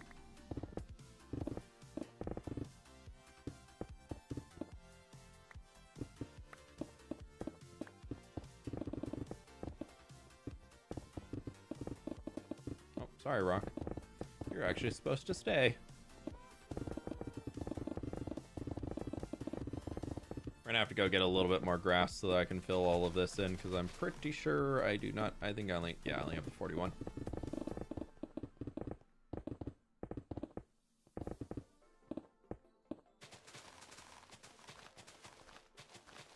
We'll get that done, and then we can. Ooh, you're not supposed to be there. No, thank you. Yep. Okay. We will finish off here. Dig down that third layer along this back section, and then we can go grab some grass blocks, fill it all in, and then we'll take it all the way out. Enderman farm in the nether? Nah, that'd be dumb. Sounds like a worse Enderman farm than in the end.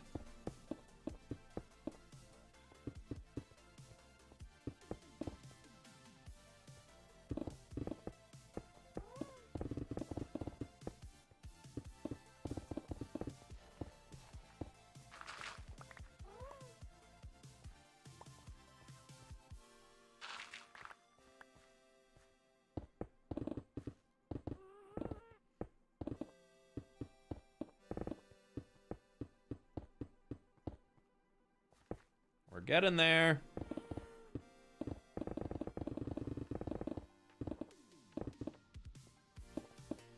Oh, this is exciting. I really like when we get to the point where I can actually start filling in grass, because every single time I break a grass block, I'm like, that pillar going all the way up and down is done. Like, there's nothing else I need to do for it.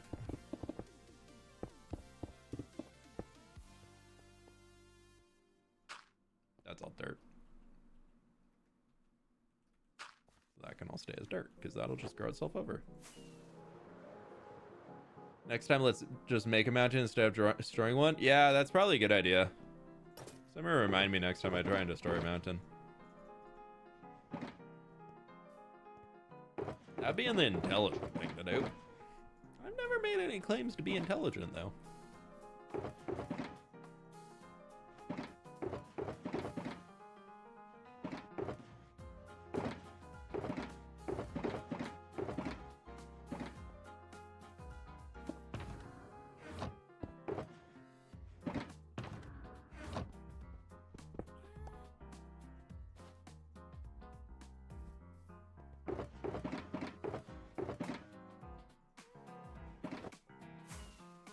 Why'd you decide to do a Wither Skeleton farm for experience instead of Enderman farm in the end?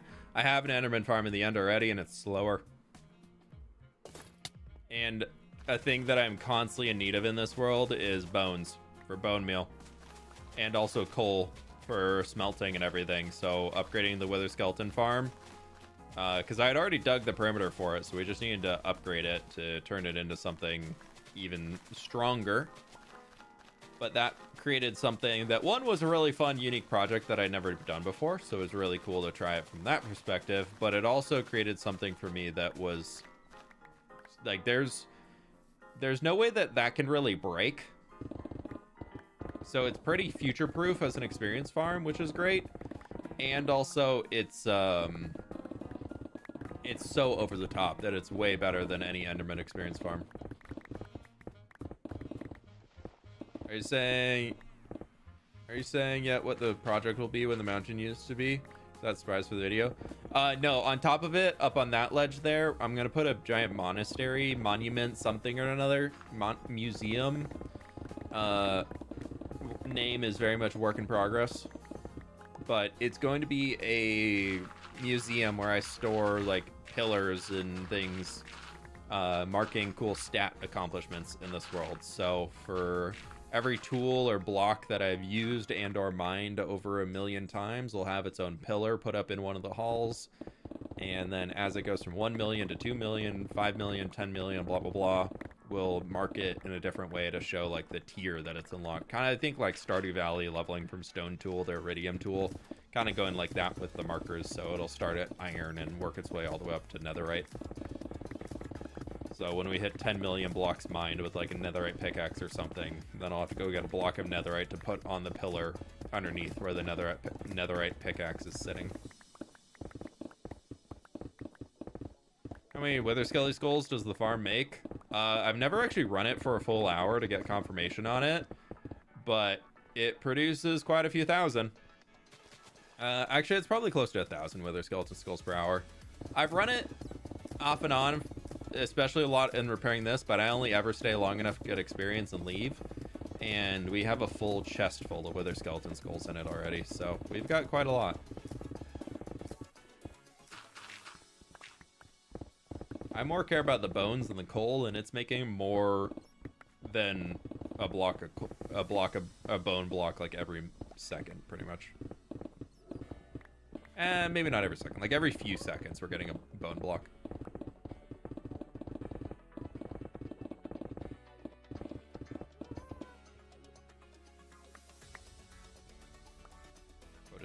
in the hallway. So basically unlimited beacons too. Yep. Have you ever tried Stardew Valley Expanded as a mod? I have not, and I don't really have any intention to. I really love Stardew Valley for what it is, and I don't really feel the need to mod the game. The same with, I know people are obsessed with like Skyrim mods and everything like that, but like I really, really love the simplicity of the base games. I tend to actually not mod a lot of video games. Minecraft is actually... Sorry, it was itchy. Minecraft is probably one of the only games that I actually mod. And even at that, it's all client-side stuff. I'd say World of Warcraft, I definitely have modded a lot if you count add-ons as mods, because you can change what your UI looks like. But outside of that, I haven't even. I would say World of Warcraft and Minecraft are the only two where I like install third-party programs to make games play slightly differently. Still live? For now. We're still digging.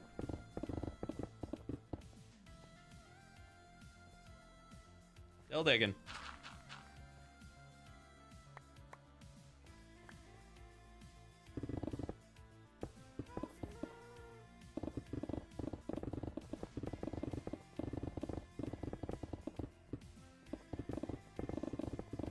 I've definitely seen some posts from Stardew Valley Expanded. I'm like, oh, that's pretty cool.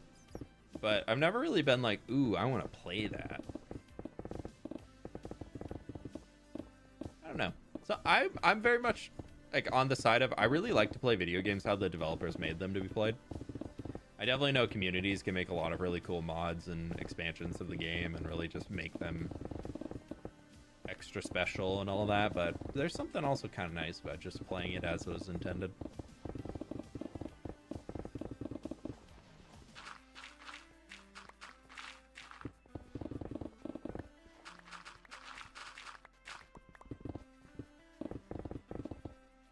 Dig, and dig some more. Yep. And joined by a cat. Lucky, lucky, lucky. I feel like it didn't really hit me yesterday with daylight savings being in the US now, and so it's like getting dark already. Not even 4 o'clock, and outside's already dark. So sad. Depresso.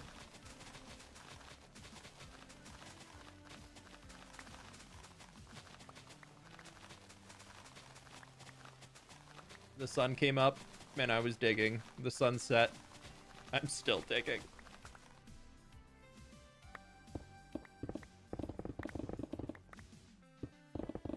And I wish I was talking about the Minecraft sun.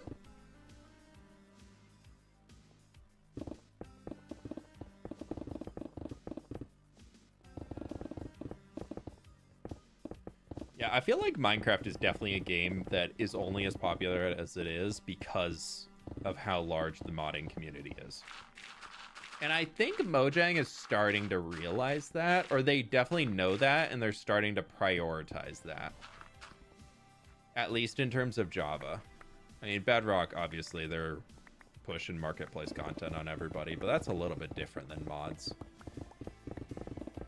But I like the new mapping stuff, the obstratification, I probably butchered how to say that, mappings that they're changing so that mod developers can more easily prepare updates for games, and how nothing will be like secret before where they had to guess. It's going to be a lot of work on rewriting Fabric from what I've heard. Oh, hello. But also pretty cool that it's going to make mod updates in the future work so much more easily, and things will be so much faster about getting updated moving forward. It's unfortunately going to require a huge rewrite for a lot of the mods that exist now, but that should be Mounts of Mayhem moving forward is going to make the modding community, because I think Mojang has probably heard from a lot of popular mod developers and big name people that they're like, dude, I don't want to be updating this mod every few months. Like, I signed up to do maybe a year update, and I'm not going to be updating anymore if we keep this Minecraft release cycle, because I definitely know I've heard that from some mods or mod developers. A lot of ones that I used to use a ton are no longer being updated. I did hear explosive enhancements got updated recently. Pretty excited about that, though. How much more have you got? Well, right there, we're at the last few layers. We just need to get some more grass. Yeah.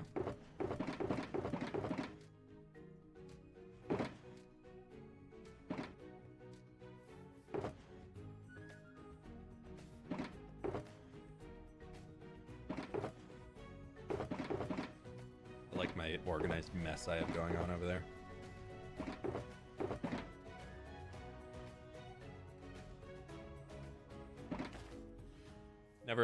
I've never liked the marketplace. I get having it, but it feels scummy. It's the marketplace inherently is not scummy. The system that is currently in place for how people get partnered to be marketplace creators, and then the lack thereof of regulation after somebody is a marketplace creator, is what is scummy. Because it's so hard to get in to be a marketplace creator. So most people that are in there as marketplace creators are basically the people who were first invited as marketplace creators, and then they then now have a business out of that where you can work with them and they'll take a cut of every sale, but you can publish under their name.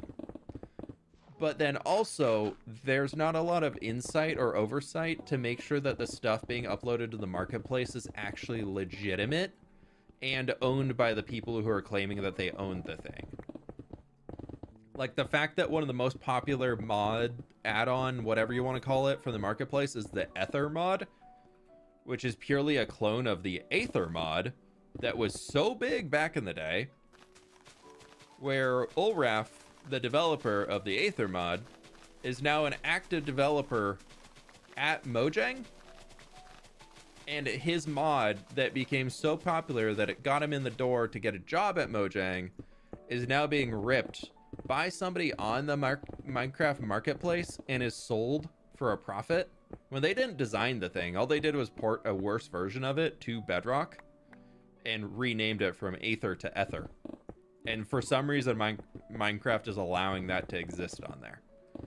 Like that's that realm where I'm like, that's where the problem lies. The fact that it exists is not inherently bad. Like the marketplace could be a really cool place for creators to be able to share their stuff. Like I've unfortunately found that my world has actually been listed for download on the Minecraft marketplace multiple times because people have partnered with those Minecraft marketplace partners who are willing to just like take a share of whatever you are willing to sign away in your contract, and then they'll post the thing to the marketplace for you. And they don't do any checks, and they don't have anybody checking what type of content they post on there, as long as it's family friendly enough, even though there's every few weeks a new thing with guns is posted on the Minecraft marketplace and stays up for like 72 hours and is bought a ton of times. But yeah, I found some people have even re-uploaded my world multiple times, and even the same group has done it multiple times and sold it for like 99 cents to anybody who wants to download it. And so I've had to work with Mojang quite a few times now. Thankfully I have connections on that marketplace team now to where I've had to just reach out and be like, yo, it happened again, this is mine. And then there's no way for me to get repaid off of anything of it. Like that money's just gone. That person who skirted around the thing where they're definitely seen as being on there, and like it's kind of like a oh, so we're done with that, so that's sick. But it's definitely kind of like an honor system for a lot of it, and then there's no enforcement for people not following the honor system, so a lot of stuff gets just thrown up on the marketplace, and it screws over a lot of creators who actually make real things, because then people take that. And then the crazy part is, like, I know quite a few people that have applied to be a marketplace partner, been denied by it, even though they had a full complete project ready to go, and then they've had that project ripped by somebody else who then posted a worse version of it to the Minecraft marketplace because they were already a partner. And like that's like the totally messed up part, in my opinion. Dude, we're almost at the point where we reach that like highest cliff level there. That's fun. Right, I got one more layer in me, and we're just gonna dig across. We're not gonna unload anything. Gives pirated DVDs sold at a night market vibes. Yeah.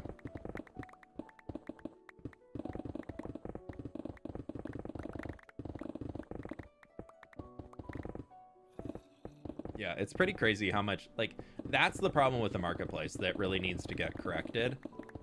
And that is going to take somebody at Microsoft or somebody at Mojang to finally realize that it's happening to the extent that it is happening. Because they definitely have people who are watching and monitoring it. But there's probably somebody on top, most likely Microsoft, that's saying, well, it's making a lot of money. And we need to earn money in order to keep developing the game, which is true. So, like, there has to be some amount of that existing in there. But, like, why can't it be packs like Realism Craft, which, like, full-on overhaul the animation systems in Minecraft and give, like, a really cool thing? Or the stuff that, Nox Crew made recently, where they made, like, a whole D&D campaign. Like, that's the type of stuff that should be on there making money, not, like, rips of stuff that people have made otherwise that are just bleh.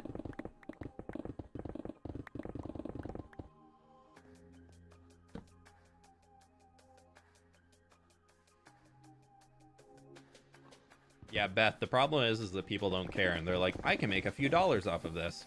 Like, every time I post a New World download, I find it on Etsy. And every single time, it's up there, people are taking it, and they're trying to sell it off other places. Like, that's just unfortunately part of being a content creator, that once you get large enough, there's going to be people that try and profit off you. You're still streaming? What the heck? May, are you done working finally? We've been waiting. Talking about your car's extended warranty. Thank you for being here. Yeah, I know. I'm digging the one last layer, and then I'm out here. Only 4.5 hours today.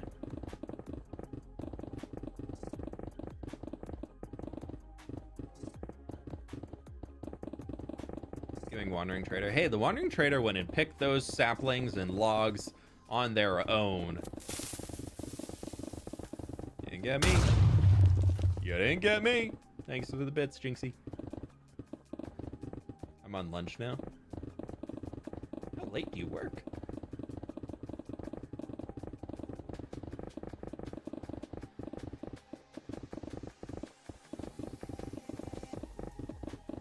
Etsy of all places, I know.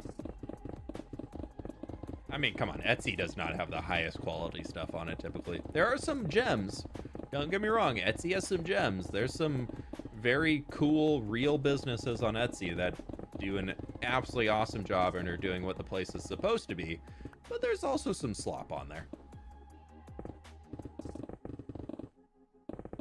You think fun is insulting?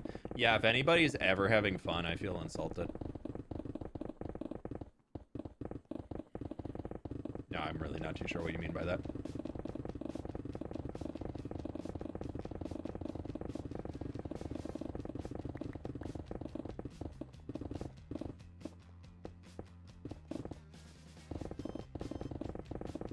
Stream still going on. Yeah, we're in it for a little bit longer.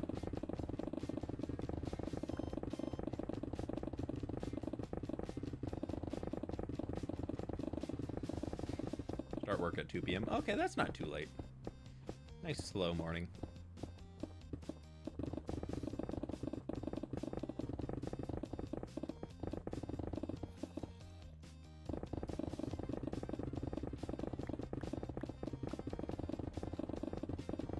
Watching that pickaxe bar. Second that little bit of red disappears.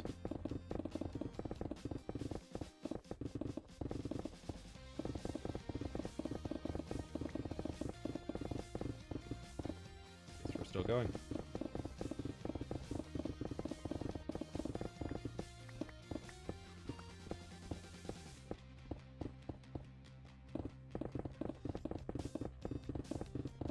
I saw water in there. Oh no! Oh, what are you at? 93? Dang, it's still going.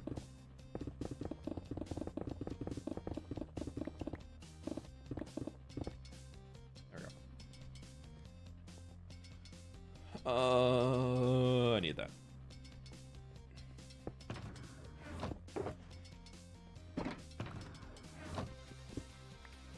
What day am I on?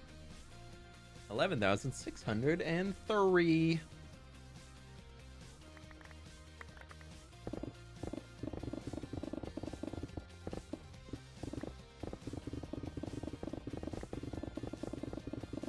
We go again.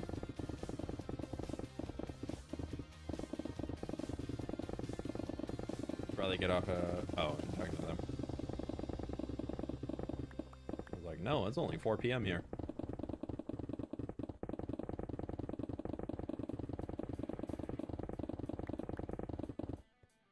Now we're really in the burr. Oh. Ooh. Fine. I was gonna say, can I time the jump? And then I fell in.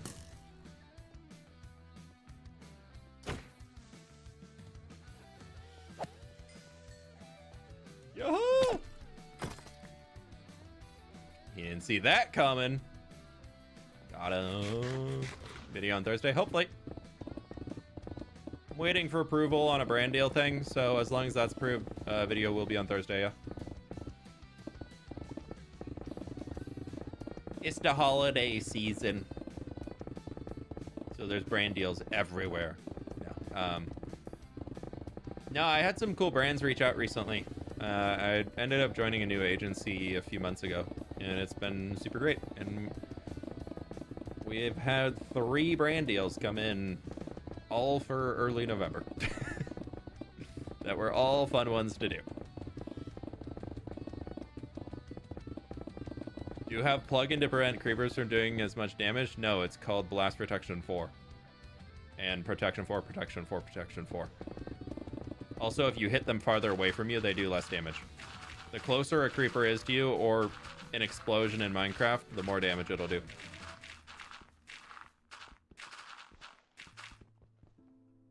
So if you ever fall into a pit with a creeper, knock it back to the far side of the pit and retreat to your own corner of the pit. And that's how you can, that's your highest chance of staying alive. Abby, thanks for becoming a member. I appreciate you. How are we doing today?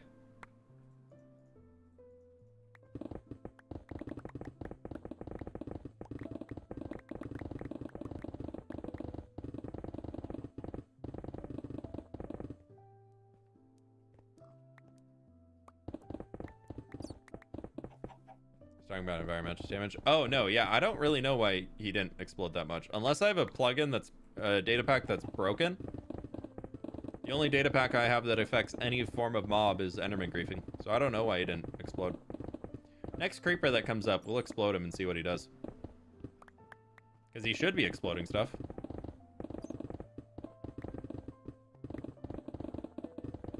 I think it might have been because he was technically in the air when he exploded.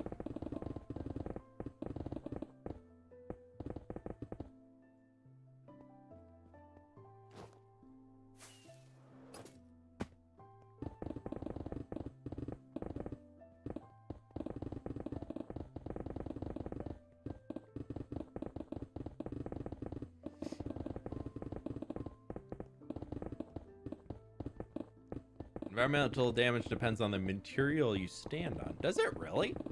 So if they're standing on dirt, it'll do more damage to stone around it? That doesn't really make sense. I don't know. You probably know more than me. I just build. I don't care about mechanics of this game.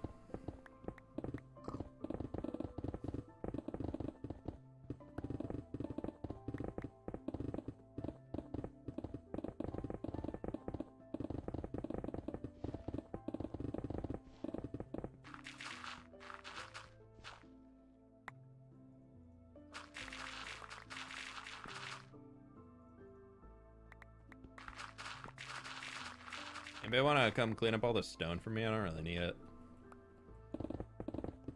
I think I've got enough.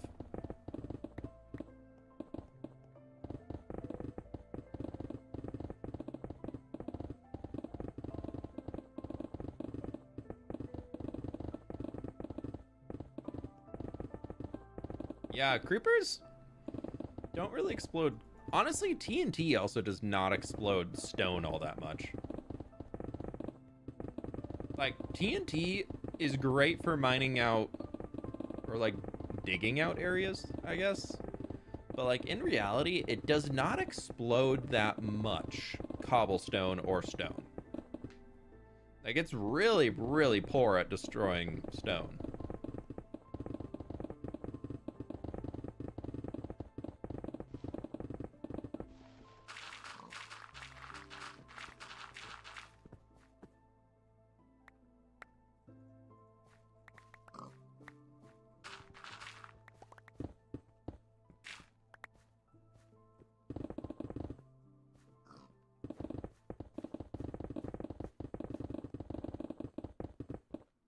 Thanks, Astrocat. You just demo some chunks of the mountain just for funsies. I kind of thought about that, but I feel like I'm too committed now. Like, I remember what Mog did for destroying his end, where he just did, like, those giant pillars of TNT across the entire thing. Like, that would have been fun, but we're too far gone.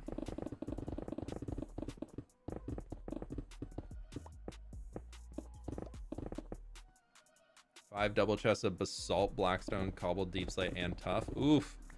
That tough, though. I feel like even though deep slate takes longer to mine, it's at least easier to mine than tough.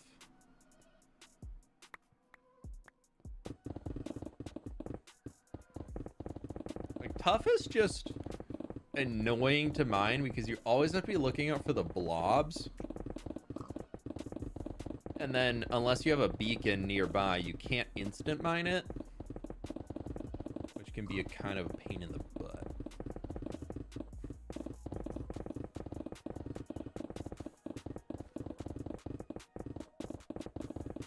Such a waste of all the block entities just despawn. Dude, I have over 1 million stone in storage already that we don't need it. How goes the battle? Well, we finished off another new chunk today, and we've brought the whole thing down by 3, and this will be down by 6 blocks once this layer is done across. We're just kind of, I'm kind of giving up on picking up blocks for the rest of today's stream. We'll fit the fun stuff in my inventory as I can, but all of the stone and everything is just gonna get tossed.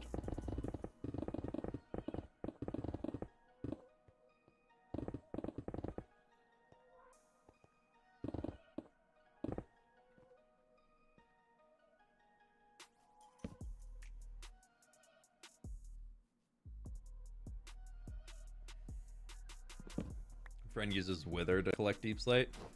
I've seen quite a few people doing that. I know I like to get wrecked, I'm pretty sure is their name. Or no, who am I thinking of? No, that's an old Conquest creator. No, who is it? There's some hardcore creator who's been digging out an entire area with a Wither. Is that? I don't know. Why am I blanking out their name? Ugh. Close to making a 5-hour stream. Yeah, I'll probably hit 5. Because we got to dig out all that. We're like a third of the way through the top. Not even, because it goes farther.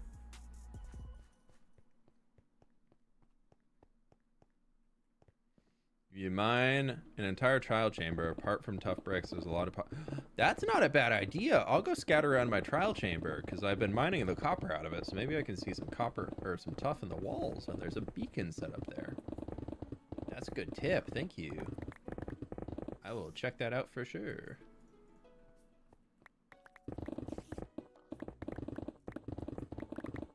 You might have just saved me an hour of my life.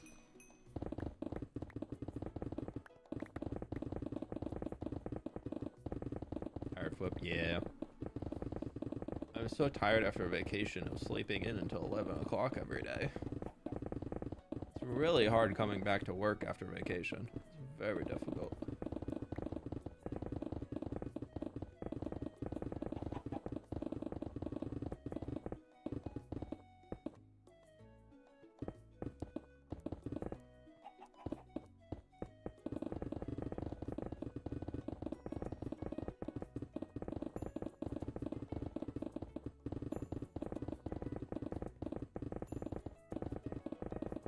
You can use that hour to dig the mountain. Yeah, probably gonna need it after this, right? Where'd you go vacay? We just went to Eastern Washington and got a little cabin in the mountains for the weekend and hung out with the pups, did some hikes, and just kind of spent it in nature. It was a good time.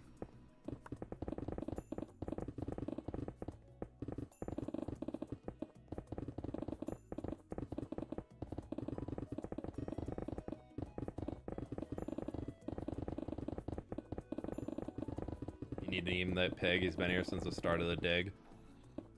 He deserves a pedestal or something for sticking around while his mountain home was being destroyed. Alright, make me sound like the bad guy. Dang, dude, dang. I thought we were on the same team here. Why you make me sound like the bad guy?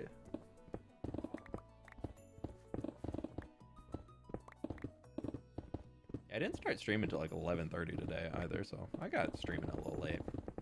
My stream time has slowly just been pushed back and back and back, dude. I've been really on the lazy morning vibe for the last while, and it's been very nice. Granted, my lazy morning today was an hour of digging before stream started, and then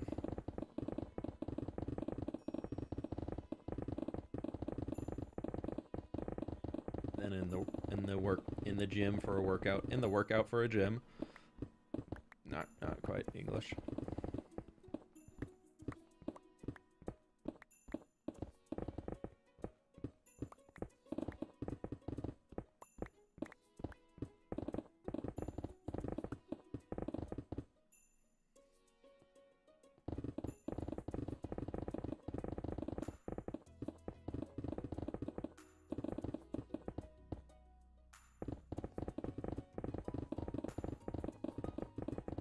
Yeah, we could name the pig and then they could sit at the front entrance of the museum. If only there was a way to make like a pig sit so he could be a little taller.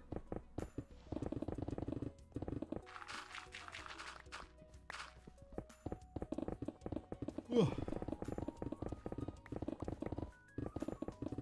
I don't want to put him in a pit, but like if you could have him like sitting on like, you know those like when you go into a big library or something, they'll sometimes have that like raised desk area at the front entrance where you can like talk to somebody, but they're definitely like sitting up above and you kind of have to look up when you're talking to them.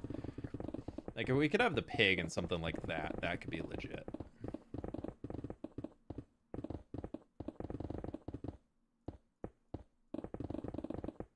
You have a witch farm? I actually don't have a witch farm. That is one of the farms I've actually been thinking about making.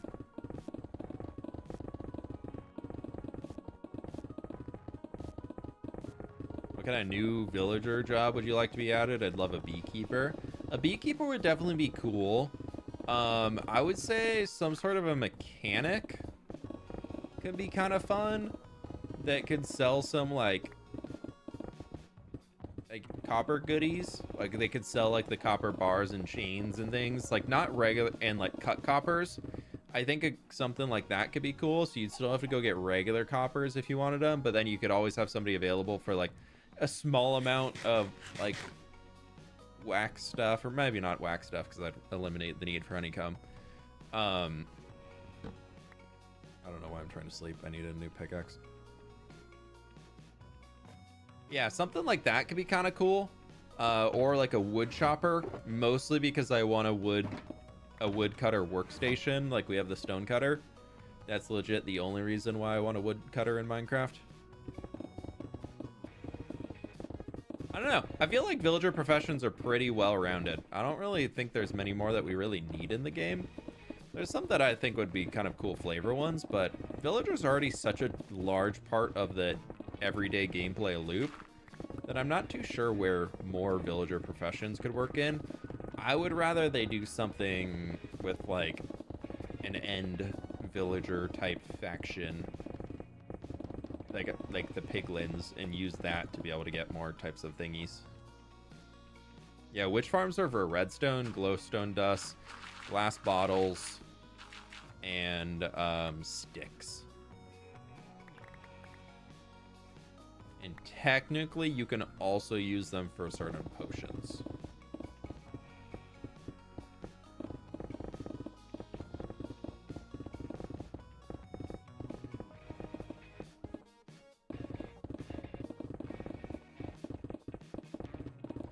I'm not satisfied until they finally make use of the little fleshing table. Yeah, that is definitely something that is a little bit of a black stain on Mojang's record sheet. You can't say, yeah, we'll add functionality for this eventually or soon or however the heck they worded it.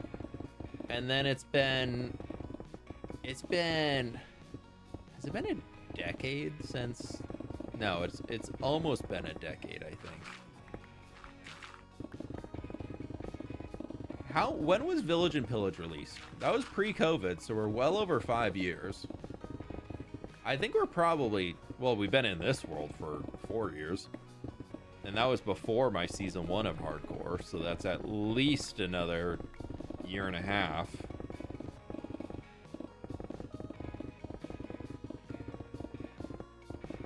I know it was 1.13 or 1.14. 1.13 was the aquatic update. 1.15 was the Nether update. Yeah, I think the Village and Pillage update was, I would say, 7 years ago.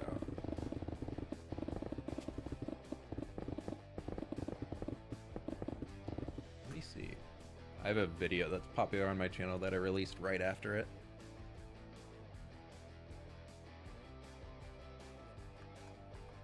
Just look there real quick.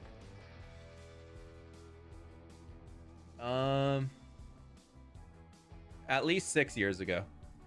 A little over 6. Yeah, it was 1.14. 2019 or so, say the wiki. Okay, so 6 years. 6 years, not 7 years, but close, getting close to 7. Probably spring will be 7 years. 6.5. Yeah, so we're at 6.5 years.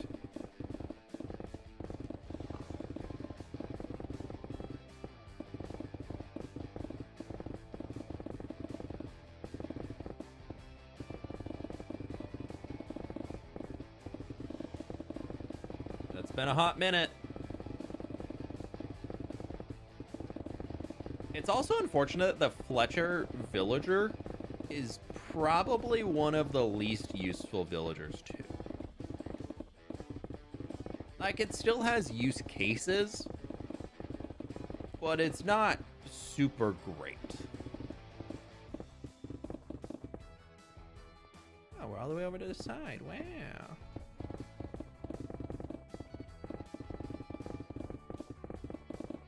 I gotta cut my edges off so that I can just have a big central thing that needs to be cut down. Oh, man.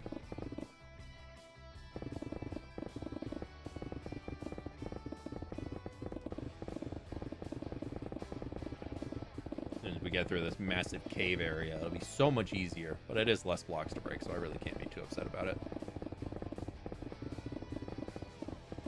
1.15. Oh, 1.16 was another update. I forgot about the sheep. Forgot about Buzzy Bees. Wasn't it Bees and Bugs, or is it Buzzy Bees? I thought it was Bees and Bugs. Did they? Maybe they changed the name after a while. I thought that was like their first name. God, people are so mad about them doing Bees and Bugs, but in reality, I still think that's probably one of the most important updates they've done to the game. Because they said, you know what? We have so many long-standing bugs going. And wasn't that the texture pack update? Wasn't that? I feel like that was the texture pack update about then there too. Like when all of Joppa's textures were coming out. But God, people hated that update. There wasn't a whole lot of content to it. I will give them that. Like, there is right to be a little upsetty about it, but not full spaghetti, you know. But they're those bug fixes and everything made the game run so much smoother, and probably have just paid dividends over the years of everything else that they've been able to add into the game.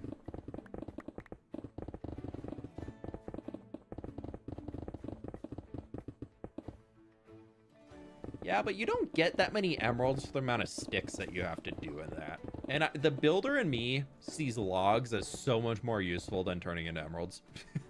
So that's definitely a me problem. But I can't use sticks for emeralds, dude. That's those are building blocks. Expect me to waste sticks and logs to get emeralds. I could just grow some carrots real quick. It's huge for the redstone community with honey blocks. Yeah, that true. That too. Is the world download Bedrock compatible? There is a separate world download that is a Bedrock world download. The Java one will not work on Bedrock, but there is a Bedrock one.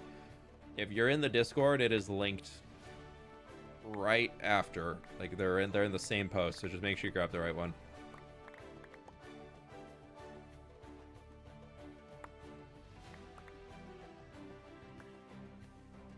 Yeah, as of day 10,000, there is a Bedrock world download available.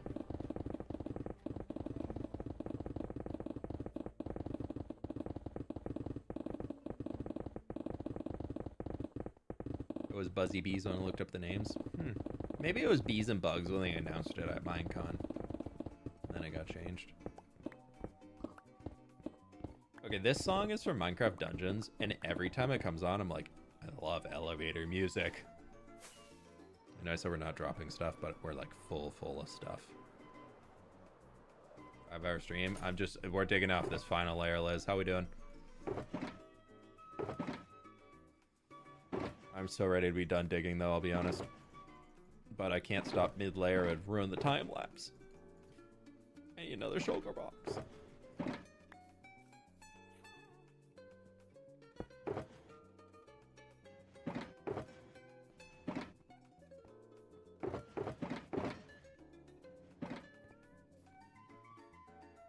Early game sticks or emeralds are useful. Yeah, I feel like I just go for a farming setup, though. Please check admin chat after stream. I got you. I'll pull it up now so I don't forget.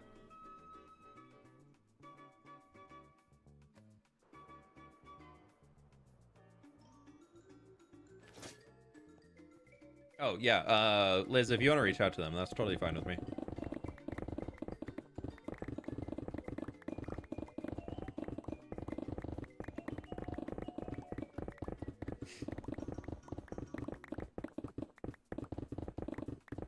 Are there any other free world downloads? No.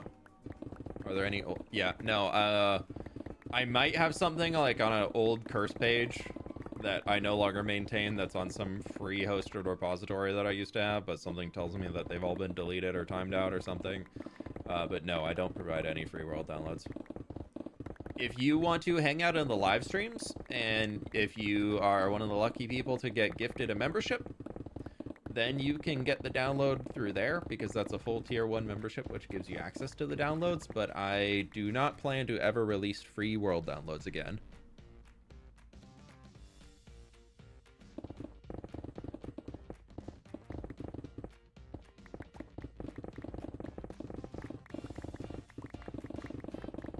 Yeah, I've done the free world download stuff in the past, and even when I was a very, very small content creator, a lot of my stuff was just stolen and used on servers. And now that I have a pretty big name behind me, I think that would only be amplified 100 times over. So, nah. I would honestly probably go no world download over free world downloads if I were to change the route that I'm going. Time to plant a field of stones.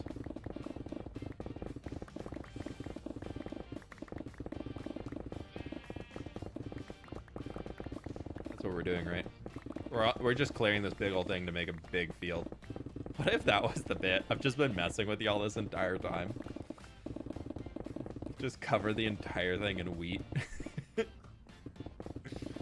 Oh, that would be funny. I do have a mod on here that stops animals from trampling crops. Yeah, what? I can't word anymore, dude. I've been streaming too long. But I do have a mod that stops crop trampling. Only from mobs. So we need to go do a stream soon where we can go and replant all of our fields that have been ruined by mobs and wandering traders spawning in. Yeah, this is all the 20-second field planting bit.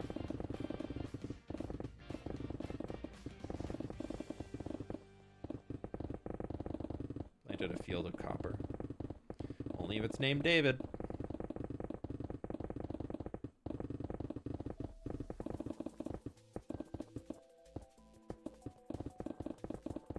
Alright, I feel like that section that we cut off at the start, like that big guy over there that we did for most of the stream, actually makes each layer feel like it's going a lot faster for digging out this top section. Still over 30 minutes per 3 blocks going down, which is unfortunate, but it is getting better. I was really hoping to get these to be sub 30.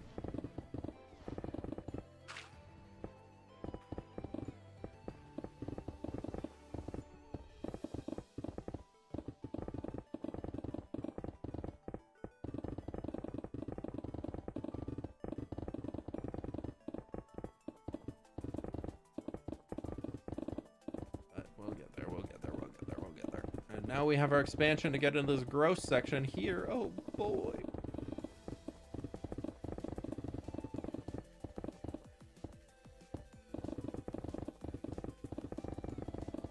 This one's gonna be such a pain. Words are hard.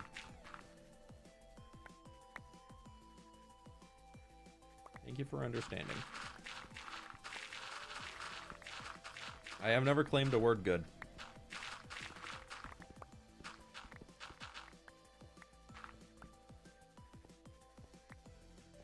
I've also, in a lot of my videos, just stopped, like, cleaning up, like, misspeaks and things. I used to be so in my head about it, being like, I fixed that, I misspoke, blah, blah. Now I'm just like, whatever. This is just, it's part of the charm or something, I don't know. As long as it's not, like, an accidentally swearing or something like that, I'm like, yeah, just, brain was thinking too fast for how quickly I was saying things.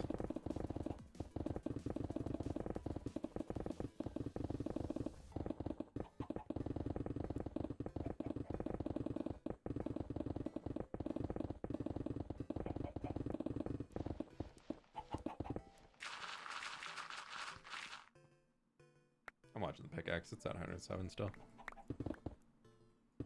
Streamer brain doesn't allow proper diction. I'm assuming that, I don't know. Isn't it dictation? I don't know. I like that most of your videos have at least one block space. The misplacement shows you argument. Yeah, just listen to me talk for 5 minutes and you'll realize that.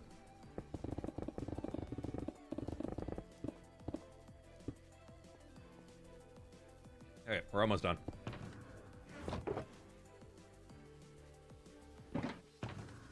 We did almost get through all these pickaxes too, so that's pretty great.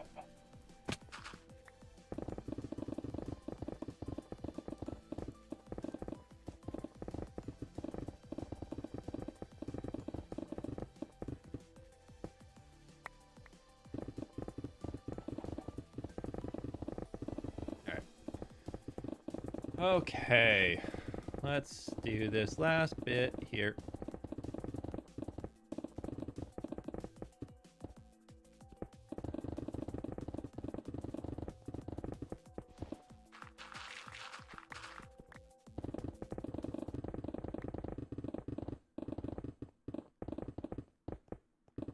I think I'm probably gonna cut off another section somewhere along this whole thing and just like take that down as the next part. I think that like the chunk part is definitely still the way to go instead of just doing top layers off all the way. I don't know, I kind of like the also like take a top layer off, take a chunk down, top layer goes off, then a big chunk comes down and something. I think that's kind of a smart way to do it for helping me feel like I'm accomplishing things while still, I mean, it doesn't matter how I dig, the mountain just needs time of holding left click and blocks being broken.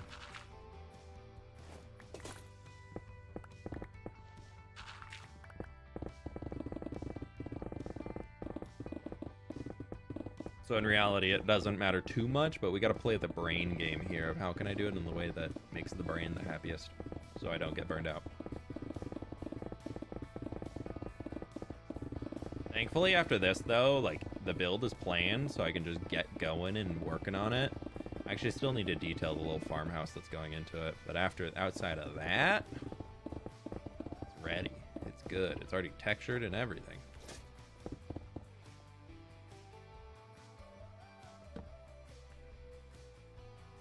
Has he used TNT? Nope. Are you ever gonna run out of picks? No, they all have mending on them, so we just go fix them up and come back and we dig more.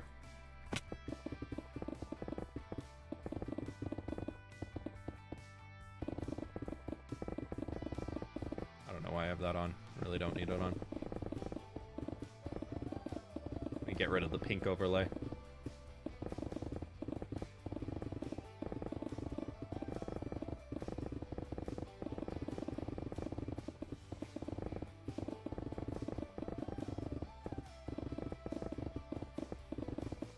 Now I can actually say I spent over 100 hours digging a mountain to build this. Destroying a mountain to make this. Was it worth it?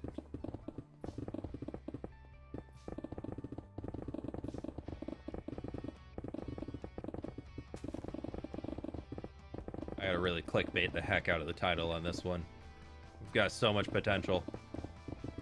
I destroyed an entire mountain before and after. You'll never believe what it looks like.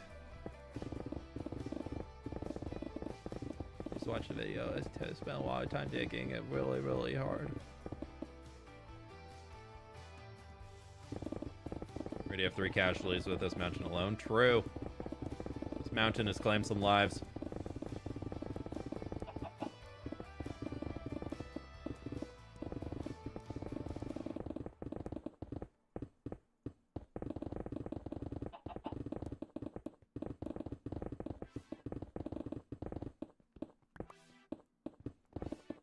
If you need that stone, I've already got 1,000,000 stone in storage. If I work through all of that stone and I run out of it, and we have another like 30 shulker boxes filled up over there already, but I have 2 double chests of shulker boxes of stone, and then I also have another like 40 double chests of stone that are just sitting on in there. Oh, thanks, Astro Cat.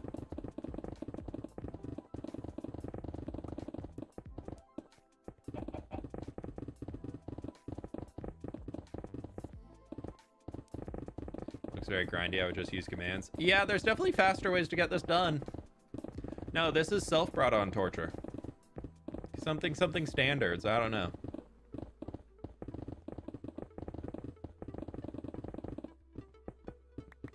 Not that my standards are better or anything, but I've already committed to digging it by hand. At this point, I'm so close, I might as well finish. But speaking of finishing, that's that layer done! There's 3 pigs. What do we do with the 3 pigs? That's a problem. We didn't account for 3 pigs.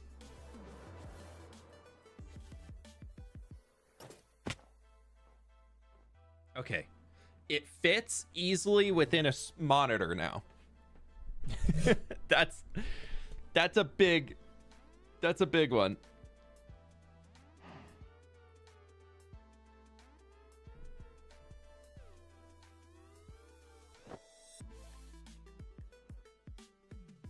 Just a nice squared off box. I feel like my next line, I should probably start working on that way coming back, because that'll cut down my fly time as I get closer. Build them each a house. What, you want one out of hay? One out of bricks? One out of mud? I can't remember what the 3rd pig had. I need a wolf out here too. Ugh, how original. Sorry.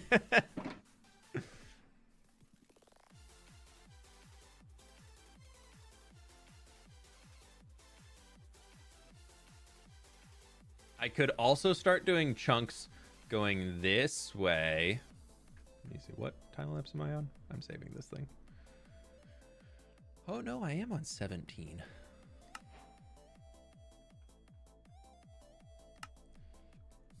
Just gonna do a quick hay, sticks, and bricks. Oh, not mud. Why did I think mud? That's what I would have built my house out of.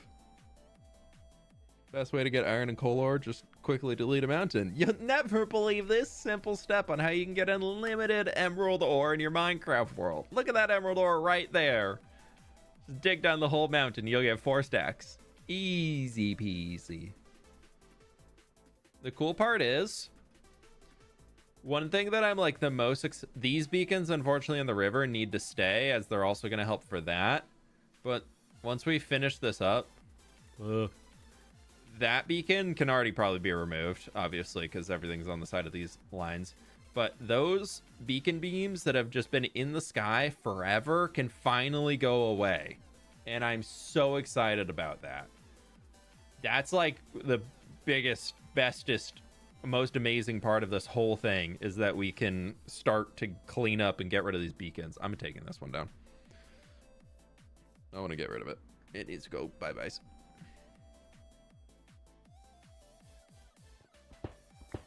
Yeah, take down the long side. Not so many layers, but area would shrink a lot. Yeah, I think that's what we do next.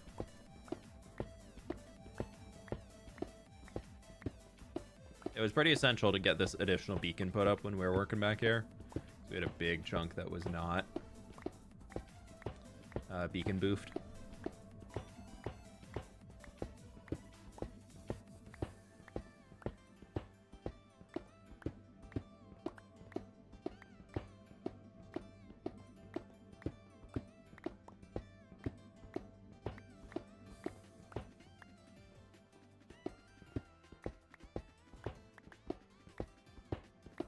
Love the music. This is Minecraft official music.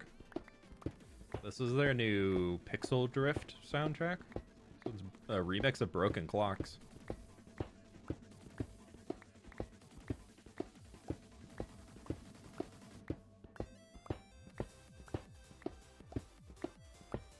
Make houses of the pigs and begging. It would be a gas video. I thought we were saying it's a peak video. Oh, have we moved on from peak already? I just learned what it meant. Kidding. I'm not that old.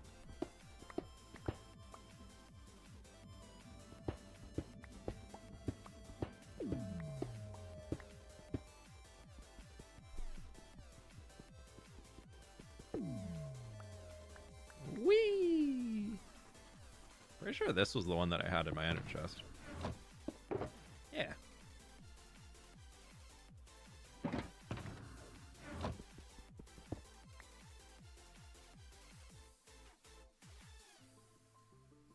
Okay. Speaking of haven't seen me streaming this long before, that's the end of stream. I'm outie. We could clean that beacon up real quick too. No, I'll do that for the video. Take a break. Oh, it's almost lower. It's almost. Look at that, dude. The bummer is that that is by far way taller than that side. I missed some blocks there. Well, what are they? Stone. I'm gonna fix that later. Yeah, cool. This chunk is, when you look at it from like really far away, like all the way back here, that doesn't look that big in comparison to everything else we've done. Doesn't look that big. Spoiler, we've already had a spoiler. Psh. You're so late, you can rewind like 2.5 hours. I don't know. I'm out of here though. It's dark. Look how dark it is in my office. We never stream this late. What am I doing? It's already dark outside. I'm getting out of here. Thank you so much for hanging. The stream didn't crash today, so that's a big win. Absolutely love that. Thank y'all so much for being here. I really do appreciate it. Y'all been absolutely amazing. Do I know anybody that streams at this point in time? Linksy's still alive? Normally he's done by now.